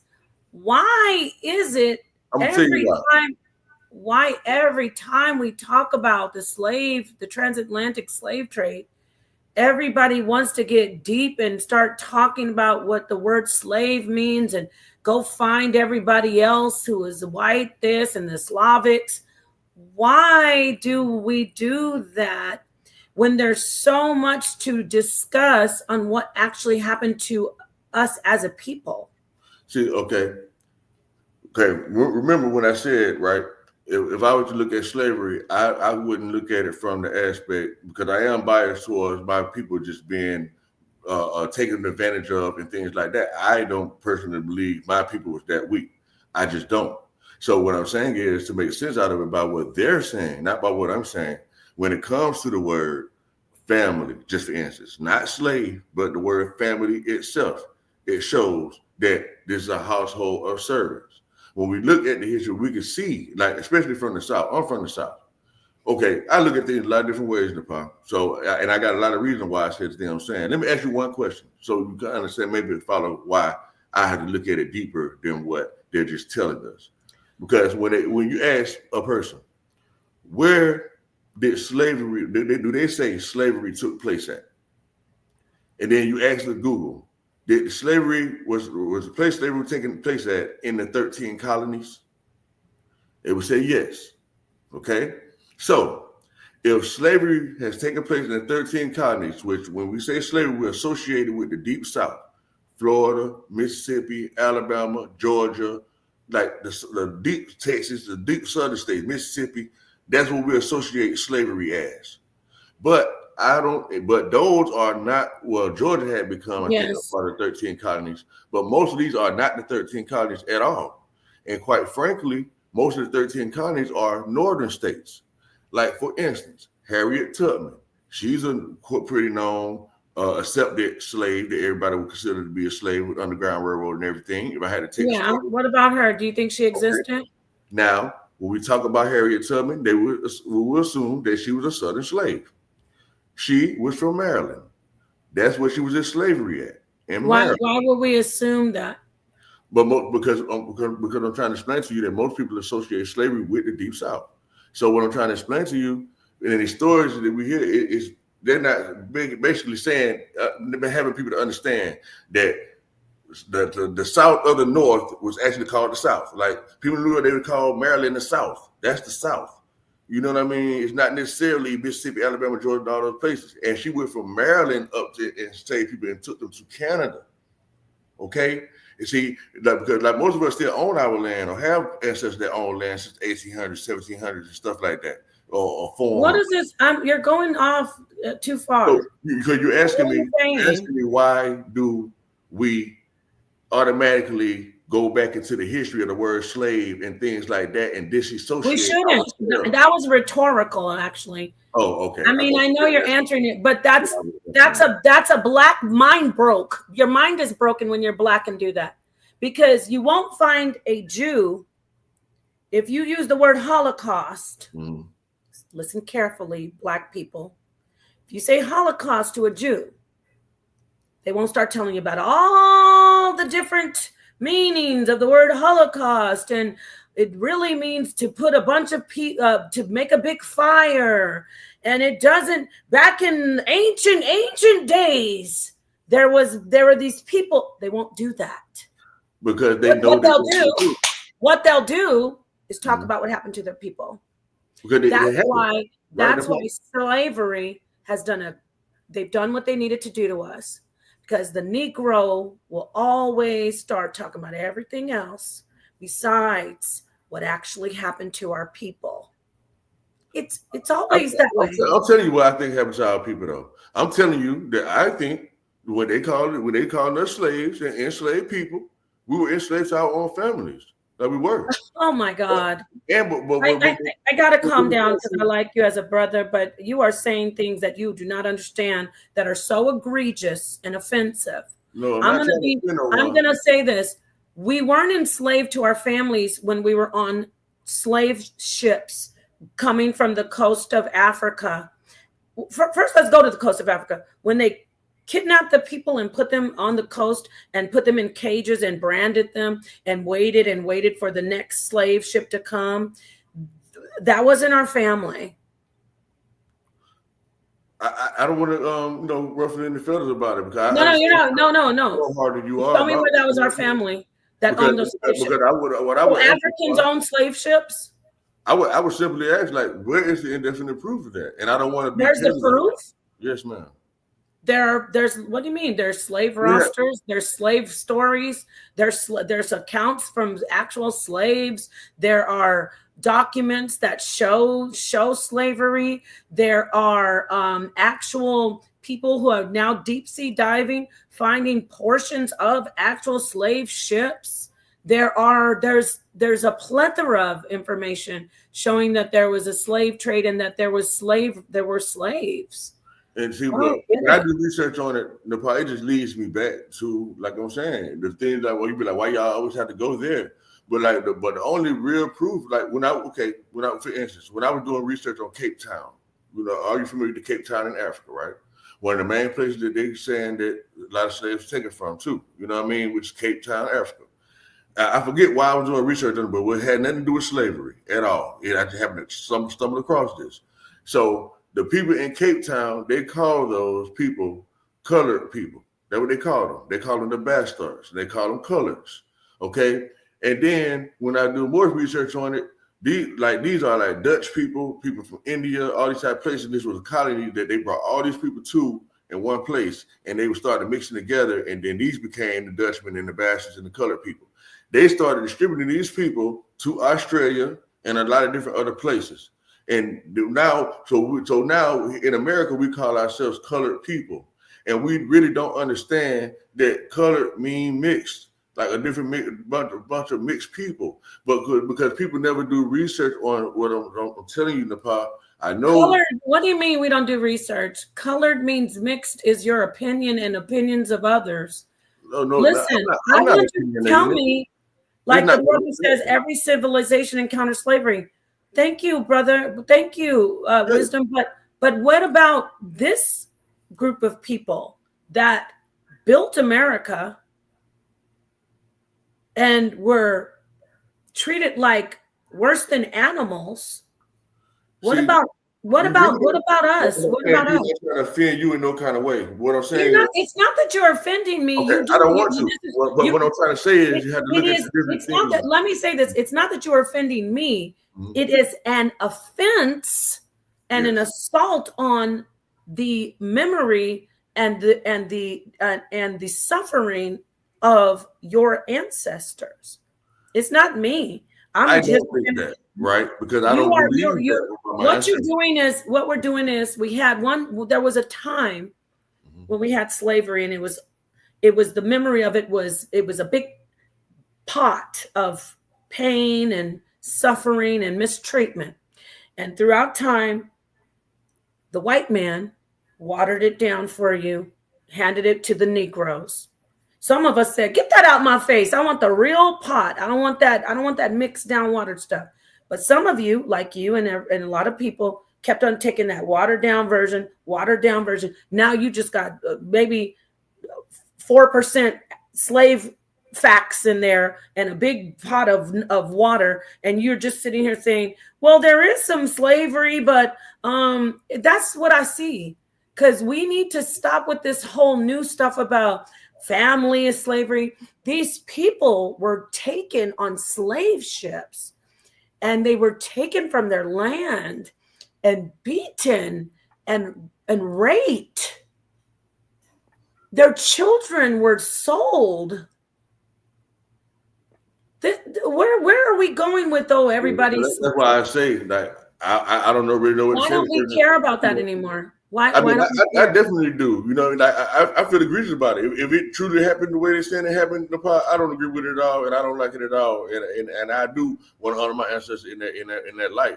That's why I don't want to. That's why I say I'm not trying to offend nobody, because I don't know. I wasn't there. But all I'm saying is that if I look at it based on the intellectual aspect of it, it just don't add all the way up. Now, I can go off what they're saying. I can believe it because they're showing it to me and they're telling me this. I understand. But it's many things that I thought I knew because the status quo says it, and it turns out not to be true in many ways. Like me, and even the way I look at the Bible, I never heard anybody interpret certain things. I interpreted no pastor, no anybody, and I talked to many people and trying to get them to understand or see something that I could be saying, and they just don't. You know what I mean? So I can't, at the same time, I can't do myself a disservice by going against my own understanding and intelligence based on the facts that I've searched up myself to convince myself of what I actually think and know. You know what I mean? Just to not feel like I'm going against everybody in the world or whatever the case.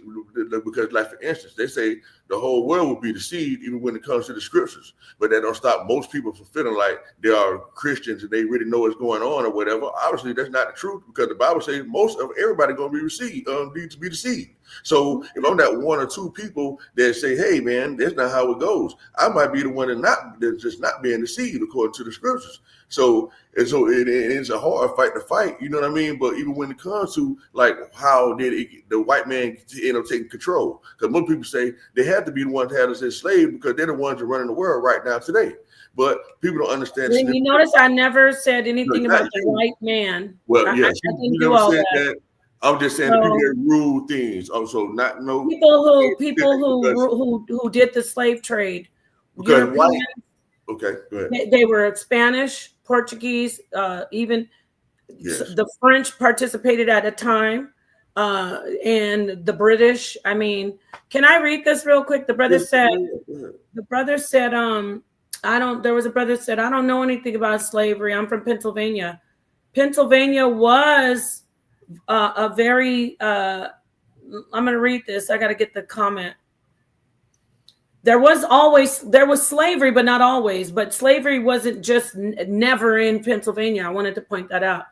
If we look at this, and I appreciate the comments, y'all. Okay, let me read this real quick, brother. Mm-hmm. And I know I'm emotional about the topic. We're cool. You and I are cool, but it's just like it's appropriate outrage.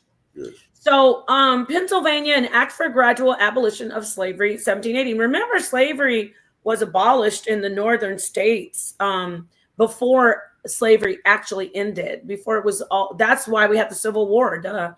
And I'm not saying duh to you guys, but I'm just saying. Okay. On March 1st, 1780, Pennsylvania passed an act for the gradual abolition of slavery. So slavery did exist in Pennsylvania. It existed over the United States, all over, but then the northern states started to abolish slavery before the South, of course, which stopped the importation of slaves into the state, required all slaves to be registered, and established that all children born in the state were free, regardless of race or parentage. While individuals who were slaves before 1780 remained in slavery. So let's not get it twisted.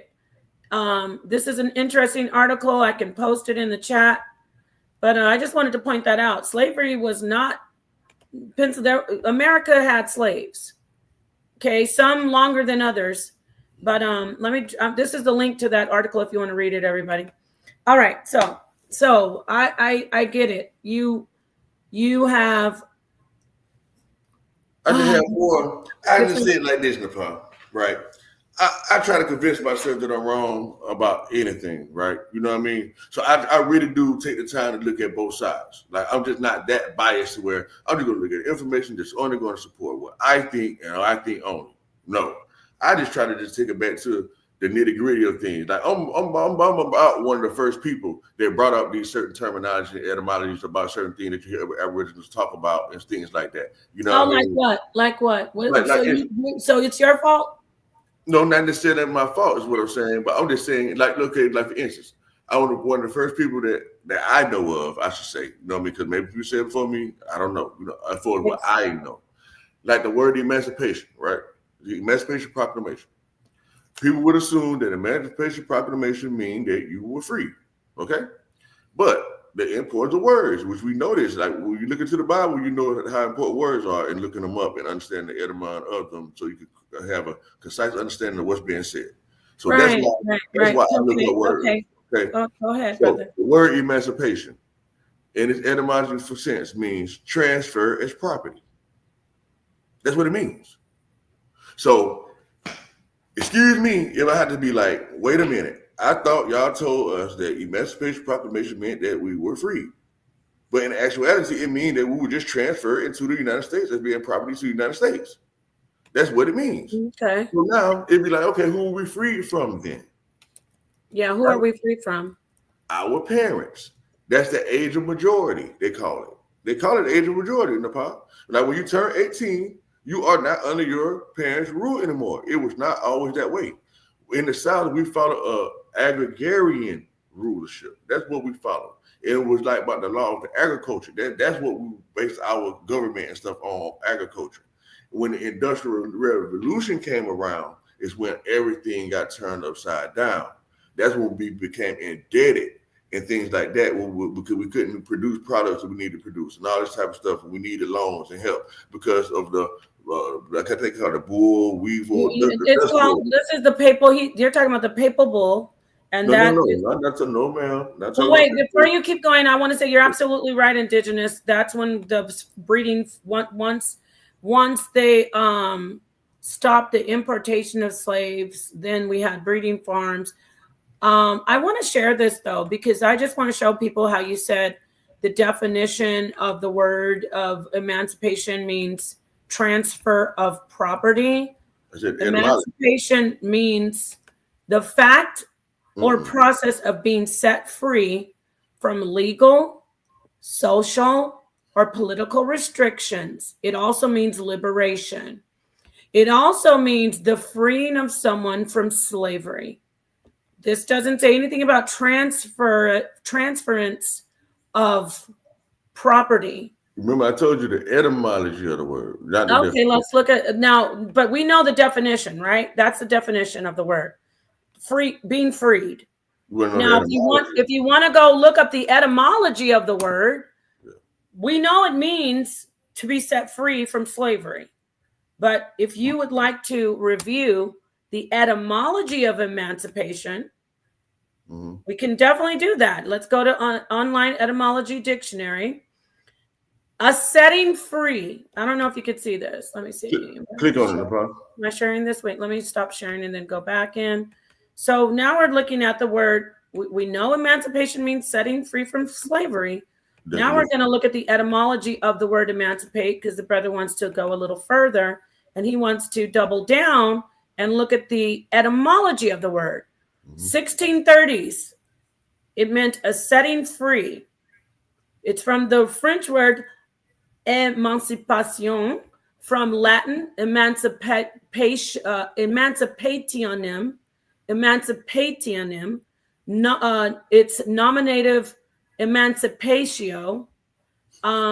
So that would be emancipationem. My bad. So Latin is emancipationem, and the nominative is emancipatio.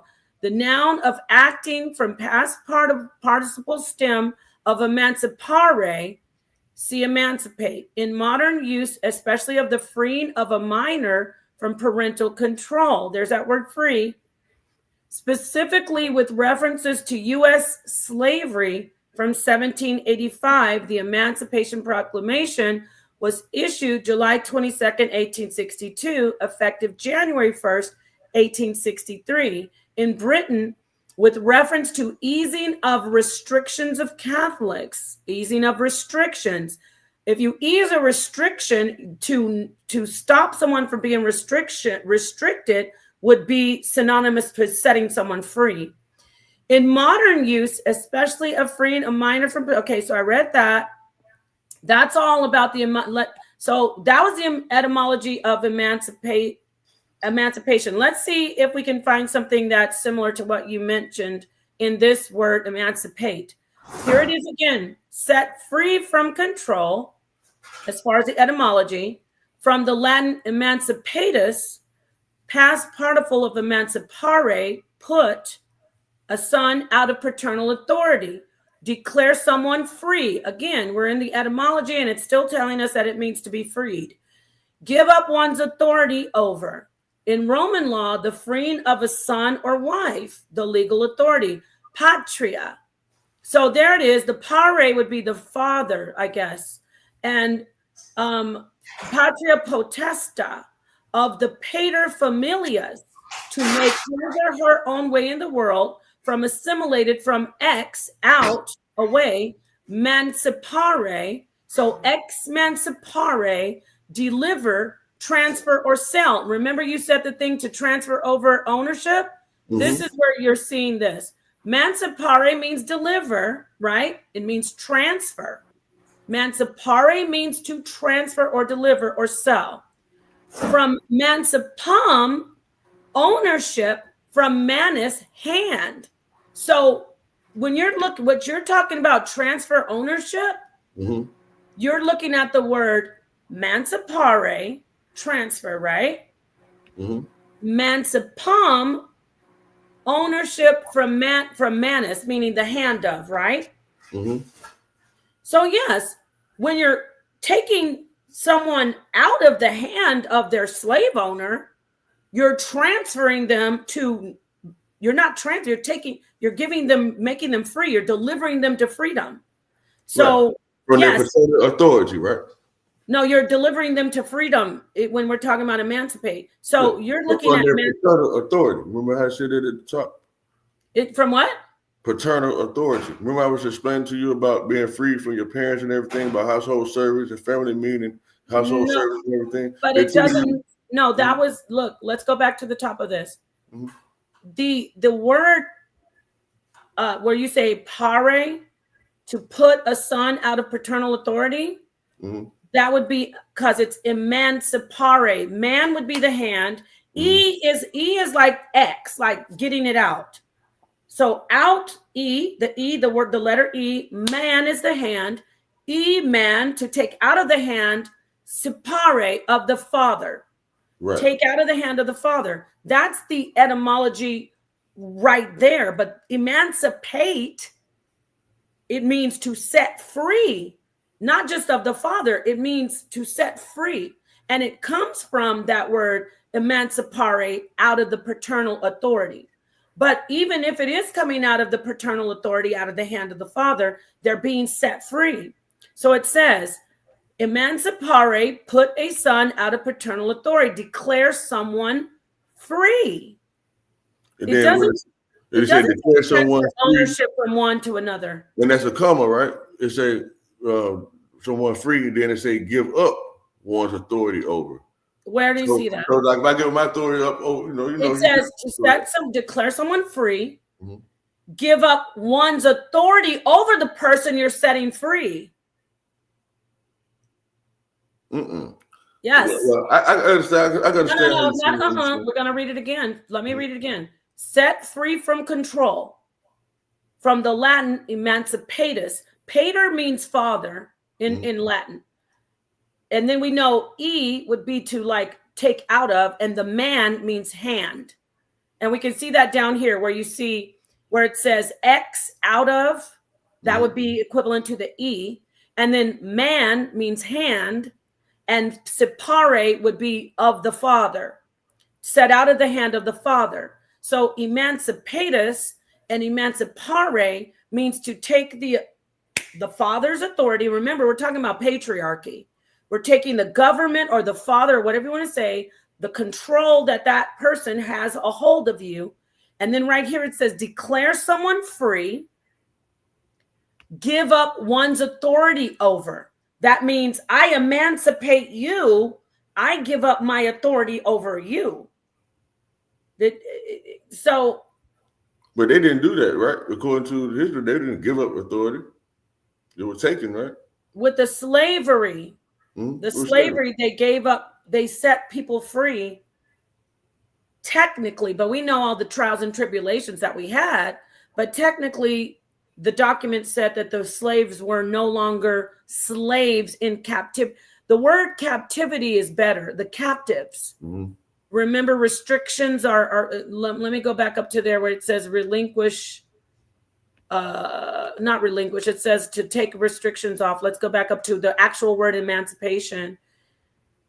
Like you said, the word emancipate would be better because that's the word I was on. They're both the same. None of it says transfer ownership. Doesn't. I mean, yes, when you look at the right here where it says mancipare, mancipare means deliver or transfer or sell, but the word You see is the word ownership right there, right? You say from deliver, transfer, or sell. From mancipum, ownership. From manus, hand. So mancipare, actually, that's not right. I made a mistake. Sorry. When it says ex, out, away, and plus mancipare, it means, so both of those, ex mancipare, meaning to deliver out of, to transfer out of. You see how it's all one, it says from assimilated form of ex, which is out, away, plus mancipare, which is deliver, transfer, or sell. So it again, it says to deliver out of, to transfer out of, to sell out of. Okay, I definitely get your point. I see how that can definitely be right too. You know what I mean? So now I kind of want to ask you this, but not to say that And you're look at wrong this about right this at here. all. It says from the PIE root, cap, to grasp. So capare, to take. Okay, so wait, let me go back. I don't mean to cut you off, but I want to get back. So sipare, and then it says from manus, hand, capare. So it says right here from mancipum, which is ownership, and then it says from manus, which is hand, and then it's hand plus capere, which is to take. So you put these together. Mancipum is ownership or the hand, and capere, to take.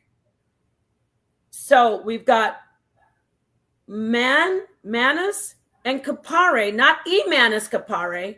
We have manus and capare means to grasp or take hold of or be in the hand of or control of.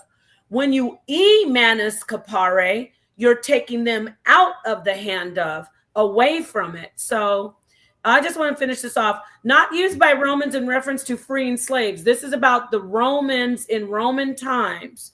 It was not used by in reference to Romans to the freeing of slaves. The verb for this being manumittere. Manumittere. The English word was adopted in the jargon of the cause of religious toleration, then anti-slavery in 1776. So it was 17th century, and then it was synonymous with anti-slavery. Also used in reference to women who freed themselves from conventional customs in 1850. So it always went back to taking people out of the control of something else. Now go ahead. And which I can totally agree, because like I tell you, I had to try to compress. I'm reading too much. I had to kind of compress information, because I couldn't say all that what exactly meant. So I just came to my own conclusion to bring it all the way down to a narrow example of it just basically means transfer as property. You know what I mean? Even though they don't quote that per se, just like that, right? He said he doesn't need to know it, but you know what, brother? Listen, Dogon, no God. I know it means to free, but the brother was saying it meant to transfer ownership to another, and it doesn't mean that. And so, right, unless the ownership is coming back to the person who's being owned. So now let me ask you this though. Now we go back to the narrative of slavery. You know what I mean? The way they teach us about it. You know what I mean? And they say that in order to be free, right, that you have to do what? You have to join the union, the army. Okay. We know army also. That's before the Emancipation Proclamation, right? Well, 1865 was the proclamation. Was that right? Was proclamation, Emancipation Proclamation? It wasn't much. It wasn't. It was near that time, but I don't. Abraham Lincoln, the ones for the because we're still fighting the Civil War. So yeah, the Emancipation Proclamation came after the Union Army, meaning joining the right. Well, that's the same thing, right? That was the Civil War. You know what I mean? I'm saying before the Civil War, when they told the slaves, if you join the Civil War, you'll be free. The Union, what I'm trying to say, up in the North, wasn't slave already abolished anyway? They told the Southern slaves that. They went to, they recruited Southern, like Buffalo soldiers. They recruited them in the South, saying, if you come to the North, you can be, I don't know. I mean, I thought that when they were enticed to fight, slavery was not abolished, obviously, because they were fighting for freedom. Right, they were doing it all illegally if it was really going on, because according to Britain, right, because the 13 colonies were British colonies. When we're talking about the United States, we're talking He must about. be talking to you, Yannick Alim Dorsey Bay. Because I wasn't using etymology. Who cares? No, I mean, we care, but go ahead. Yeah, exactly. Damn, I forgot where I was going with this. You were saying that the slaves were fighting and they were not free, or they were free. Well, okay. I was about to mention the 13 colonies again, I think. Oh yeah, when you think about, they say it was the British 13 colonies. First of all, you know what I mean. So we talk about the British, and then when the British so-called abolished slavery, that was like in the 1700s or something. I think like 1708 or 15 or something like that. They had been done away with so-called slavery in the British colonies. And the British colonies is what we now call the United States of America, which was first was called the United Colonies of America. You know what I mean? Then it became the United States of America, you know, whatever. And so even that alone, people think that United States is America. No, it's 13 colonies that became, and all these other like administrative buildings, so to speak, become subsidiaries of the United States of America, the original one. You know what I mean? Like, okay, if people understand business, you know, you have a parent company and then you have subsidiaries. All right. So when you like the United States, the official United States, what they would call the 13, the District of Columbia or whatever, that would be considered the parent company. And then you have. Are you saying that the British owned these colonies and there wasn't slavery? Yeah, I'm saying the British owned these colonies, and that according to the 1700s, it was called British America. That is not true. The British didn't own the colonies. You don't think? There was slavery here. Yeah, it was. Like, were you? Okay, yes, it was. It was slavery here, but we have to. Okay, I know. I'm not saying we have to take the picture that they taught us out of our mind. No, they taught us. It's history, we had to broaden our understanding of what the possibilities and the So are you saying there was no slavery during the British rule? No, I'm saying indeed it was slavery, because anybody you are what do they call it? Anybody you they call it pledge to, anybody you pledge to or technically in alliance with, you are in servitude to. See, because you know they were under the king then. There was no transatlantic slave trade during the 13 colonies? I mean, during the British rule? Transatlantic slave trade, you know, the Atlantic goes far deeper, Napah. So we talk about Atlantic. I just need, like the Dogon brothers said, just a straight. When the British were ruling the United States, well, not the United States, the 13 colonies, when they were ruling, was there a transatlantic slave trade? According to you, I know the answer is yes, but I want to hear from you. You know what I'm saying? When you automatically say transatlantic slave trade, I know you're talking about African slavery. You know what I mean? I'm saying, were the British was there slavery? I don't necessarily say Negroes was the main commodity, though. So yes, it was a translated slave trade. But in the Northeast, coming from Britain and Ireland and all those places coming to America, that is the Atlantic as well. But people seem to forget about that. That is crossing. Wait. Is there an Irish there's a transatlantic Irish slave trade that we don't know about? No, what I'm saying is transatlantic means to transport across Atlantic. Yeah. So was there an Irish transatlantic slave trade that we're not familiar with? There was an Irish slave trade. So yes, Atlantic was going across the Atlantic. So there was an Irish slave trade, right? Yes. So are you sure you're not talking about the potato famine and the indentured slaves that came over from Ireland? I'm talking about the Irish transatlantic slave trade.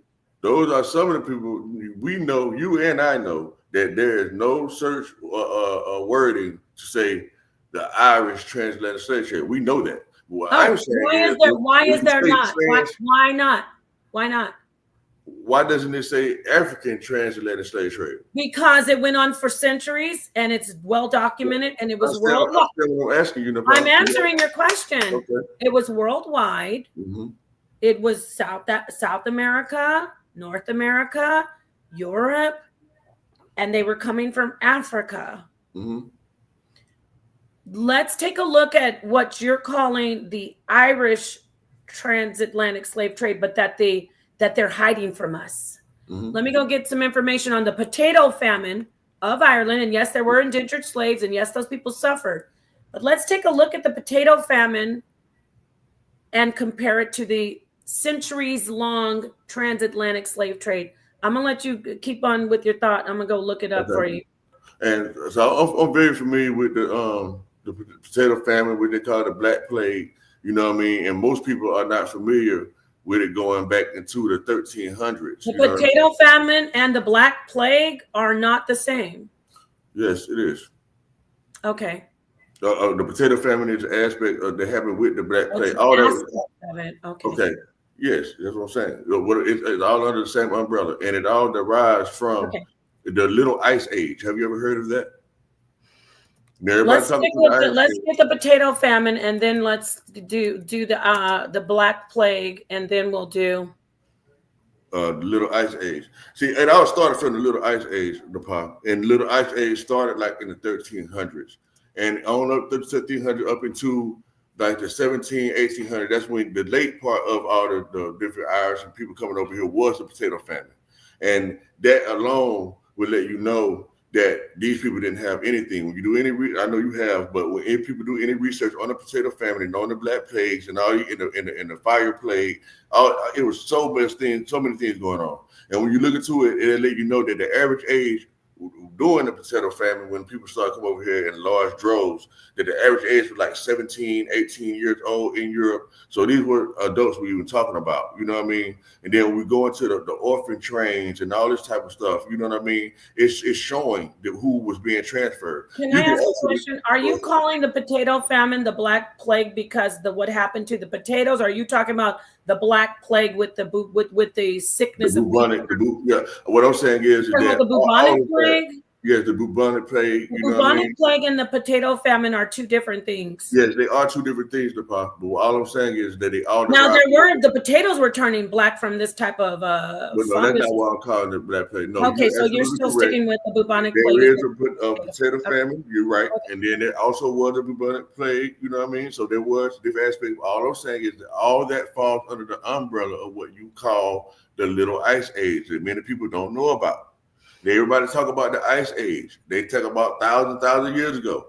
Most people are not familiar with the phrase called Little Ice Age. And when you look at it, can we get the potato famine for a minute first? Go ahead.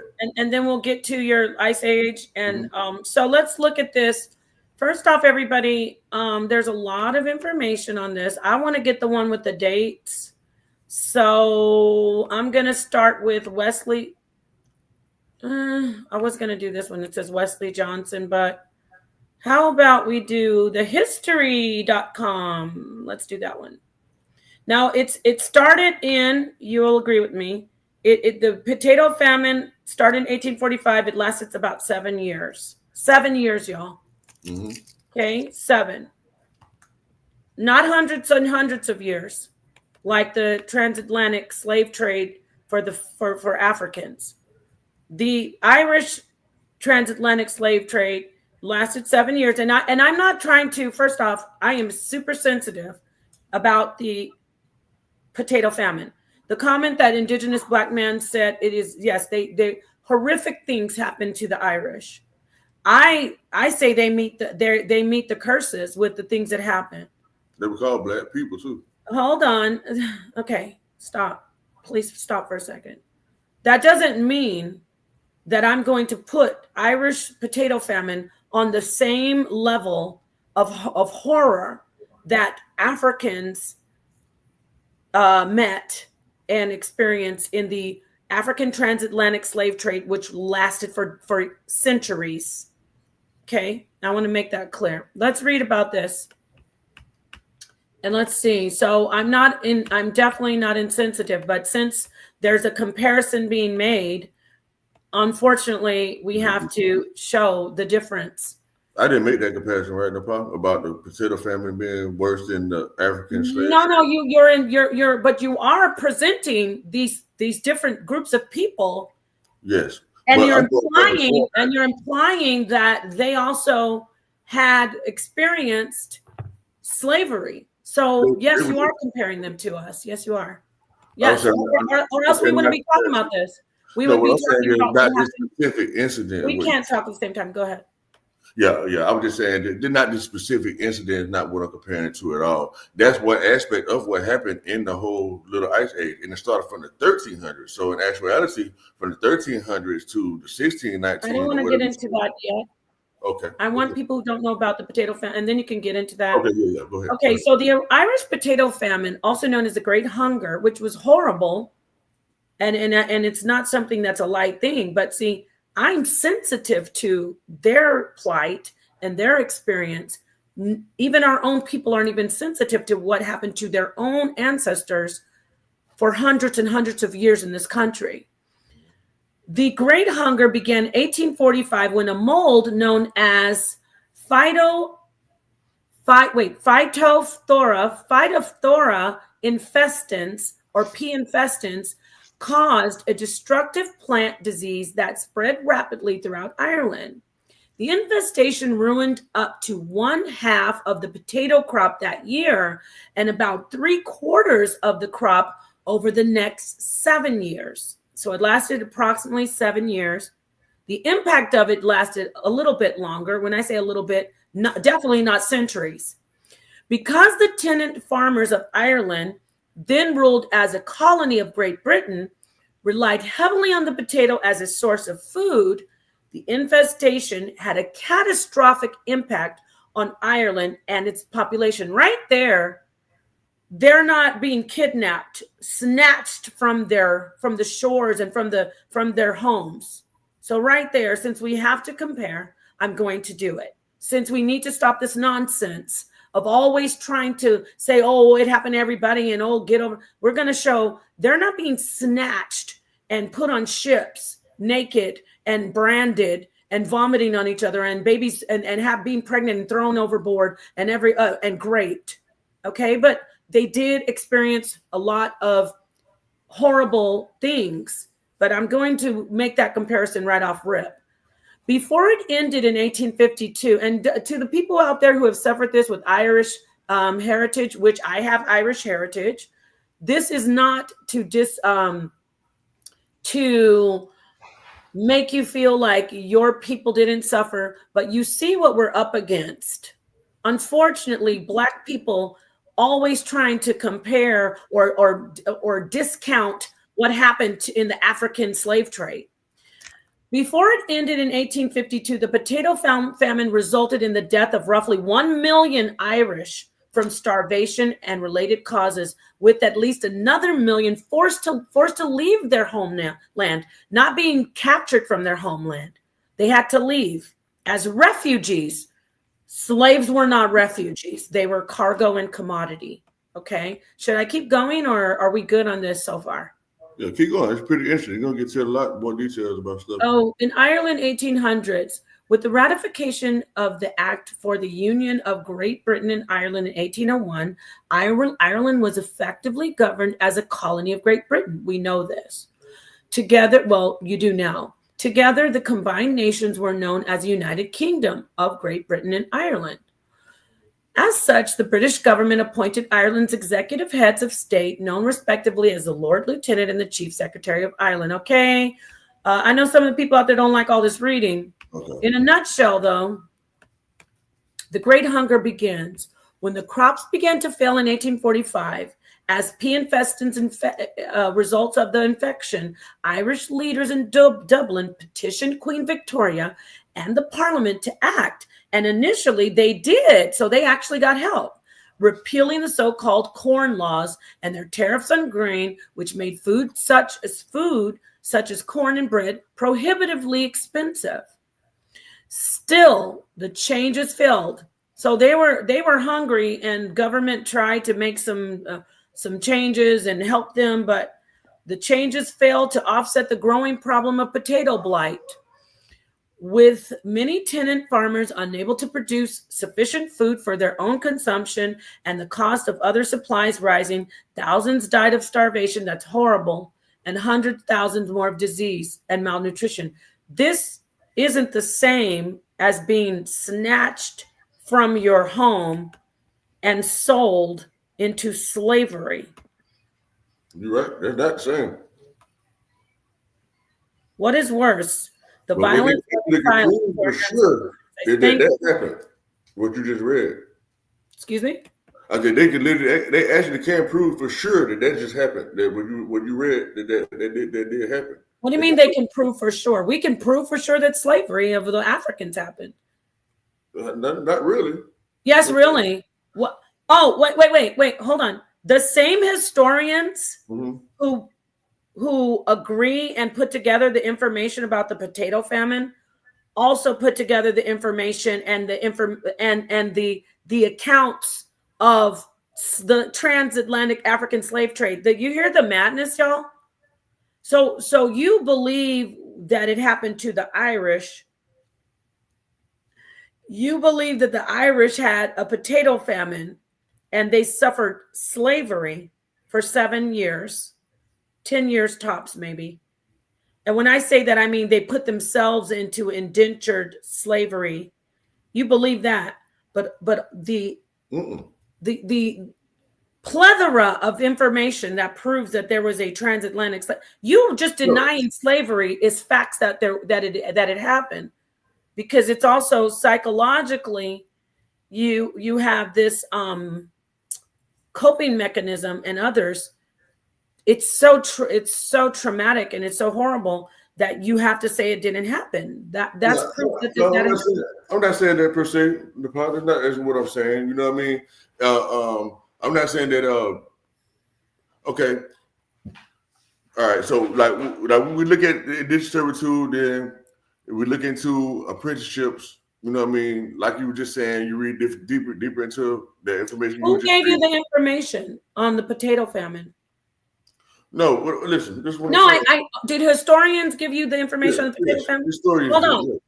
Do those same historians give you information on the transatlantic slave trade? I don't know the same ones, but yes, historians do. Yeah. I'm going to ask you again, collectively in general. Let's not play games. The historians that give you the information on the transatlantic slave trade, are they the same general peers of scholars and historians who give you the information on the potato famine?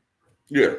Okay, but you choose to believe that the Irish one happened, but not the one with the Africans that lasted. And there's much more proof that lasted for centuries. And there's much more proof on that. You are okay with just a small time frame under a decade. And you're like, oh, I believe it. No, of course I believe all of that. I don't need to see nothing, massa. No, I think you're leading me. I believe everything it says, as long as it's not my people. That's how you saying. You're leading me to say that, but that's not what I'm saying. No, but brother, you said. No, I didn't. That's not you talking, but I'm saying when we talking about the Irish people, I never called them slaves. You believe that the potato famine took place, and you said it happened just like that, and they can prove it. You said that. No, you assumed that. What I was talking about when I was talking about if it was a thing literally called the Irish Atlantic slave trade, what I was really been speaking about is the transportation. You said it could be. You wanted to entertain it. You said they don't call it that, but I'm not running for what I'm saying. So just hear me out. So what I'm saying is that what I would be calling it is the Transportation Act. I wouldn't have went to the potato famine. You went there with it, assuming that I was talking about that. What I was talking about is the Transportation Act, and that was way before. I wouldn't even consider the people that left from over in the potato famine as slaves, because it was 1800 and something. But they were slaves. They became indentured slaves. They became indentured. I understand that, and I agree with that. But all I'm saying is that I wouldn't look that far in history, because it's already in the 1900s. I wouldn't even talk about that period. I would go before that. Is what I'm saying. And what I'm saying is I would go to the Transportation Act, and even though it still would not implicate the atrocities that we so-called went through. Well, I ain't gonna say so-called because it's disrespectful. the atrocities that we are said to have gone through from the translated slave trade, African translated slave trade. What I'm saying is that the Transportation Act is showing where a lot of people from Europe or in Dublin, it was one of the main places where people were being sent to as convicts to what they call the penal colonies in the United States. So, and the colonies in the United States were called penal colonies. What So does that have to do with, what are you talking about? Why are you what it had to do with it? Because conflating that with the transatlantic slave trade? Because this is why I'm saying this. Remember, for the first thing I asked you, Napah, if you ask the average person or you ask Google or whatever, where did the so-called slavery? I'm a metaphysician. I try to get to the physics of the thing, the root of it. You know what I mean? So that's why I try to go. So when we get to the root of it, I'll ask myself these questions. I ask myself, where did they say the slavery took place? And they say it took place in the 13 colonies. Where are the 13 colonies? Only maybe 2 or 3 are in the deep southern states. So I'm like, okay, who were the people in the 13 colonies? These were British people, or people that followed the crown or whatever. They were under the crown. Okay, and they had slavery in Great Britain. Right, and they did, exactly. My point, exactly. So that's what I'm saying. So you had to look at it from a broader scope. Then we get into, like I was saying, the Little Ice Age. You know what I mean, from the 1300s, and then it leads up to, they talk about the blue-blooded plague, and then they talk about the famine, food famine, and they talk about the fires, and they talk about so and so. It was so much going on from the 1300s up until what you're speaking of. So this is like 300, 400, 500 years of suffering in Europe.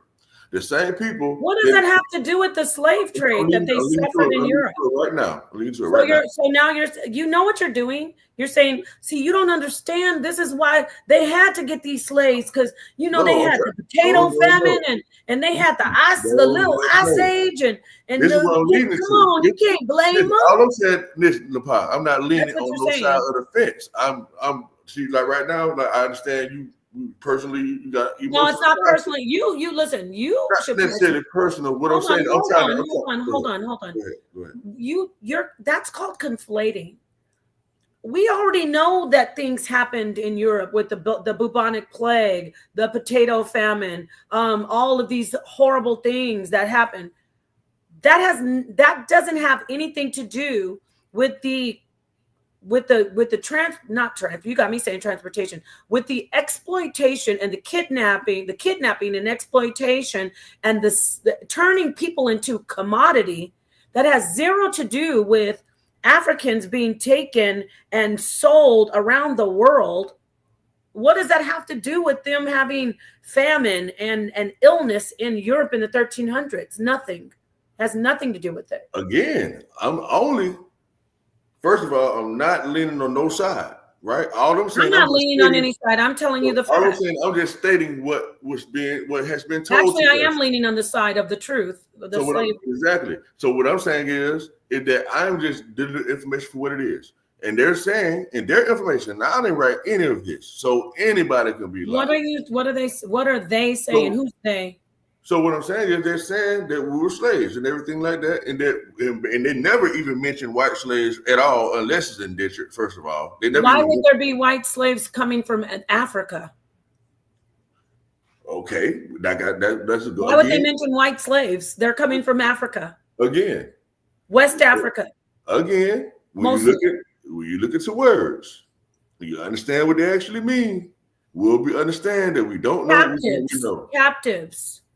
People being caught and sold to become to do service and to be. What these words actually mean when we put the pot, we'll realize that we don't know. You drop the ball on emancipation. It means to be set free, and now you're saying that the word captive and slavery isn't accurate. I didn't drop the ball at all because I told you what it basically. And you were wrong. And you were 100% wrong. Not necessarily. No, necessarily. I also am you say you're a metaphysician. I also am a metaphysician. Okay, this isn't a metaphysical conversation. The word emancipate means to set free, period. Okay. It means to set free, but it means it doesn't mean to transfer ownership. Doesn't. That's what actually happened. Huh? Okay. You had to. Well, I don't have to tell you what you had to know because you might know about all this stuff. But when we look into law and all that type of stuff, we understand. When we look into law, the slavery was legal, and it was the transportation of captives, people who were kidnapped and trafficked. And you keep reading about the potato famine and all that, people being kidnapped all the time. See how you did that? Everybody, I want you to hear it. You don't even hear yourself. Because you keep I talked about, listen, no, hold on with your cognitive dissonance. Hold on. I said people being kidnapped from Africa and sold. You went straight to the potato famine of Ireland. No, I didn't go to the potato famine. All of I went to being snatched up. I went to people being snatched up. Who was being kidnapped from the potato famine? Kids. Lies, or just told by you. You just told a huge lie. Don't talk over me. Don't talk over me. You're dangerous. You told an enormous lie, and you did it just to make sure that you could discount the suffering that happened to Black Africans. Yes, you did. You're a liar. Not discounting. No. We're not talking about if kids. I'm not trying to lie. Please don't talk over me. Okay. You're trying to say that children were being kidnapped and sold during the potato famine? They was. Show a source. All right. And I'm not saying, and also some of the kids that were going with the families got kidnapped. I'm not trying to say, it was like, listen to me though, Napah. Even though I brought that example just because. This is sadness. This is so sadness. You are really tripping. No, don't do that because no. You just said you would prove yourself to be wrong. The potato famine. Listen, kids were being snatched. I didn't say no, and kids are being kidnapped right now. Stop. Right. No. Kids are being kidnapped right now. You're saying that the potato famine, the way it worked, is people were being kidnapped, children were being kidnapped from Ireland and brought to the United States? That's not what I'm saying. I was saying that those things were happening, but I'm not saying that's what you're lying. You're lying. That's not what I'm saying, Napah. You got to quit assuming what I'm saying. No, I'm not assuming anything. My ears are work very well. Let me tell you something. I did not say that though, Napah. I said that famine. We were being kidnapped too, but I didn't say that that's what the main thing was going on because of the potato famine. I did not say that. And the only reason why I said that is because it's sickening, and it's sick how you keep on trying to talk over me. Go ahead. Really not. I'm just trying to read it. You are talking over me because you're. I just don't want you to just double down on what you think I'm saying, and I'm not. That's what I'm just trying to explain that part. That's all. I'm not trying to talk over you. No. Golden Goddess said, "Stop talking so much. You're jamming your own self up." Peace to H. Millette and the sister Golden Goddess. Look, brother. You did try to imply that. When I said that people being kidnapped from Africa, you said, and people were being kidnapped and kids were being kidnapped in the potato famine. I did. I was saying that. Yes. That's not true. That comparison is wrong. That's wrong. That's not true. Okay. We just read that they left there because of the famine. Yes, some people did. No, not some. They left. Hold on. So you haven't read any of the stories about the African slave trade saying that some people came over here too voluntarily? You never heard anything? You have never read anything about that? That not everybody that came over here as Africans were slaves? You never heard of anything about that? This is sickness. No, I'm asking you. No, I'm really asking you. I'm truly asking you. I'm not trying to just listen. I'm not the type of person you have a sickness. No, I'm not doing that. No, you do. It's making me angry. I just listen. Oh yeah, okay. You know it is. Now I'm getting angry. You know why? Yeah, I don't want you to get angry. We've been up here for so long. You have yet to admit that the slave trade happened, and it happened how historians say it did, and you have yet to admit that people. I don't have to admit that. But what you want to do is you want to talk about some of them weren't slaves. What happened with the potato famine? Our people don't know that, sadly. Sad to say, when we say slaves, we think about black people and most people, not just our people. When we talk about us, they consider every literal person here in America to have been a slave. And that's just not the truth, according to their own narratives. That's what I'm saying. All I'm asking, Napah, not saying I'm discrediting nothing that they're saying. Okay, yes, we were slaves, we were enslaved and everything. All I'm saying is why can't they give a contrast? Why can't they say, not all of us were slaves? Why can't they say, yes, some other ethnic groups were slaves as well? Why can't they make it be a fair playing field so psychologically we won't automatically feel that there is a superior over us? That's my main right. You need to be quiet for a second. I don't want to be disrespectful to you. You don't have to. They are saying it. You're the number one problem. All we hear. Why are you talking when I talk? I would ask you what are they saying? Why do I need you to ask me when I'm talking? Why are you asking me something? I just want to make sure I'm following you.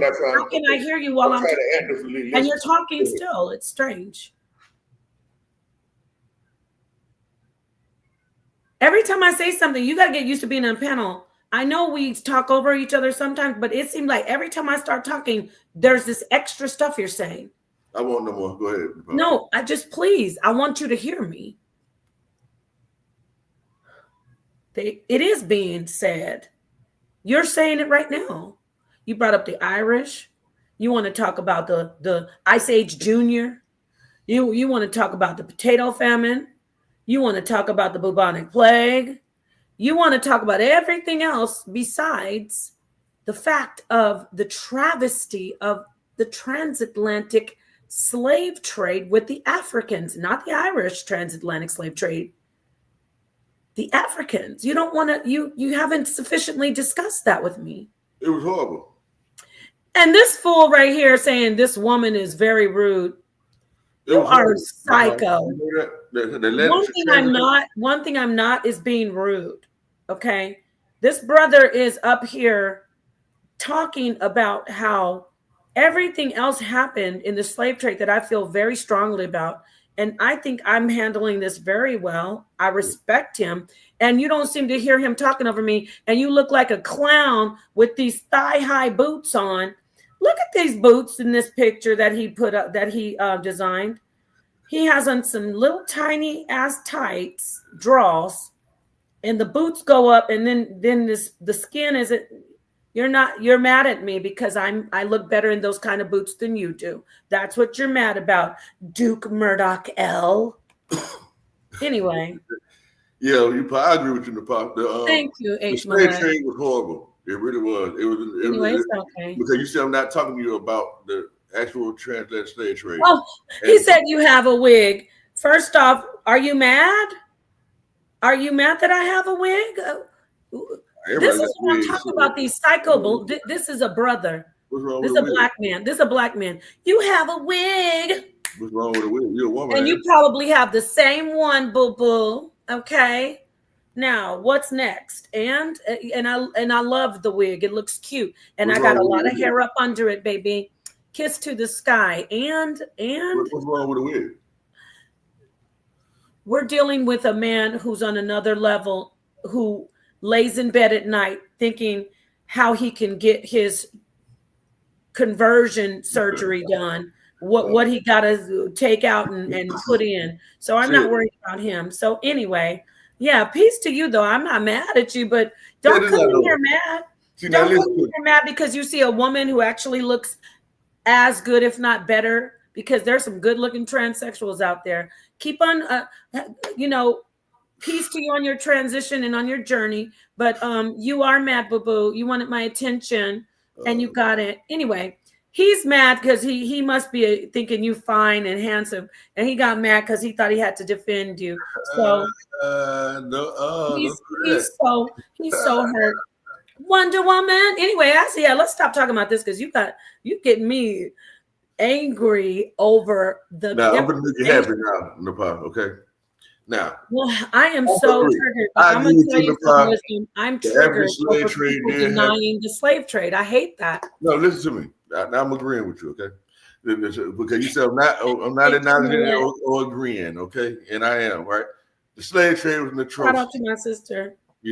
Because The I slave really, I trade really what? don't want to be one of those people that if it did happen, well, You already did it, brother. Everybody gonna watch this and say, that's a damn shame. damn, I knew that's wisdom. I knew wisdom God, man. couldn't be The slave perfect. trade happened, man. It was an atrocity. There was some bullshit they did No, there. are you being serious? Listen, I'm not listen, laughing at that. Are you serious? I'm not laughing either, but Brother, you just need more information. I don't know where you've been, but they should not have done that, and that was you've been wrong. watching too much of Overcome. what's his name? Our brother Top Cats. You've been watching Top Cats too much. Or they've been watching too much. Shout out to Top Cats and Rod I've been talking Hayes. crazy for a long time. And I shout know, out I know I'm a to woman. who else is the other? That's it, just Top Cats.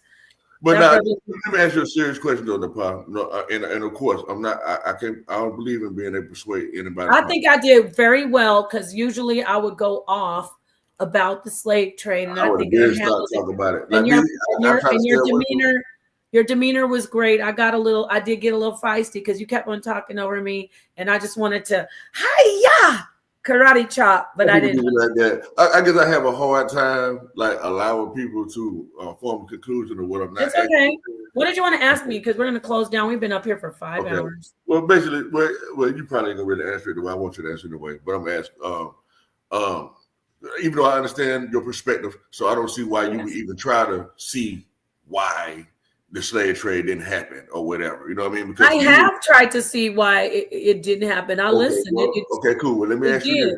Let me ask you this then. Since you have, I've listened to that open mind and at least try to see where we're coming from. Okay.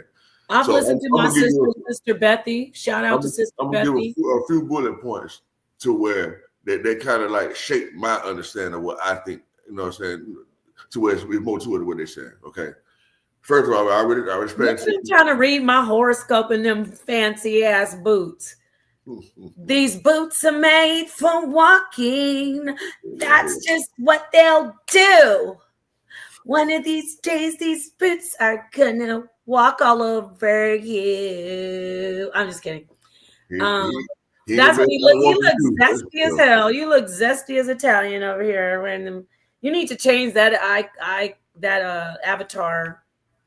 Unless you want that kind of attention, girl. And I'm not even mad at you. You go, Duke. Ooh, I see you clocking that tea. I think I'm doing good. What do you think? Am I talking like it? You talking like a woman. He can't outwoman you. That's for sure, sure. Oh, don't tell him that. He's going to say some more mean stuff. I can outwoman her any day.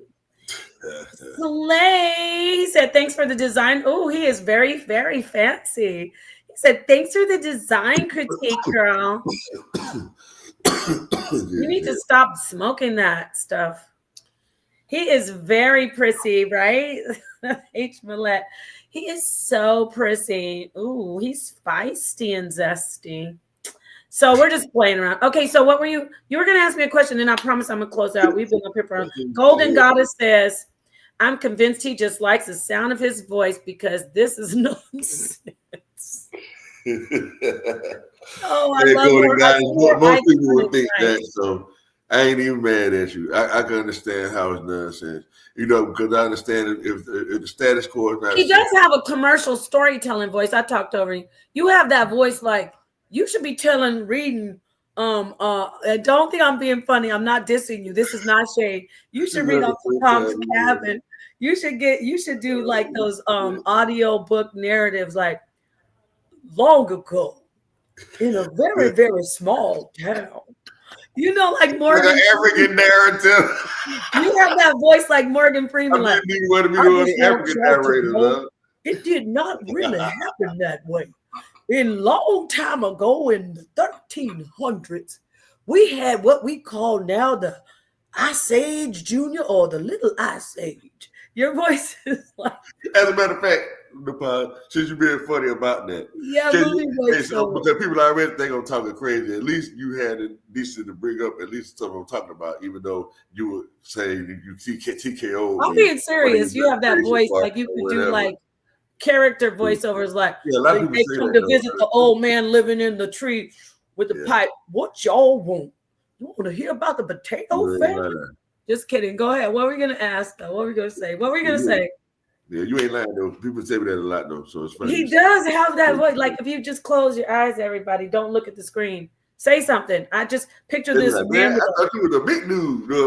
a long. You have a long white beard and sitting on the. You could do the voice of like the. I don't want to say God, but you know in those movies like. Yes. Come on. Oh, tell us, Almighty Spirit. Well, come on around, children. That's what I'm trying to do now, actually. I want to talk to you about the potato famine. But we want to hear about the transatlantic slave trade, mister. Oh, no, children. That didn't really happen. But So who is your master? I'm the one and but only I will tell you about the I-Sage Junior. That's right. Ice Age? You mean with the woolly mammoths and the saber-toothed tigers? Oh no, children. This happened in the 1300s.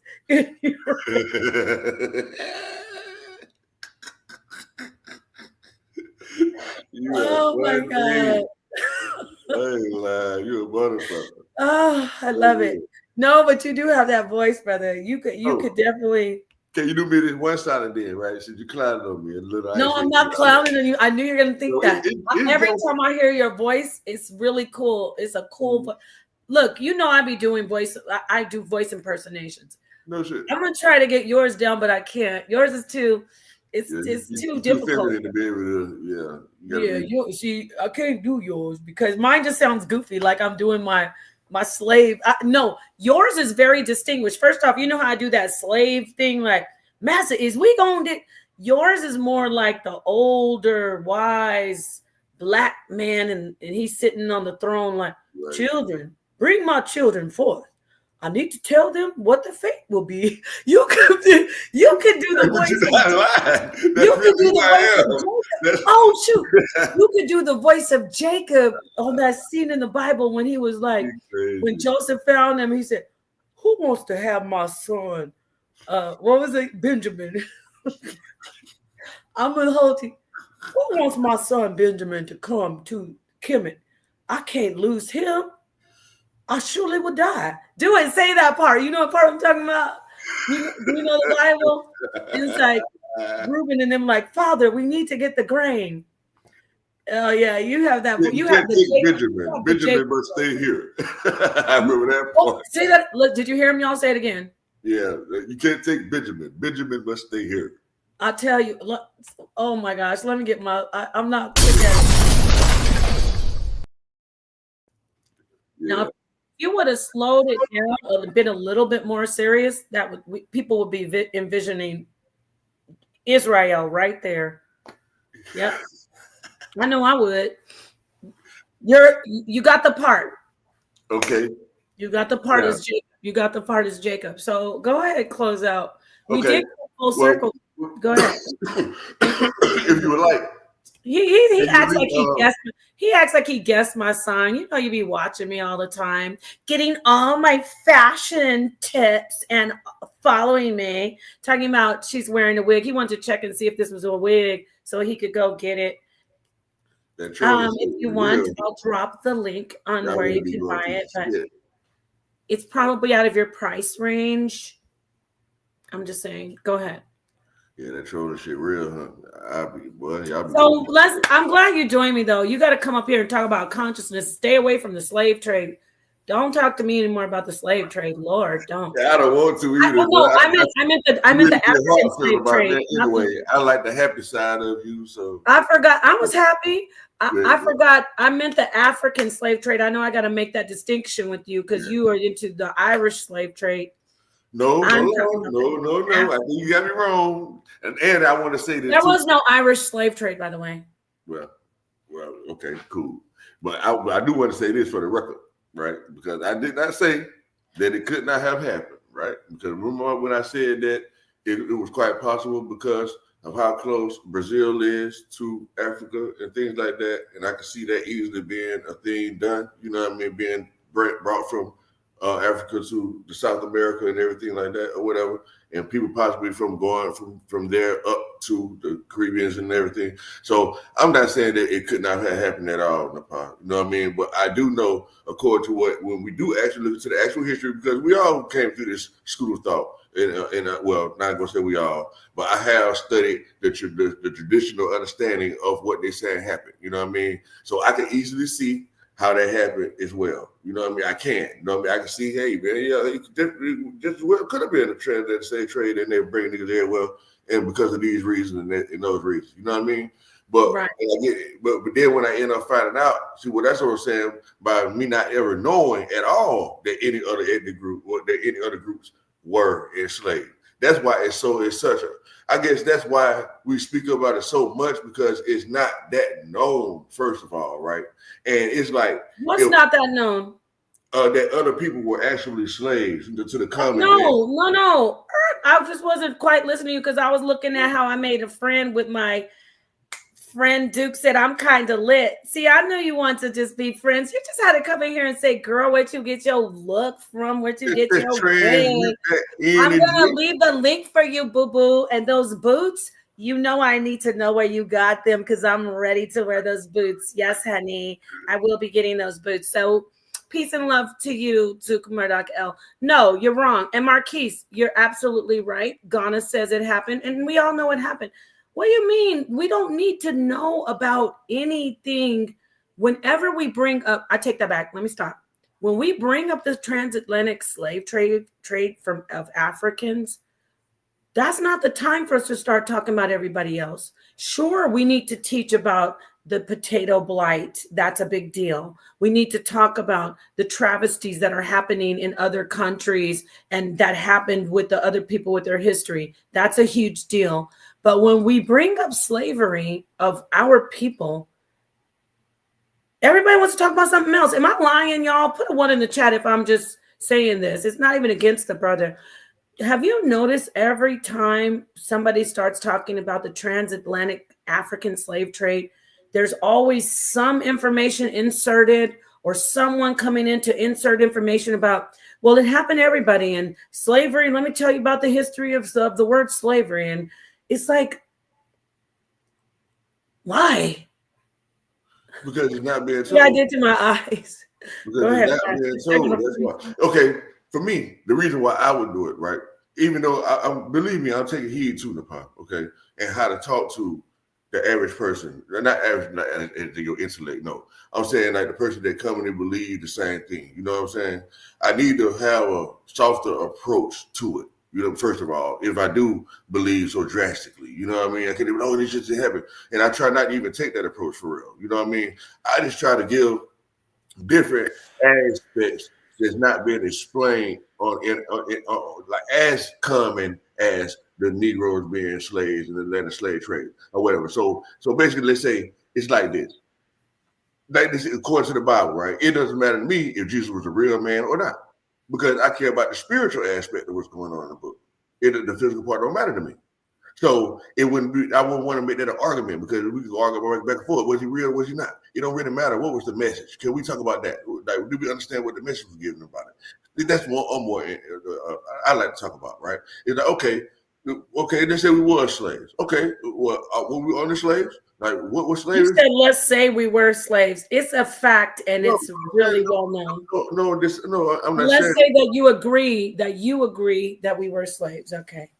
But no, what I'm saying is, but I already told you that I don't necessarily agree with the common people. With the common people saying it, I'm trying to show you, tell you that how I'm learning how to try to approach it in a more systematic way, to where it's uplifting for each person instead of so contrasting. Is what I'm saying. You know what I mean? So, well, it can't be uplifting if we're going to deny it.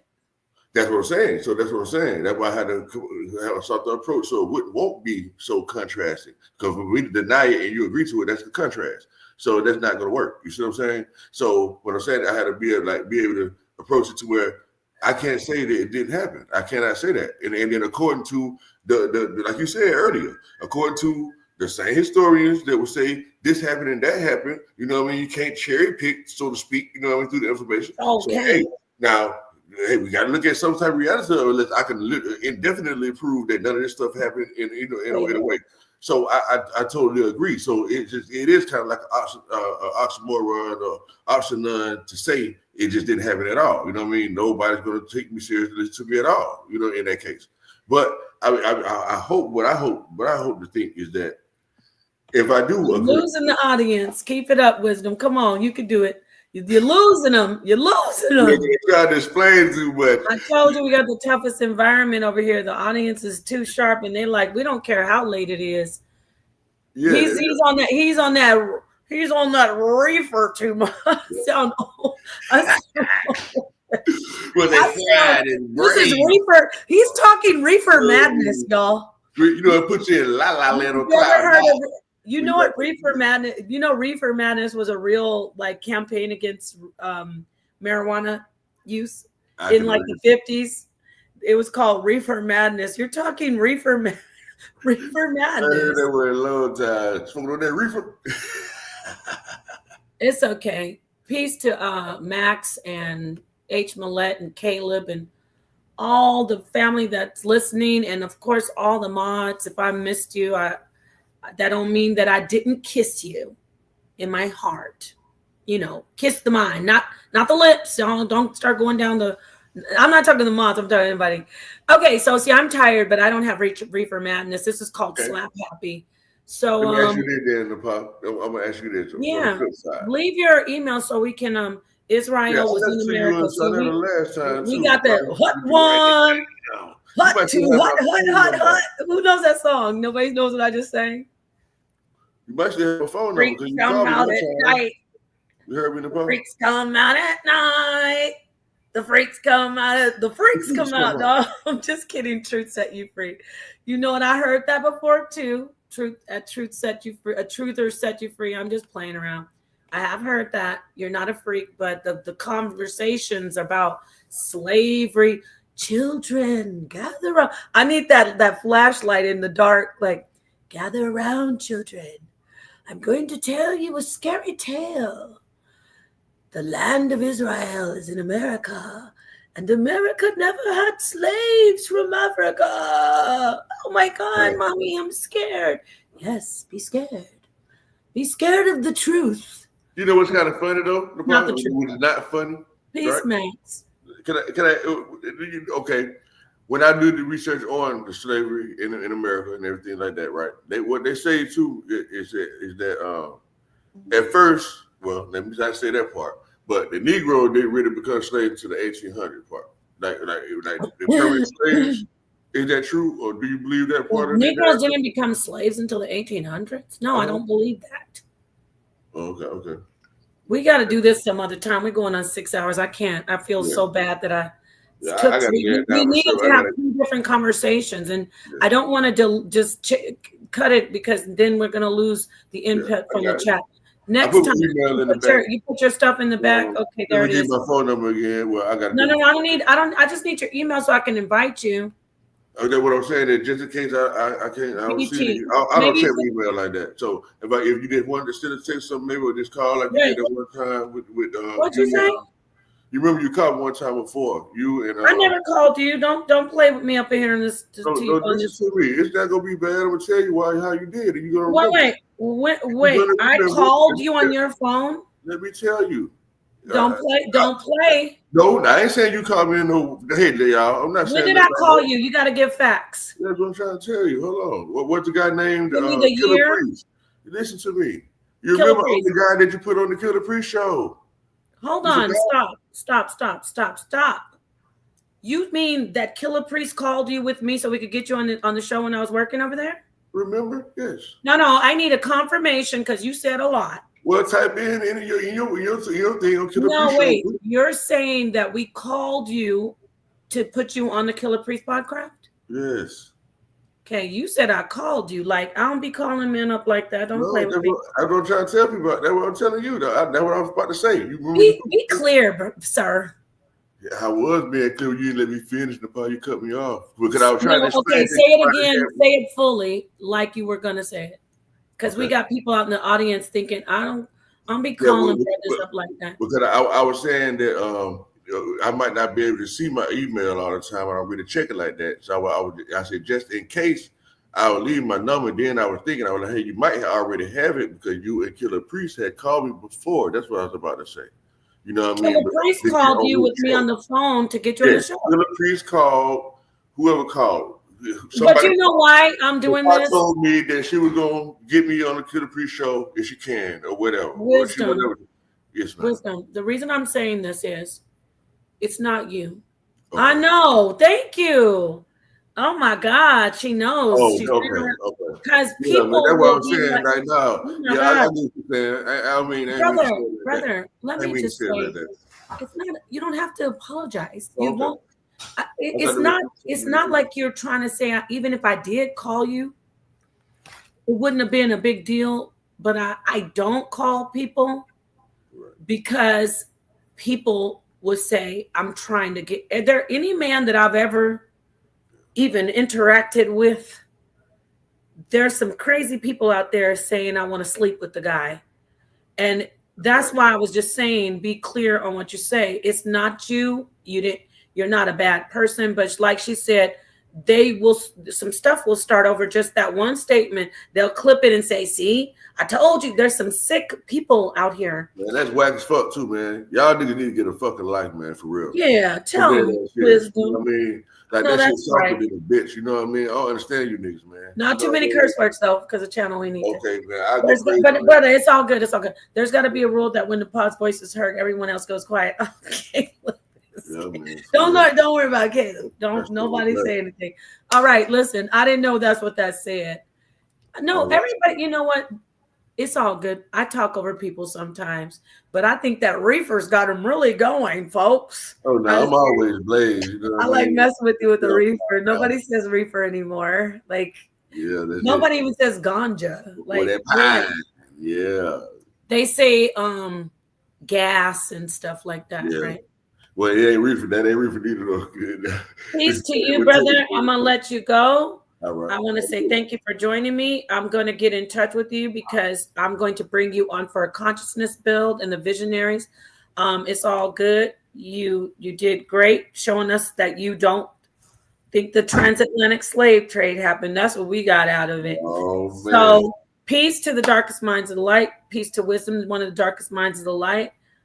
I really do want to bring you on talking about consciousness. And I want to say thank you. I love you all. You know I love you, H. Millette, Max, Caleb, everybody tuning in. Let me look at my fancy new friend over here. Let me see what Zook is saying in them fancy boots. Duke made some sense right here. Slavery suppresses your divine spark, girl.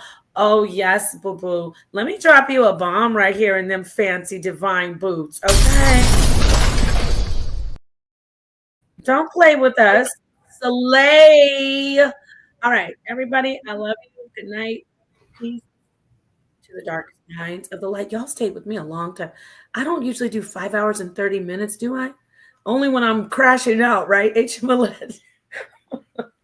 Oh, the pop. If you want to. That's not funny. If you I'm want to. male. Okay, you know Yeah. what? You may be male, but you are still slaying in those boots. Okay, we're not mad at you. We are not mad at you. Okay, so what did you want to say? Peace, indigenous. Let me hurry up and get the indigenous up here. You check out my channel, the pod. I did a video on consciousness versus conscious versus conscious. You know what I mean? And you'll kind of get an idea of what I think about certain things. And I also did You should have been talking about this hours ago. I mean, I'm just trying to tell you. Well, like I said, I don't really take it serious how everybody does, but I'll just let you know just in case you kind of want to know, or like what I think without me actually having to just verbalize to you. Like, you can check out my video, even what I say about how I think that the privy means this and that or whatever. I got scriptural things on there too. Where I got my breakdown. I actually show the scriptures and how I got to the conclusion that I got to. I really take time to thoroughly explain what I think, you know what I mean? So maybe you could check out something and be like, hey man, what about this? When you said this, you know, and then it kind of help me stay on topic and what I'm saying. Okay, when you want to do a show tomorrow? I mean, I skipped dinner for you guys. I just want to let you know if I'm gaining weight, it's because I'm late night eating because of not the chat. I'm talking about all the panel people hit the panel. I'm just kidding. I've been up here for 6 hours. Yeah. But I work tomorrow though. I'm skinny as a twig. I'm just kidding. I could skip some meals, I'll tell you. But if you want to come in and do some stuff on consciousness, we could do something tomorrow. Yes. So I don't know what time you'll be available. Well, I will be available when I'm working all the time, because when Sonetter says hit that button, I hit the button, and he wants us to keep the water flowing, no stagnant. So well, I guess what I'm trying to explain to you though is that let's do it tomorrow. Let's do it today. Actually, this is tomorrow. Let's do it today on Saturday. Let's do a show on consciousness. That is my lane and yours. I have a lot of lanes though. likewise. So how about we do it? Where are you at right now? Are you in the East Coast, West Coast? Yeah, I'm trying to explain this to you first. I work, so first of all, I'm central to answer your question. I'm central, and I'll be to work at least until about 7, maybe 8 o'clock. So I don't know if 9 or 10 will be too late for you, being that you're the East Coast. 7 o'clock p.m. Yes. That's that's as early as you can do it. My first appointment is at 8 o'clock. Yep. My last one is at 7. Your first appointment is at 8 a.m. And my last is at 7. Dang, and you're up at 3. You need to go to sleep. Yeah. But I like talking about this type of stuff. 8 a.m. Are you, what, if you don't mind, what do you do? Like, if you don't mind telling us. Well, I do a couple things, but my main thing I do is barbering, is what I'm talking about now. Oh, you're a barber. Okay, I got you. Oh, okay, so you're going to be working. Yeah, let's do it at 7 then. I'll schedule it. And I'll send you at 7 though. That's what I'm saying. Like I start my last appointment at 7, so I might not be available. Okay, so we can do a late night 8. It'll be 8 o'clock your time. It'll be 5 o'clock my time. That's not too late for the people. Just come in, see. Just stay away from the slave trade. Hey. And the potato blight is not the Black Plague. You need to stop saying that. I'm telling you as a friend. I didn't tell you that, but you ain't looked up the little age yet. You better do that, and then you'll know. Yeah, I'm gonna go look at Ice Age Junior in a minute. Please do that. Peace. Because that's going to accomplish a lot of things that you already know. Peace. I'm gonna let you go, so people won't think that we're having a freak off when the stream ends. People got bad. Man. I'm gonna let you go, my brother. Again, she ain't never called me. Kill a piece. I know that's right. I know, and you're going to be a great sit down when we talk about consciousness, because I like what you were talking about over there on the island. Shout out to my family on Pseudo Killigan's Island, the castaways. So go ahead, brother. We'll see you tomorrow.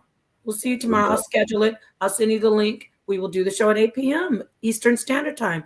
I never hope I see your email. I don't know what you want me to do. Bye. I want to close that screen. Bye. Thank you. Peace. Thank you. Make a 2100 hours. Have a good night. Have a good night. Have a good morning. Scram. No, that's my brother up there. Yeah, I know, right? H. Millette.